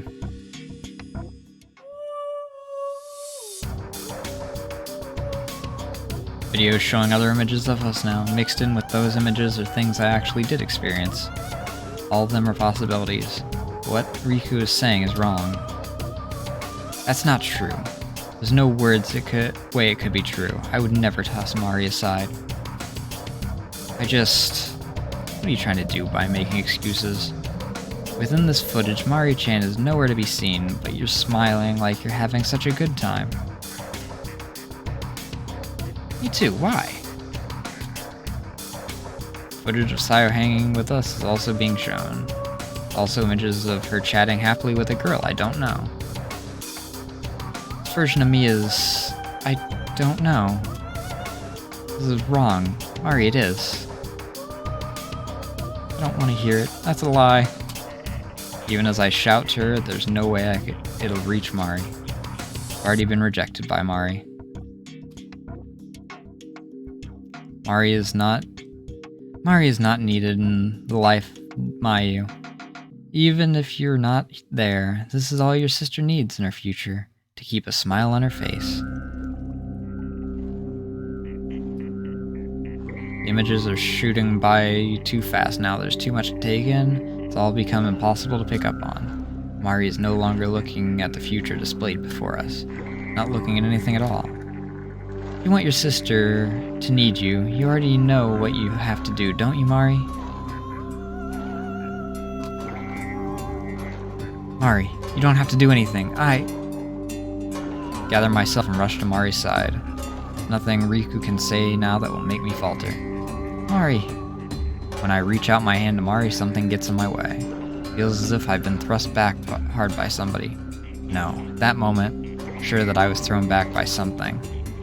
Mari still isn't looking at me. Projection has already disappeared and the light enveloping the room has gradually become red. Deep red, just like blood. It's getting red. Feels like something's about to happen. Sayo's words, my own sense of wariness grows stronger. However, I have to tell Mari, I have to get her to understand. So, I'm assuming that regardless of which I chose, it was going to be like a similar thing. Like, it was two different phrasings for the same thing, I guess is the best way to put it. However, I have to tell Mari. I have to get her to understand, because there's no way I could ever not need Mari. Now erase Sayo once and for all. You want to have your sister all to yourself? No! Mari looks at Sayo with her eyes wide open. That something that tossed me back will now probably attack Sayo. To erase Sayo, to tempt Mari into doing so. That is absolutely unforgivable. Saying this, I step between Mari and Sayo and spread both my hands out wide, an imposing stance. No matter what happens, I won't take my eyes off Mari. With that as my intent, I continue watching her. After some time passes, there is no change. Slight silence flows through the world, enveloped in red. The one who finally opens her mouth is Mari. So I guess no one needs me after all. Mari's voice is so discouraged it seems as if it will sink into the depths of my ears. It's the first time I've ever heard such a voice. Before Mari's words completely vanish from this room, I cry out. That's not true. Oh great, she's got the purple miasma going on. Liar. Along with her strong word, a purple light begins to swirl around Mari. Mayumi, you need to run. Mayumi, you need to run. I can't get that voice going again.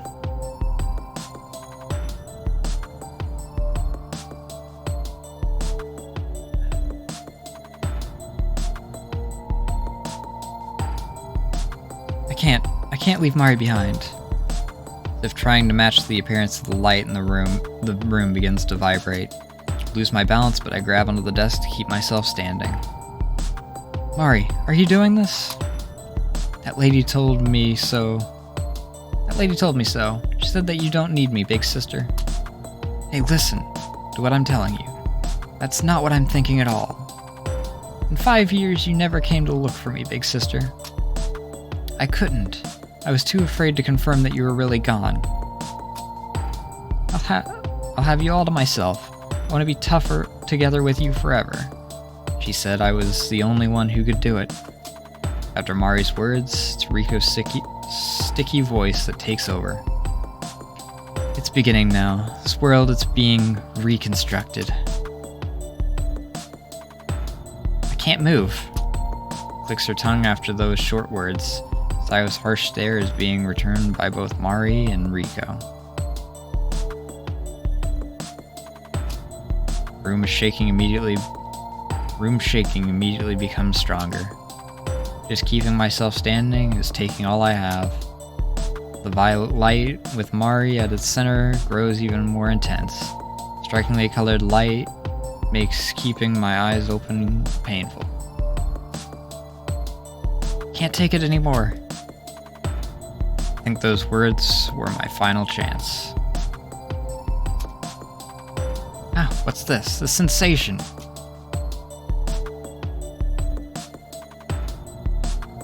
Can't see anything. Thanks to a violent shock from the striking light, I shut my eyes and collapse onto the ground. The next moment, I lose my sense of equilibrium. Which is up, and which way is down. The moment I lose my sense of direction, my consciousness sinks into the sea.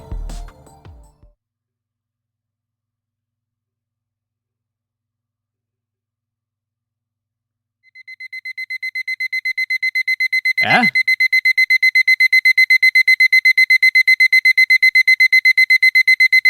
Sound of my alarm clock is a little delayed, but I open my eyes. I open my eyes to a piercing light. Sit up, my body feeling so heavy, it's as if I haven't truly woken up yet. I'm on top of a bed I bought recently. Looking over at the hardcover book on my bedside, I remembered that I fell asleep reading it. God, that's loud! I believed that it was a murder mystery, but seeing how I was half asleep while reading it, I don't really remember. Since a ribbon is dangling freely from the book, it seems that I fell asleep without setting the bookmark. Thank you. My voice comes out a mixture of a sigh and a yawn. I have school again today. Change into my school uniform and head for the kitchen table on the first floor.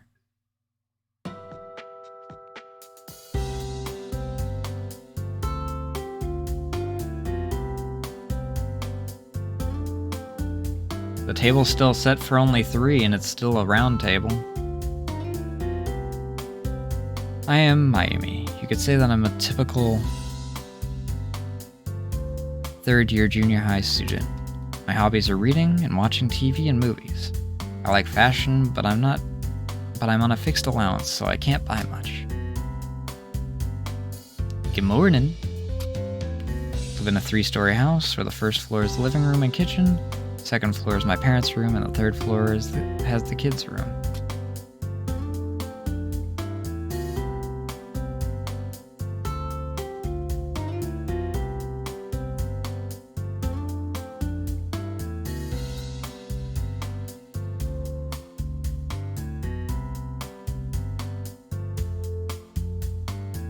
This is an illusion.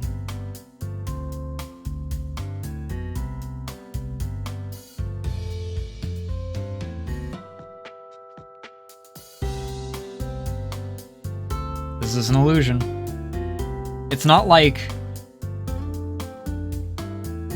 This isn't a... Because there's no way that she found a body that is literally just her own.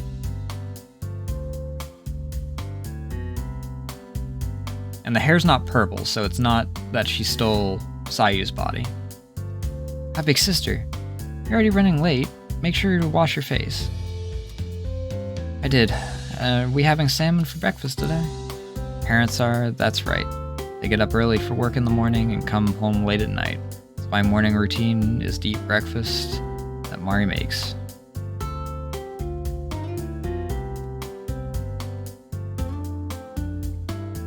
Something's up. I'm the older one, but Mari's cooking skills are light years ahead of mine. My specialty is eating. Big sister, the first thing you say is always, "What's for breakfast," isn't it? Hey, I said something a little differently today. Mari goes to the same school as I do, 1 grade below me, which makes sense, but she's a little taller than I am.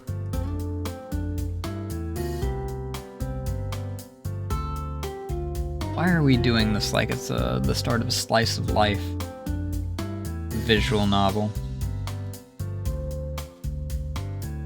Okay, it's almost done. By the way, your prediction was right, big sis.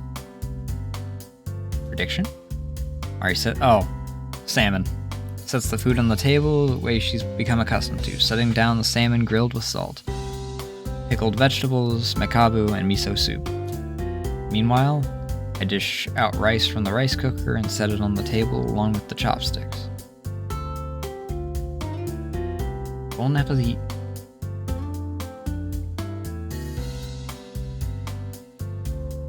Their midterm exam results came out today. How depressing. Let's not talk about that. Big sister, just mentioning the word test to you is bad, isn't it? Don't say it, it's bad, jeez. Although during the real thing, I read some of the questions, passages wrong, made a lot of calculation errors. In terms of grades, Mari's are better than mine. Sometimes we study together, and our comprehension is about the same. I'm chalking it up to our differences in grade level and scope of classwork. In other words, difference definitely in the difficulty of real tests. Why can't I seem to master doing good when it counts? After the summary, you have entrance exams, don't you?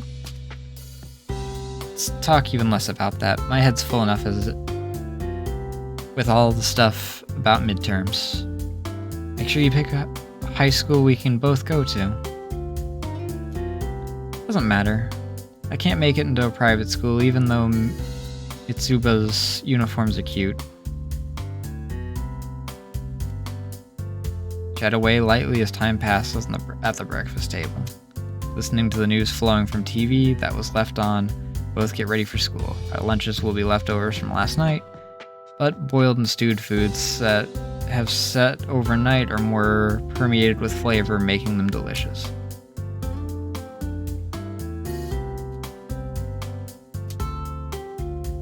Two of us always walk to school together. I think we get along pretty well as sisters. While at school, it's not a large school, so we often pass each other in the building. Mari always says hi to me, so excitedly, like she's gonna jump after me. Although it's a little embarrassing that she won't stop doing that even after getting into junior high, I don't think it's a bad thing. Ah, it's Mayu. Yoo-hoo! Well, she's still alive in this illusion, so that's a plus. Approaching the school, I hear a familiar voice calling me. Man, every street looks the same. I get that it's just that they only wanted to draw one street, but I find it funny how this is the same street for everything.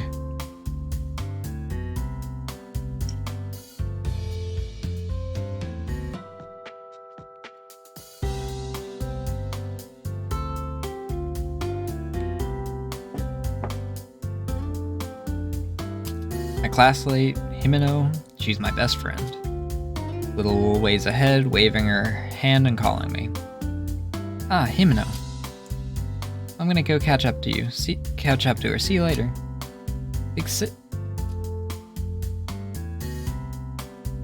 Turn to Mari and give a little wave, then jog after Himeno. Within Mari's eyes, I get the sense of seeing a deep color I've never seen before. Morning, Himeno. Did you hear Mayu? As soon as I catch up to Himeno, she begins talking really fast. When I'm with her, I get the feeling that about 80% of the time it's Himeno doing the talking, but but I think it's more fun that way. It's at that moment, Himeno begins to have a coughing fit. I assume it's just her throat getting choked up from starting to talk so fast and so suddenly, but I'm wrong. There it is! When Himeno coughs, she vomits something out of her mouth. It's cream-colored something. On top of the asphalt, granules and fibers dance about. Even though I realize they're all living things, I think it takes me at least a minute. Parasites. I've seen them on TV and in illustrated reference books. Himeno is throwing up so many that they're clumping together. Each one moves in its own with such stimulation, a bit of blood seems to be mixed in with them. Himeno? Lift my face. Hole in Himeno's face is completely blocked up with parasites she's coughed up. They squirm around on her skin as if they might be alive. Before I can comprehend the sight before my eyes, my consciousness becomes turbid.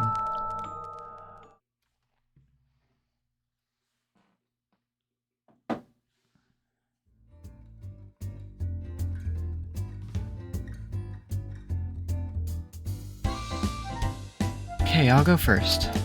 Monten Aquarium.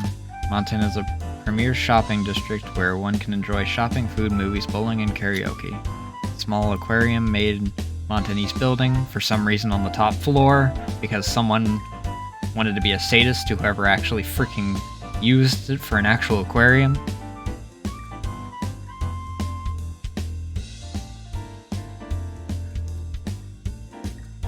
Big sister, do your best. This girl is Mari, my sister 1 year younger than I. Two of us have come to have fun at Monten Aquarium on our way home from school.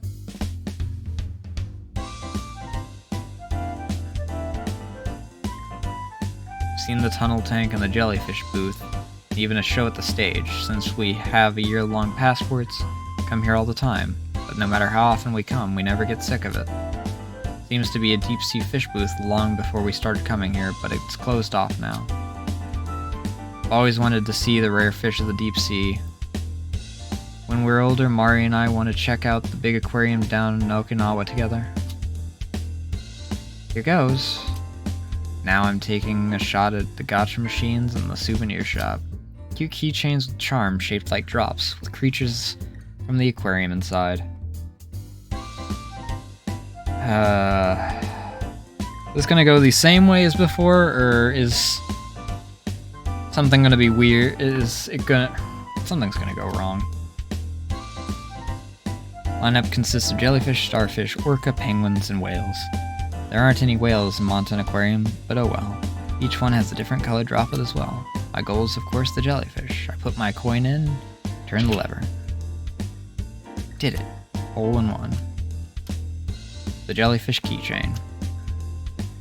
Oh, big sister, you're amazing. It's my turn now. She's gonna get the starfish. The starfish. One more time. Do your best. Mari puffs up her cheeks and puts another coin. Results is another starfish. Maybe I'll get one. You say it like it's so easy. Should we trade? I also like the starfish and think it's cute. It's fine, I'll keep going until I get one, because I want one that matches yours. And why don't you just have matching we just have matching starfish ones? Say this in an exasperated tone, but Mari says no in a careless tone and puts both of her hands up. Has to be matching jellyfish ones. Things get like this, Mari becomes abstinent and won't budge.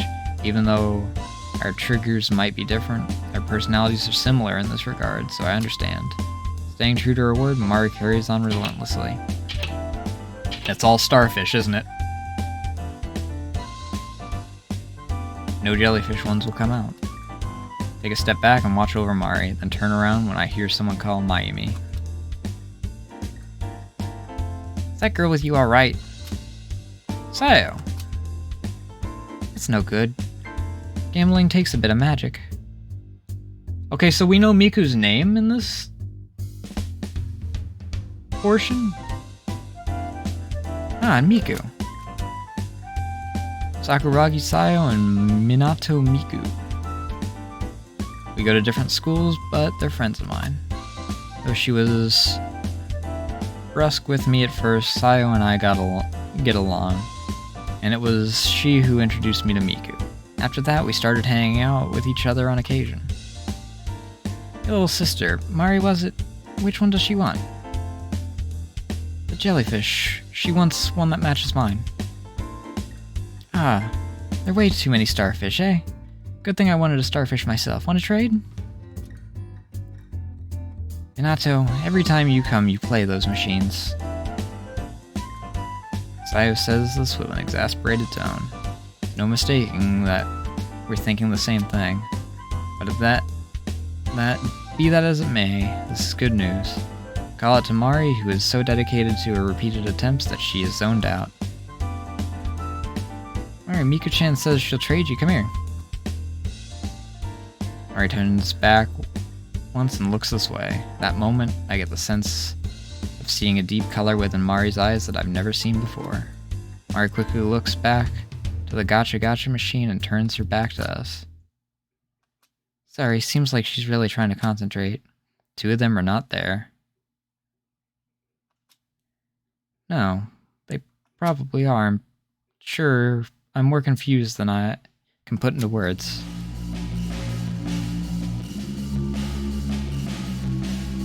The two of them have all but disappeared, with the exception of their legs. Nothing but their legs. Just their legs. Torsos have melted into red slime-like form. A viscous gel spreads along the floor. It seems to twitch and shake, as if there were living things within. What is this? Can't even begin to comprehend this. Everything above the little that's left to their ankles has also been dyed a deep red and is melting. The melted slime-like portion is mixed with the previously melted parts of their bodies. Right before my eyes, all that remains is their clothes and shoes. In an instant, my friends have been erased from this world. My consciousness becomes turbid. Unable to brace my tottering body, I sink into the deep sea.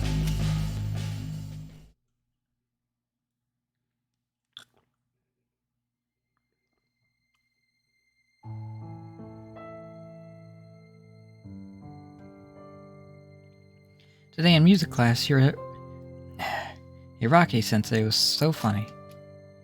Yeah. Speaking of which, next week, Kimazono Part 3 comes out. Let's go see it. Yeah. It's been hot lately. I want to get a new shirt and a mini skirt. Will you go with me? Yeah.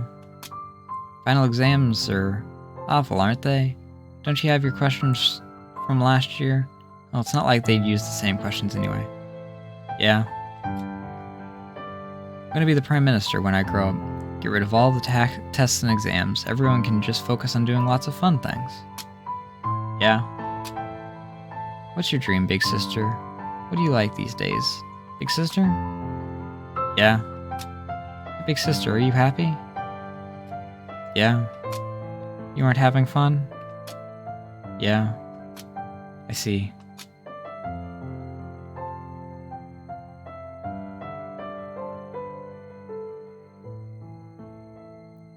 This is where I died. Deep sea fish booth. Unable to see any fish other living things, there's nothing but space. You know, I thought about how I wanted to go to school with you, big sister. Mari places her hand on the tank and turns her gaze upward as if she's looking into the water surface. Mari is a little bit taller than I. Her physical development, while not complete, still seems to be ahead of my own. That's right. Surely that's because one of Mari's possible appearances is if she had lived. Mari. Clasp Mari's hand and look up at the tank as Mari's doing. Wanted to have you all to myself, big sister. Thought that if I did, we could always be together. I wasn't able to. I feel like Mari's somewhat adult-like tone of her voice resembles mine a bit. Using your memories, big sister, as well as the accumulated memories within Montan Aquarium, I reconstructed this place. However, there was definitely a disturbance. Surely even more than what you experienced over and over again. I failed. I have no idea what you're saying, Mari. Take Mari's hand and smile. In actuality, what Mari's saying is on a larger scale and is something I cannot grasp. In other words, I couldn't keep you all to myself after all, because within your heart, big sister, you have other friends. Because I was no longer with you, big sister. No, because you no longer needed me. Mari looks into my eyes and tilts her head. I answer no. Laugh a little and say, "You're so foolish." There wasn't even a single day I forgot about you, Mari. I had to struggle to overcome my sadness from not being able to see you over and over again. That was my own selfish desire.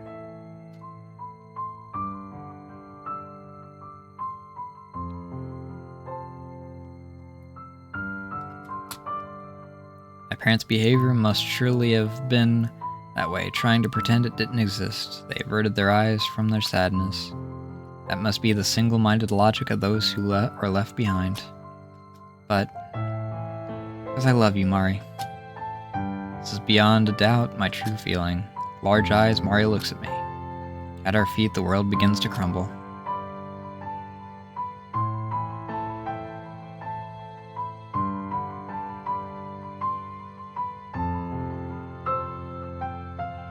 Hey, big sister? What? Do you think the stars will grant a wish for me? I don't know. Aw. They're both in the winter gear. She really did have her hair as long as... Huh. Wonder when that was. Was it when we went on a trip as a family, or when we were coming home? I think it was the day we spent all afternoon having fun together. Also, that's winter gear and freaking... I mean, I guess that if the wind's not going, this is fine, because it assumedly goes like here, so your knees are like the only part that's like exposed, but this is about the same length. And that's still got like all calf freaking just blasted by the wind. Also, skirts in general sound freaking awful in winter.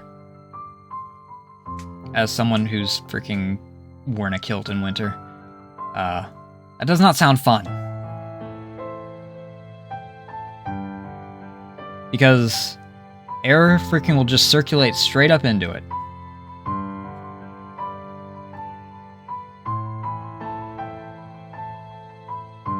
A sandy beach at night, Mari and I were talking like that. Our parents watched over us from a distance. I'm pretty sure we had a fairly complicated conversation. Bathing in the light of the stars that fill the expansive sky feels even more refreshing than sunbathing. Mari, what would you wish for? Two of us look so much alike. Two of us enjoy letting our hair down and playing with each other's. When together, we were often mistaken for twins. Those times, I had a tendency to pout. I'm the big sister, is what I thought.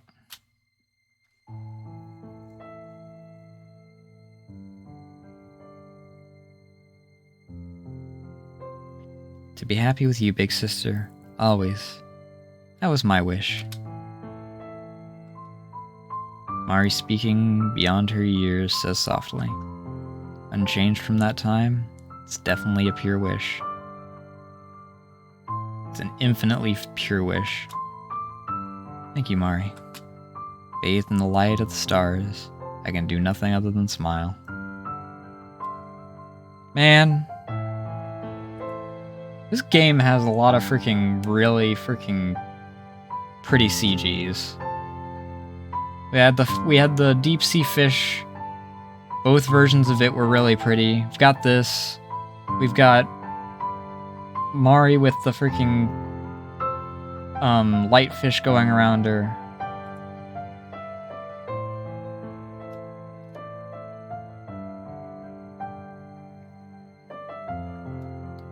pretty game.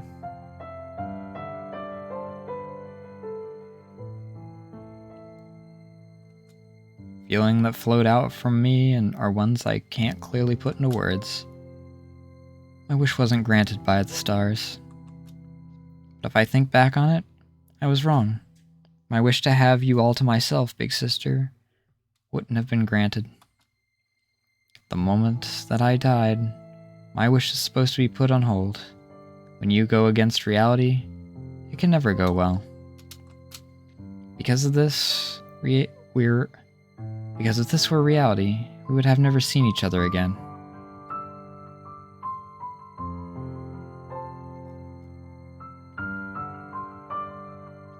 Yeah. Mari says this in a light tone. It's merely a voice of surrender. Even amongst the distortion. I'm so happy I saw you, Mari. But that we have to part so soon afterwards makes me sad. No, I don't want this. I finally found you. As I give those words voice, I realize my heart is more brittle than I thought. That which overflows from my eyes is something I can't stop with my own strength. Mari, I've been holding it in this whole time. I've really wanted to say something this whole time that I don't want to say. That I don't want us to say goodbye. That's why from the moment I saw Mari, it was impossible for me not to pursue her.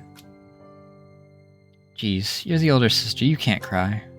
But, besides, the only one who's disappearing is me, you know. Mari says jokingly. There's no way I can respond to that. You know, I just wanted you to stay the kind girl you are. I just want you to stay the kind girl you are, Mari. Somehow holding back my sobs, I continue. No matter what happens, you can't harm anyone or start anything. That's what I was rejecting. That's what I wanted to tell you, Mari. Because I'm your big sister. Before I know it, 5 years come between us once more.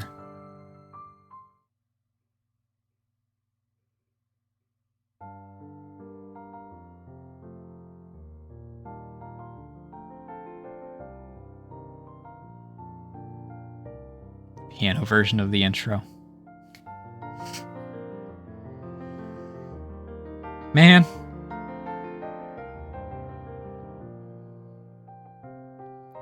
At this rate, we won't be mistaken for twins anymore. Big sister, I decided what I'm going to wish for. Mari's become just as she was in my memories. Jumping up, Mari gives me an innocent smile. That you'll always be happy from now on. Along with your friends. I won't think of it as you being taken away from me anymore. Because I'm sure your friends make you happy, big sister. This is my prayer. The stars won't grant my wishes, but if I pray, something I can grant on my own. I'm leaving all that I am to you, big sister. Okay. Thank you. No matter how the aquarium's power fades, no matter if the energy from the grudge disappears, Mari has long since transcended time itself, because up until now, and from today forward, she'll always be in my heart. Well, it's time for me to go. Before I go, rub my head. Of course, Mari's innocent words, her mouth smiles broadly. Her eyes and mouth become completely different expressions. This is really strange. Drops that flow over sink to the ground. Lightly drop my hand on Amari's head and begin to rub it. She has no body heat, but still seems warm. I'm getting a bit sad now.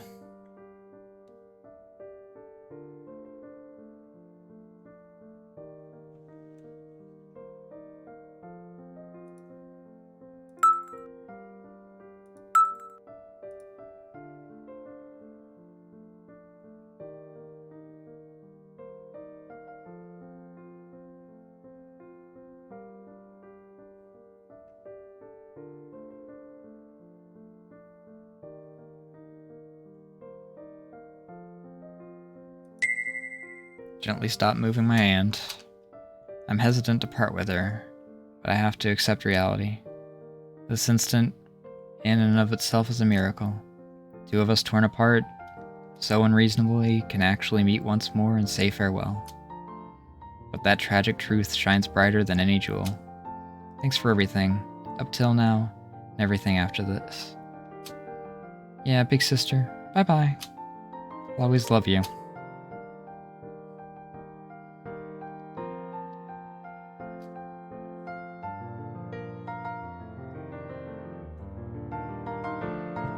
Man!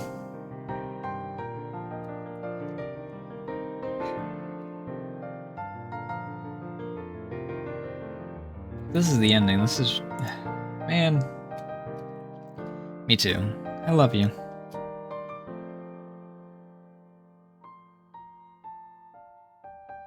Mari goes into the sea of stars. I go the opposite way. Both of us walk in different directions. All that can be heard are footsteps. I don't turn around because if I do, I'll surely chase after her. Finally, even her footsteps fade away. I can hear the sound of rippling waves. As I walk along, I am enveloped in light. Then that gentle, transparent blue light.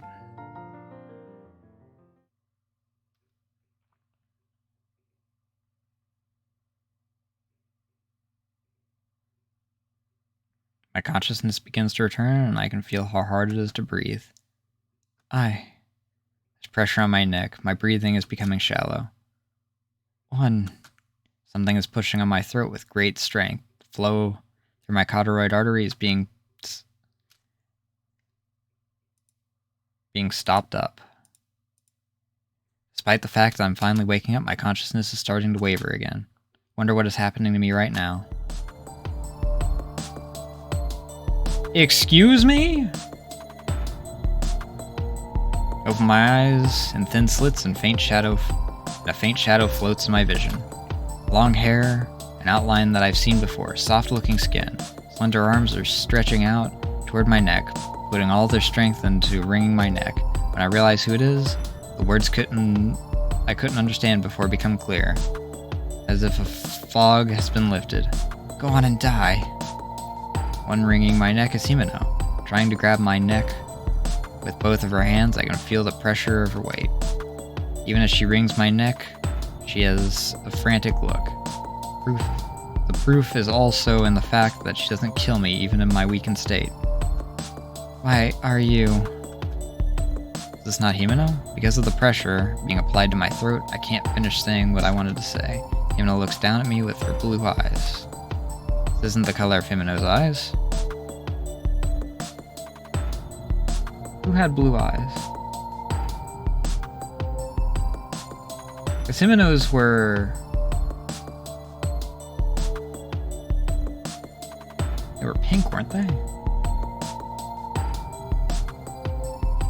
Alright, we're gonna freaking... A little savey-do here.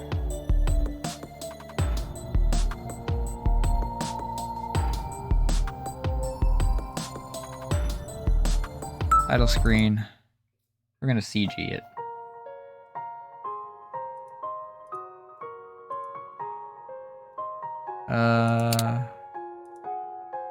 Yeah, her eyes are green.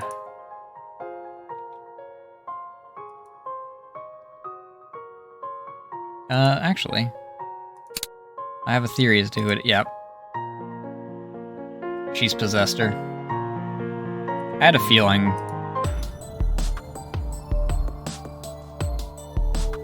How did you wake up? Her voice raises doubts in my mind. Still, clearly grasp that this is not Himeno.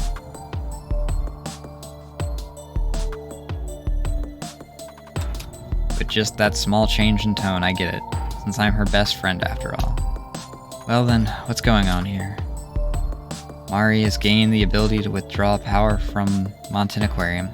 This is because she maintains her individuality while her soul is still connected to the collective Mountain Aquarium. I attempted to seize the power she had amassed. However, her power was so great that I could not force her to yield to me. Since she was so pure, tainting her was quite simple. in order to create a world with only the two of you. That child squandered all of her power here. Power within this Montan Aquarium, that soul's, or we could call its life energy as well. It's the thing keeping this world stable, and if it disappears, wouldn't the world itself begin to crumble? You are. Somehow I maintain my fading consciousness and manage to desperately summon some sort of voice. I listen to whatever it is that's taken on Himeno's appearance. Okay. I'm gonna actually save here, and this is going on longer than I expected. I'm gonna check if the other option, if that's right. As I say this, Mari shakes her head. Her long hair sways, bathed in a light of the stars. I told you. I would wish for it. This isn't your world, big sister. Mari gently pushes away my hand, which has been resting on her head. Mari. My hand floating midair with no place to go lingers a bit. Still, because of that, I softly make a fist. And punch. Mari straightens up and hits my fist with her hand. See you later, big sister. Yeah, I love you, Mari. Me too, I love you. Fist doesn't feel as if anything's touched it. As if Mari's body has become transparent in the last moment we were unable to touch. But it's not a big deal, because our hearts have certainly become in sync. Mari goes into the sea of stars. Okay, yeah, now I have skip option, so it's only a minor change.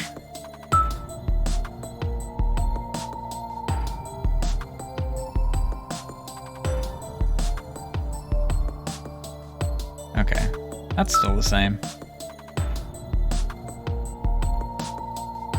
Taking Himeno's appearance, I realize I've heard that tone of voice before. As soon as that person's face appears in my mind, my feeling changes to certainty. Sayo-chan. What a pity. In order for me to continue to exist, I had to use her as a source of nourishment. Riko.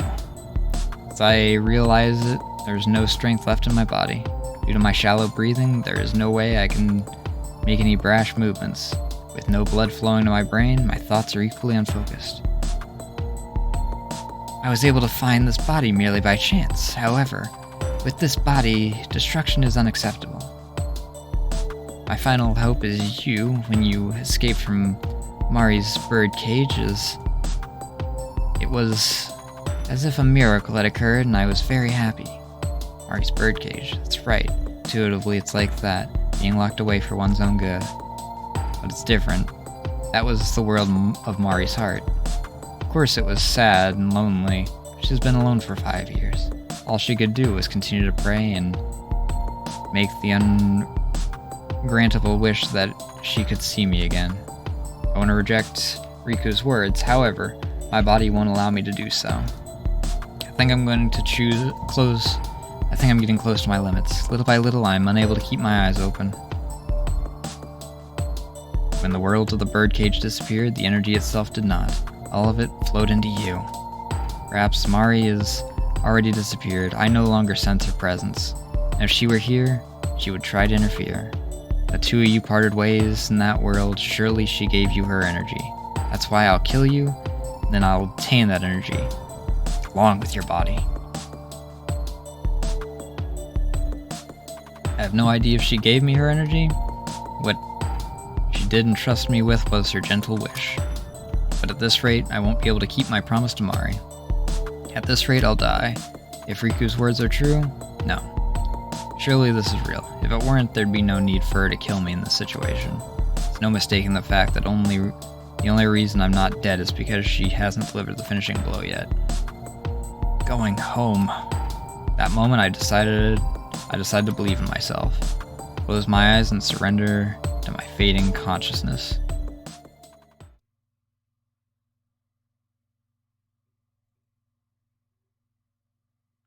I did it. As I look in the small palm of my hand, I confirm this. In lieu of a mirror, I look at my body reflected from the tank before me.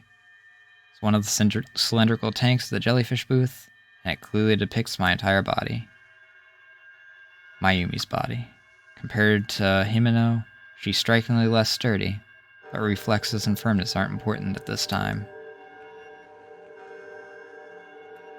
This is the feeling I haven't experienced until now, sense of completeness throughout a body.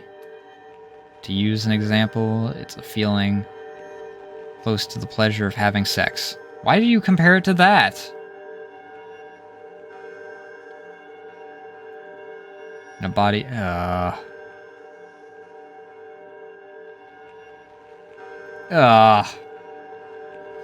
that line was unnecessary. Being able to derive pleasure from sex in the body of a virgin, though, is something of a contradiction. Unnecessary. Man. Just... You already had me cry, and now you're just making me disgusted. What are you doing? I have the feeling that... Well, granted, this lady's has made me disgusted every freaking time that I've dealt with her, so... I guess that makes sense. I have the feeling that something other than myself is encroaching upon me. All the differences, rather than a climax, there is a feeling of being able to exercise one's own power. For this girl, I am certain I'll be able to expand the Red Mountain Aquarium. Bears the emotional strength to support the foreign contaminant flowing through her body. That is, her strong will to get home with her friend. Mayumi's case, she is likely undergoing a time of great emotional maturation. Well then, there's no time to be fooling around. Using the strength of Mayumi, my body has accumulated, I shall reconstruct Mountain Aquarium. I need no further plan than that. Only needs to be one area. I'll switch my location to that in the real world. Finite yet long, I will maintain my soul with the grudge as my storage. I close my eyes. My pose is irrelevant. My intuition is telling me a piece of me must cross the aquarium using this power alone. When I was merely a soul, that was simple. Rather, it was merely a hardship necessary for self-preservation. Well then, I will make my wish, for the world that is best for me. A world without the likes of you. Huh? Last I open my eyes, hear a voice from somewhere. Where's that? You should know already. Do you mean the soul is listening? Not from the ears. It isn't that I hear a voice, it's more of a cognizance. You are already dead. No matter how hard you wish, the fact will not change. Which is precisely why I told you I'm using this body. Mari entrusted me with her wish. I swore to her that I would grant that wish. What is it you want to do in the real world? What is your unfinished business? To live. Merely to continue existing in the world, to extend my hand into eternity. If that's the case, then you as a person are already dead. I think there's no meaning to life and merely for the sake of living. If you have a heart, you have a place to call home.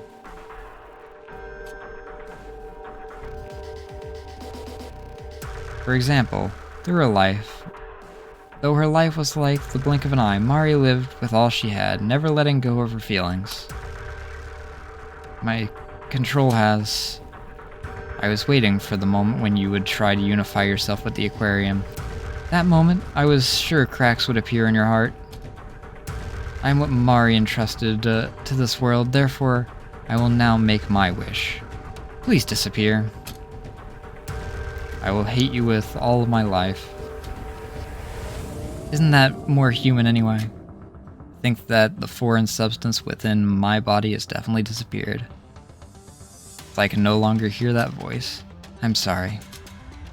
Turning toward the empty space, I mumble to no one. I'm standing in the tunnel tank room. This room is small, is all that remains in this world. The world already destroyed by Riko. It seems she only left one area, because it's the area she died. The area where all this technically... one of the areas this all started.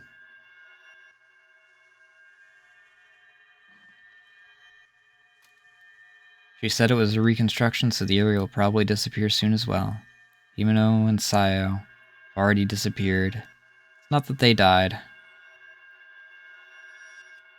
If they had died, their bodies would remain. They just disappeared. So it's alright. Now that Riku has disappeared, I can feel some sort of different power. But this is what Mari entrusted to me. Mari had held on to it in the hopes that it would make it to the end. Just one, please, a miracle. Say in a small voice, and I close my eyes. We gonna bring people back from the dead?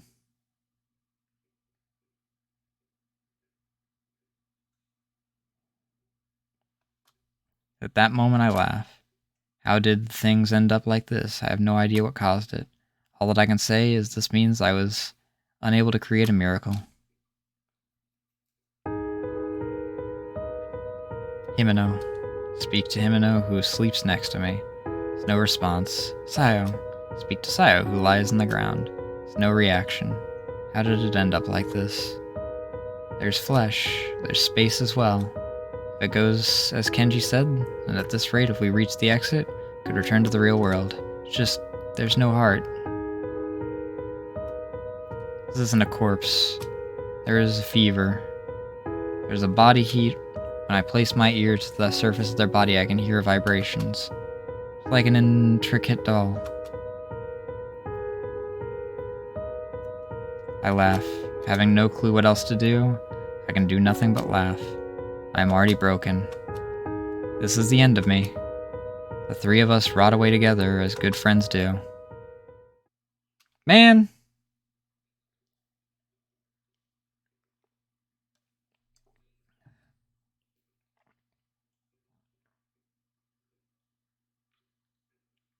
Man!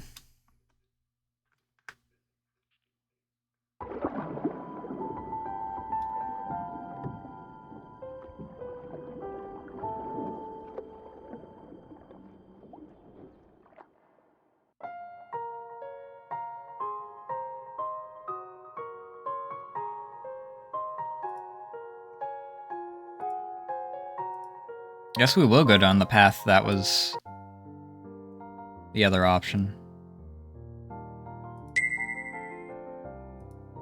It'll stop us if we reach a point where... Ah? Okay, still the bad ending.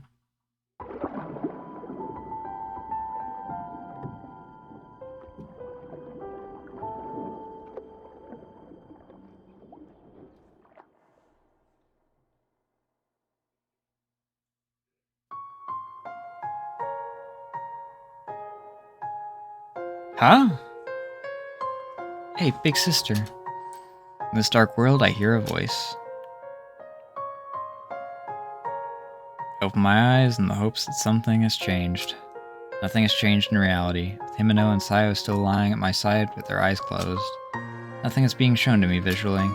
Big sister, from the bottom of your heart, you wanted me to come back too, didn't you? Because of that, in the end, I was able to see you again. Just for a little bit. I feel just a little happiness. Can you hear a tiny little voice? I can hear it from far away, like the sound of rippling waves. My eyes still closed, I strain my ears. This time, it really is bye-bye. Surely sometime. No longer able to hear the voice, I don't open my eyes. The moment I fall asleep feels more like taking a nap. It's a pleasant feeling.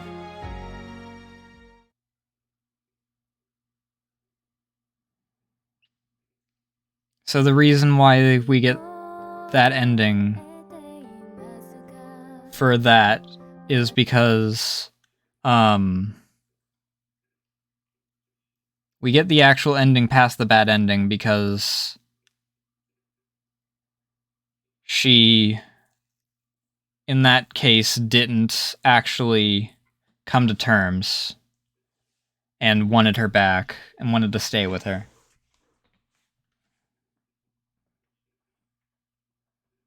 Man.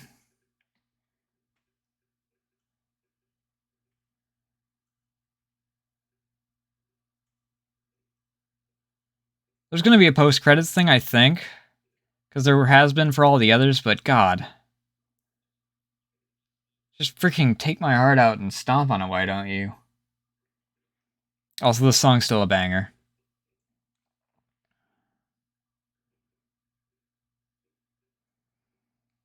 Like I said, though, I have no idea who tends to claim it for these guys, for Senkai. And Twitch is more anal about that stuff. They don't even have claims, they just have freaking strikes, so...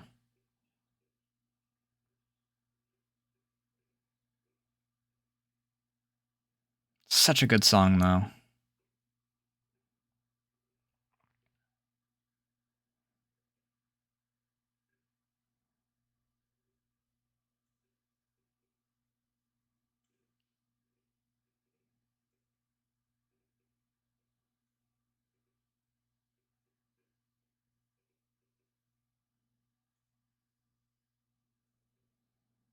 Man, freaking heart-wrenching, though, man.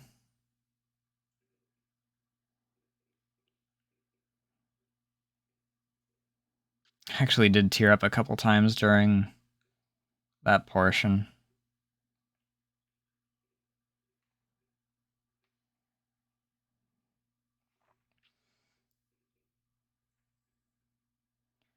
Her angle on hating, like, the director made sense after we got that portion of the story.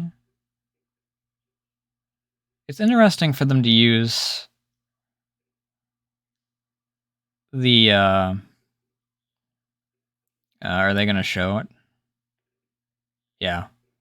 They use the same song for the intro and outro. It's just the longer version for it.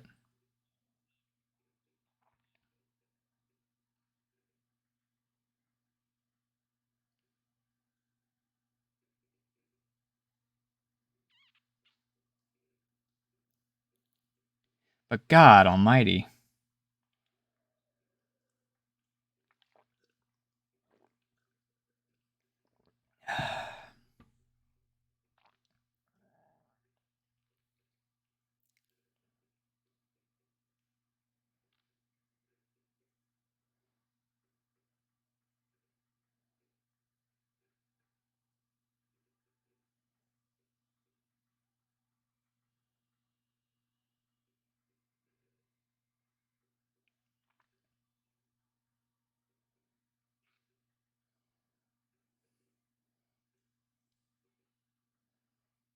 I might actually use one of these as one of my backgrounds, so, like, wallpapers. I really like the art.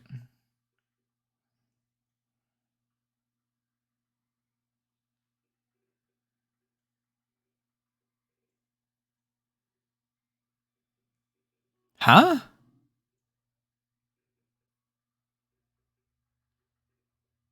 That wasn't a CG we got. Oh, but I think that might be part of the ending, the end of the intro.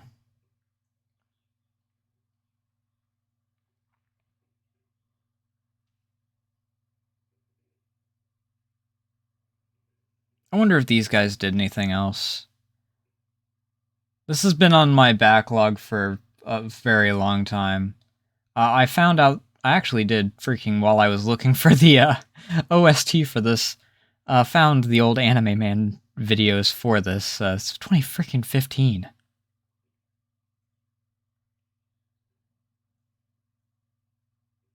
God, 7 years. God, I'm old. I'm not old, but like, man, freaking...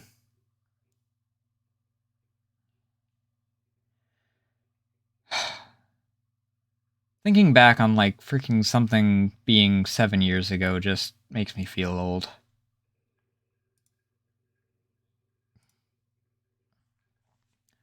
On one holiday, we gathered at a coffee shop with no plans about where we'll go and no particular objective. only the feeling that we want to get together. It's a day off with no club activities for Himeno, so we all gather spontaneously. Hey, where should we go today? Anywhere. We went to karaoke last time, so anywhere is fine by me. Okay, so this is still like a good ending. Because that implies...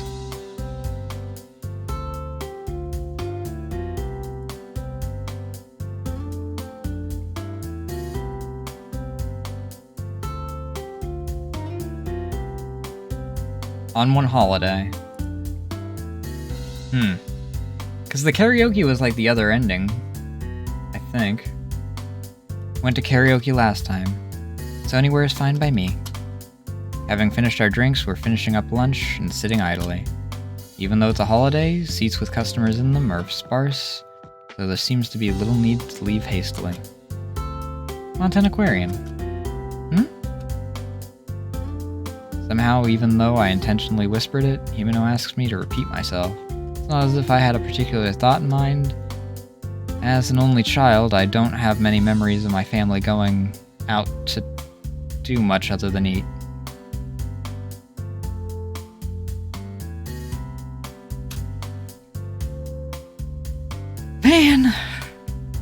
Man!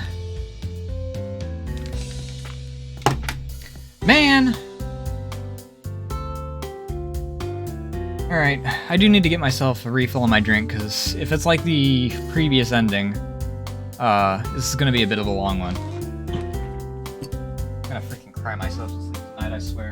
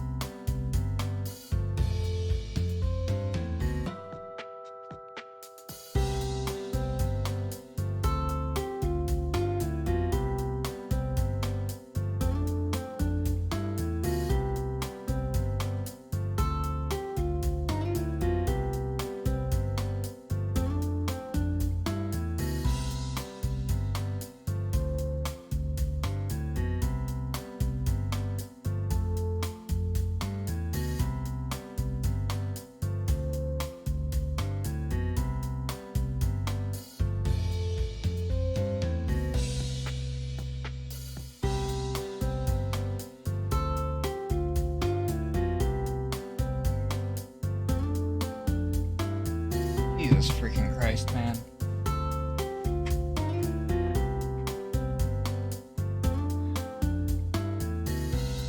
Should have gone for the other ending first. Or for this ending first. This is just depressing. The other one at least ended on like a lighthearted note. It's fitting that this like ends on like a sort of depressing thing, like if you go through them in like order, but man.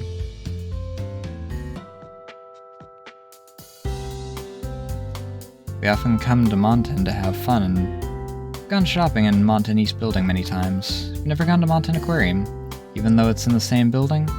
Mostly seems to attract people with families or couples, so we've avoided it. Sounds fine, doesn't it? They all have no memory of it then? I was the first to agree for a change. I always complains the longest. In the end, she's more like the chaperone we drag along. If Sayo-chan's in, I'm in too, Miko says in a light tone. Apparently, she carelessly fell from her apartment balcony and was hospitalized some time ago.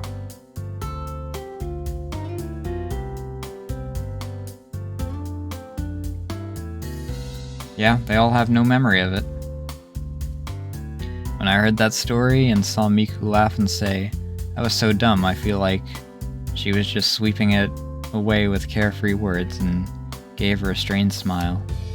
How about you, Himeno? Do you like Mountain Aquarium? Heh.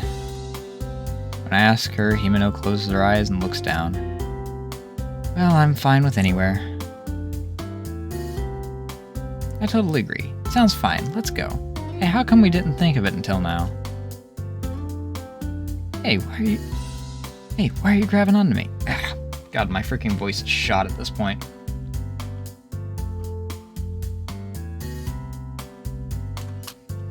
Himeno sitting next to me grabs tight onto me. As a kid, we always went to aquariums. I've seen Mountain Aquarium in magazines. It looks fun.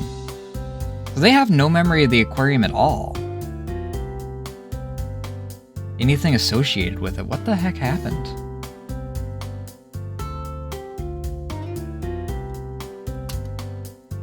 And hurry up. With an unpleasant look on her face, Sayo bites down on her straw. Sayo-chan, maybe we should hug too. You're nuts, aren't you? You're so mean. Himeno and I are a bit spread out. Think to myself, she's so developed after all, I'm jealous. Think to myself, she's so developed after all, I'm jealous. Okay, it's decided. Let's go to the aquarium. That's right. If we can, I want to take my time looking around. Without giving any reply in particular, Sayo turns her gaze my way. The four of us chat, we head for Mountain Aquarium. Right, later. Later. Bye-bye, that was fun. Yep, her voice is shot. See you later. Two of them are apparently headed to Live Music Club. Not that I'm not interested, just that it's a problem if I get home late, so Himeno and I decide to leave. Those two love music, so after we hang out, they often go there on the way home. Seems like they have a particular club they like. I dimly think that two of them seem so adult-like, probably from living alone. The aquarium was fun, eh? It wasn't all that big, but the jellyfish place and some of the other booths were really pretty. Going to the aquarium for the first time in 10 years is more fun than I expected. Freaking Christ, man.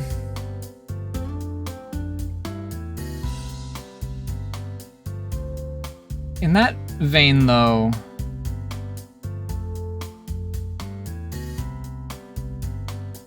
because Mari is 1 year younger than her. Mari wasn't 5 when she got into the aquarium incident.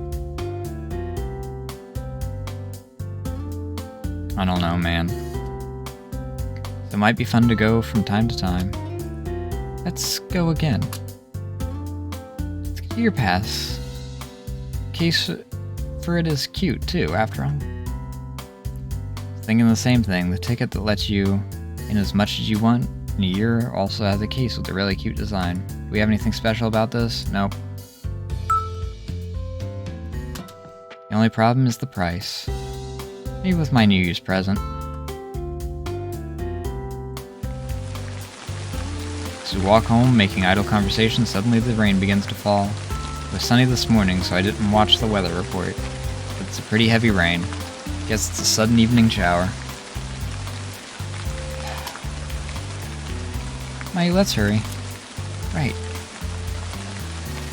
While I start to run, I spot a flower shop just ahead of me. Faint light is filtered along this dim road. Mysteriously, it catches my eye. Flower shop? Are they open They sure are open late. It's nearby though, so let's wait out the rain in there. Himeno, who has followed my gaze, takes my arm and runs with it.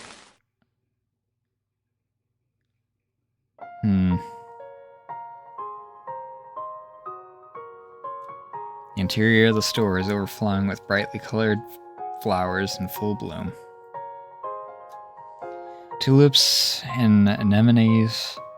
It's difficult to settle my eyes on any particular one. My gaze stops at a single eye-catching blue rose.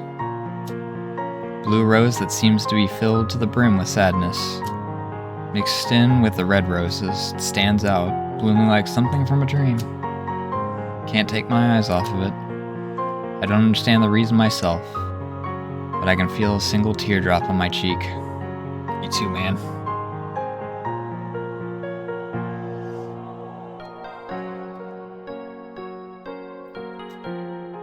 Mayu?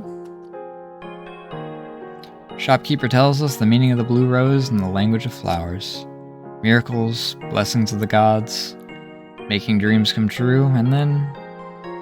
Would you like one? Sounds like the shopkeeper is willing to lower the price. So taken by it, I forget to wipe away my tears. Jesus Christ, man. Staring at it the whole time, a sense of nostalgia overflows from me. Even though it waits for me the whole time. Seems like such a long time until we can no longer hear the intense sound of the rain. I think that this flower may be tied to one of my earliest childhood memories. An erased memory like everyone else's, apparently.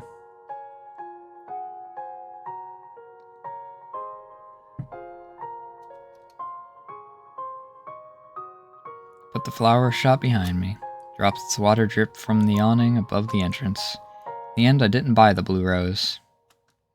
I was gonna buy it, but then I lost my sense of what I had originally seen. Probably because it continues to bloom within my heart. Was it alright for you not to buy it? Yeah, I'm happy as I am. For now and always. What's up with you being so earnest? Himeno takes my hand, she smiles. We have so many fun things ahead of us, so we should always be happy. Right. Well, we'll probably have a lot of hardship too, like entrance exams. It's fine.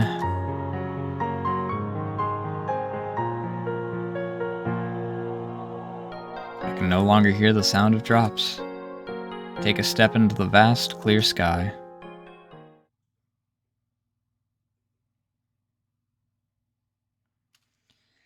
Freaking Christ, man.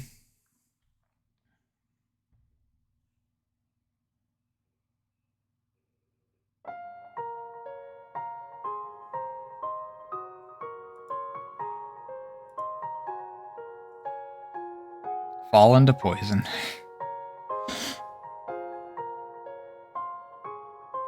It's weird that these are still both labeled as Himeno.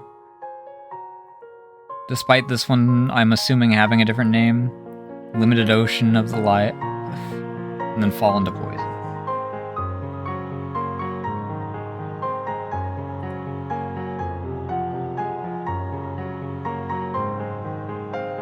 Freaking...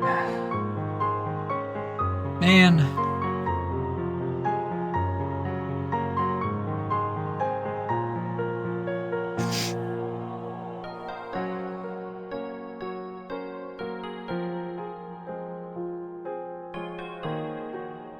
Didn't actually cry.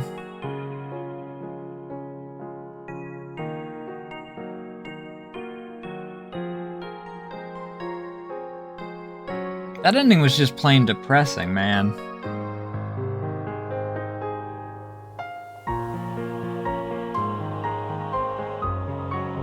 That ending only happens if you freaking say that you'll join your sister too.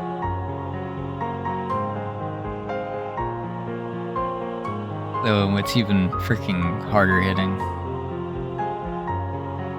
No, I want you to stay so that you can be happy. That whole freaking arc happened because she thought that she was abandoned, and in the end she was forgotten.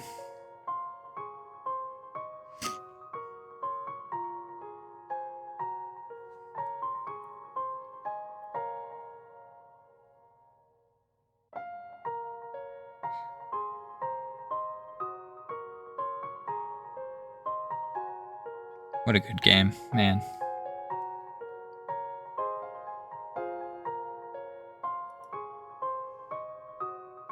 It's weird freaking... Cause...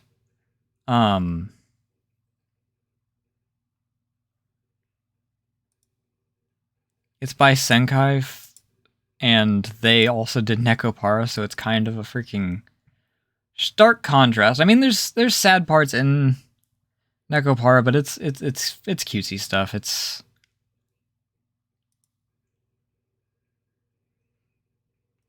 Oh, they're just a subsidiary of Senkai, so you trying to go to theirs just takes you to Senkai.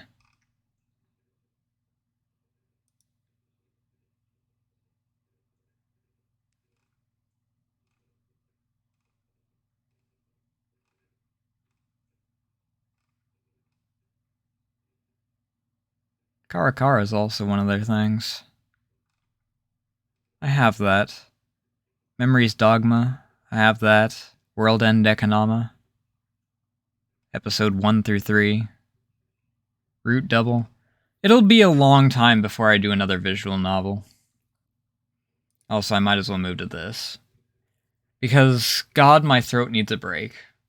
Tomorrow's Mad Father. It's got far less talking, thankfully, but it's still story-oriented. Oh, Lord.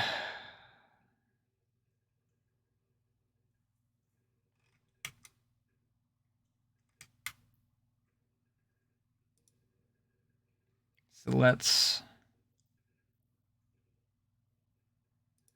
go over to this.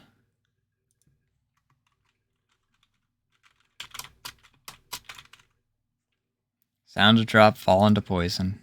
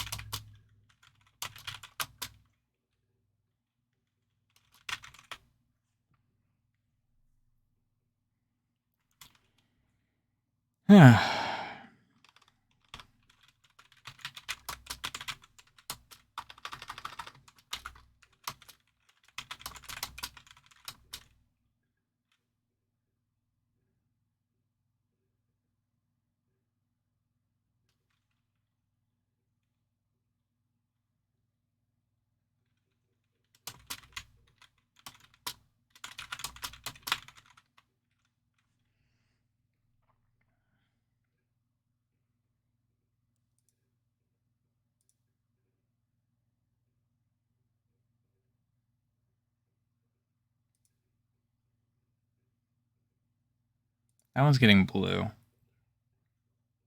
And it wasn't intended to be like it being a fitting thing, but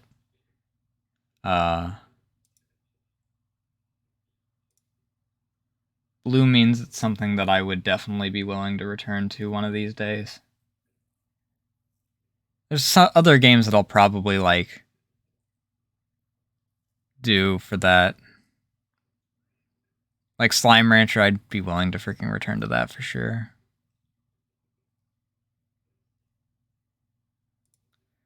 Yeah, that's all I really got. I'm not gonna raid. I don't think I have anyone to raid right now, unless Gezu's started. I talked to him yesterday. If Gezu's going today...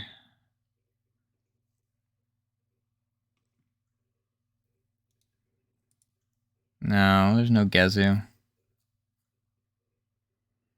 But like I said, tomorrow's Mad Father. Friday's Rolling Horizons as usual.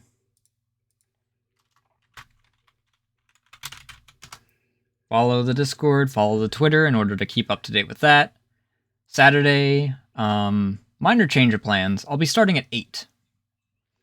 Because I'm going to be part of a charity event.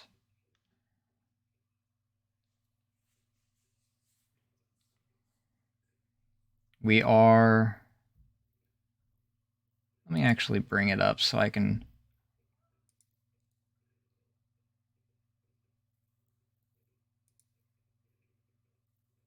Doing a charity event for...